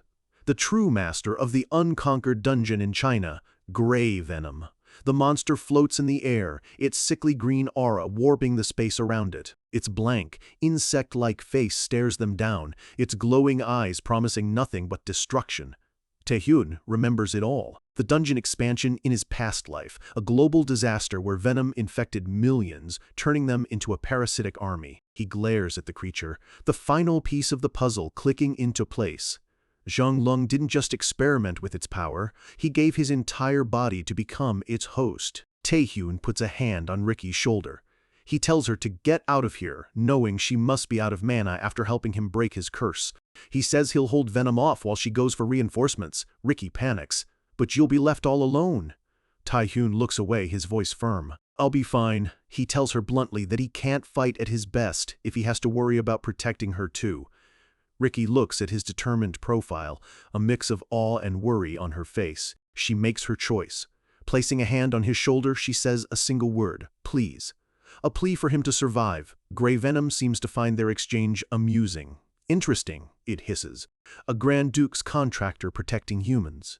It questions his loyalty, stating that a contractor's only purpose is to serve their master. Why do you waste that power on these insignificant creatures? I'm curious, it continues, its form blurring as it prepares to attack. It explains that just as it saw Zhang Lung's memories when it took his body, if it can make Taehyun its new host, it will see all of his memories too. Venom lunges, its claws aimed straight for Taehyun's heart. But Taehyun's own power, the massive draconic form of Devour, rises to meet it, clashing in a violent explosion of pure energy. Taehyun cuts through the monster's speech with pure annoyance. Why does this bug talk so much? He decides to go on the offensive. First, let's deal with that annoying speed. An overlap effect activates, fusing his monster's eye and predation into a new, temporary skill, Superior Species Eye. With a final look back, Ricky turns and runs. She clenches her fist, knowing this is the right decision. Taehyun's voice echoes in her mind. Hurry and go. I'll handle things here. He walks toward the monster, leaving her to make her escape. Ricky knows she would have only been in the way, but she still worries. Can he really do this alone? As she runs, a single thought powers her forward. You better be alive when I get back. Taehyun is now on his own, facing the monster that haunted his past. The battle erupts. Grey Venom lashes out with blinding speed, but Taehyun, empowered by his new eyes, parries every blow with swirling tendrils of dark energy. He meets Venom's claw with his bare hand, his enhanced perception making the impossible look easy. A system window confirms it. His unique skill, predation, is enhanced. With a smirk, he says, I can see everything. The Devour entity roars, its massive form clashing with Grey Venom. It opens its jaws, preparing a devastating blast of pure energy. The blast engulfs Grey Venom completely. Taehyun analyzes the fight. With Superior Species Eye active, Venom's movements seem to be in slow motion. With eyes that can perfectly predict its attacks, and the overwhelming power of his predation. Cold. I can take it down. The Devour entity unleashes another, even larger energy beam. At the same time, Grey Venom fires its own stream of pure acid. Taehyun grits his teeth. This again. I won't fall for the same trick twice. He dodges to the side, letting the two attacks collide. The resulting explosion of red and green energy is enormous, creating a chaotic vortex of destruction. The shockwave rips through the lab, tearing apart what little is left. The entire area is consumed in a blinding light. Taehyun charges through the chaos, his hand outstretched. One more attack right here. I'll finish this for good. He pours every last ounce of his remaining energy into a final, decisive blow. The force of his attack is so immense, it shatters the glass dome of the entire facility above them. A massive explosion erupts, sending a plume of fire and smoke billowing into the night sky. The blast wave levels everything for miles around. When the smoke finally begins to clear, all that's left is a smoldering crater. Taehyun stumbles through the wreckage, gasping for breath. He drops to his knees, clutching his arm. Damn, I'm almost out of mana, he thinks. He couldn't block all of Venom's attacks. He's wounded and running on empty. He scans the desolate wasteland. Where did it go? Is it finally over? A voice cuts through the silence. Interesting. Grey Venom appears behind him almost completely unharmed. As expected of a Grand Duke's contractor, it says, looking down at the kneeling at Taehyun. You're still standing after all that? But that's the problem. Before Taehyun can react, Venom strikes, its attack a blur of green light. Taehyun cries out in pain as the blow connects. He clutches his side, his body trembling. Damn it, it's faster and stronger than before. He can't keep his focus. He realizes with dawning horror that Venom is absorbing the unique mana that can only be found inside a dungeon. That means this entire place has already turned into its personal dungeon. Venom is fighting on its home turf. Venom's voice is absolute. You cannot defeat me here. It looms over him, its teeth bared in a terrifying grin. I'll make you my new host. Taehyun tries to move, but his body is frozen. For the first time in a very long time, a genuine primal emotion washes over him. Is this fear? His entire being screams in protest. The fear of actually dying? But he pushes it down. No, he thinks. That kind of thing, I've gotten used to it. He unleashes what little power he has left, but his devour entity is now just a tiny shadow of its former self. Grey Venom laughs. Ha ha ha. You're struggling. It easily bats the small dragon aside. It sneers at him. Judging by how much his power has shrunk, he must be completely out of mana. As expected, humans can only go so far. With just that, it gloats. You'll never keep up with my regeneration. Taehyun's vision fades. I thought I was going to die. Venom grabs him by the neck, lifting him off the ground. This is the end. But then something impossible happens. What is this? Taehyun thinks, as a jolt of energy runs through him. His shrunken devour entity suddenly lunges forward and bites into Venom's arm. Even Taehyun didn't know it could do that. Grey Venom cries out in shock.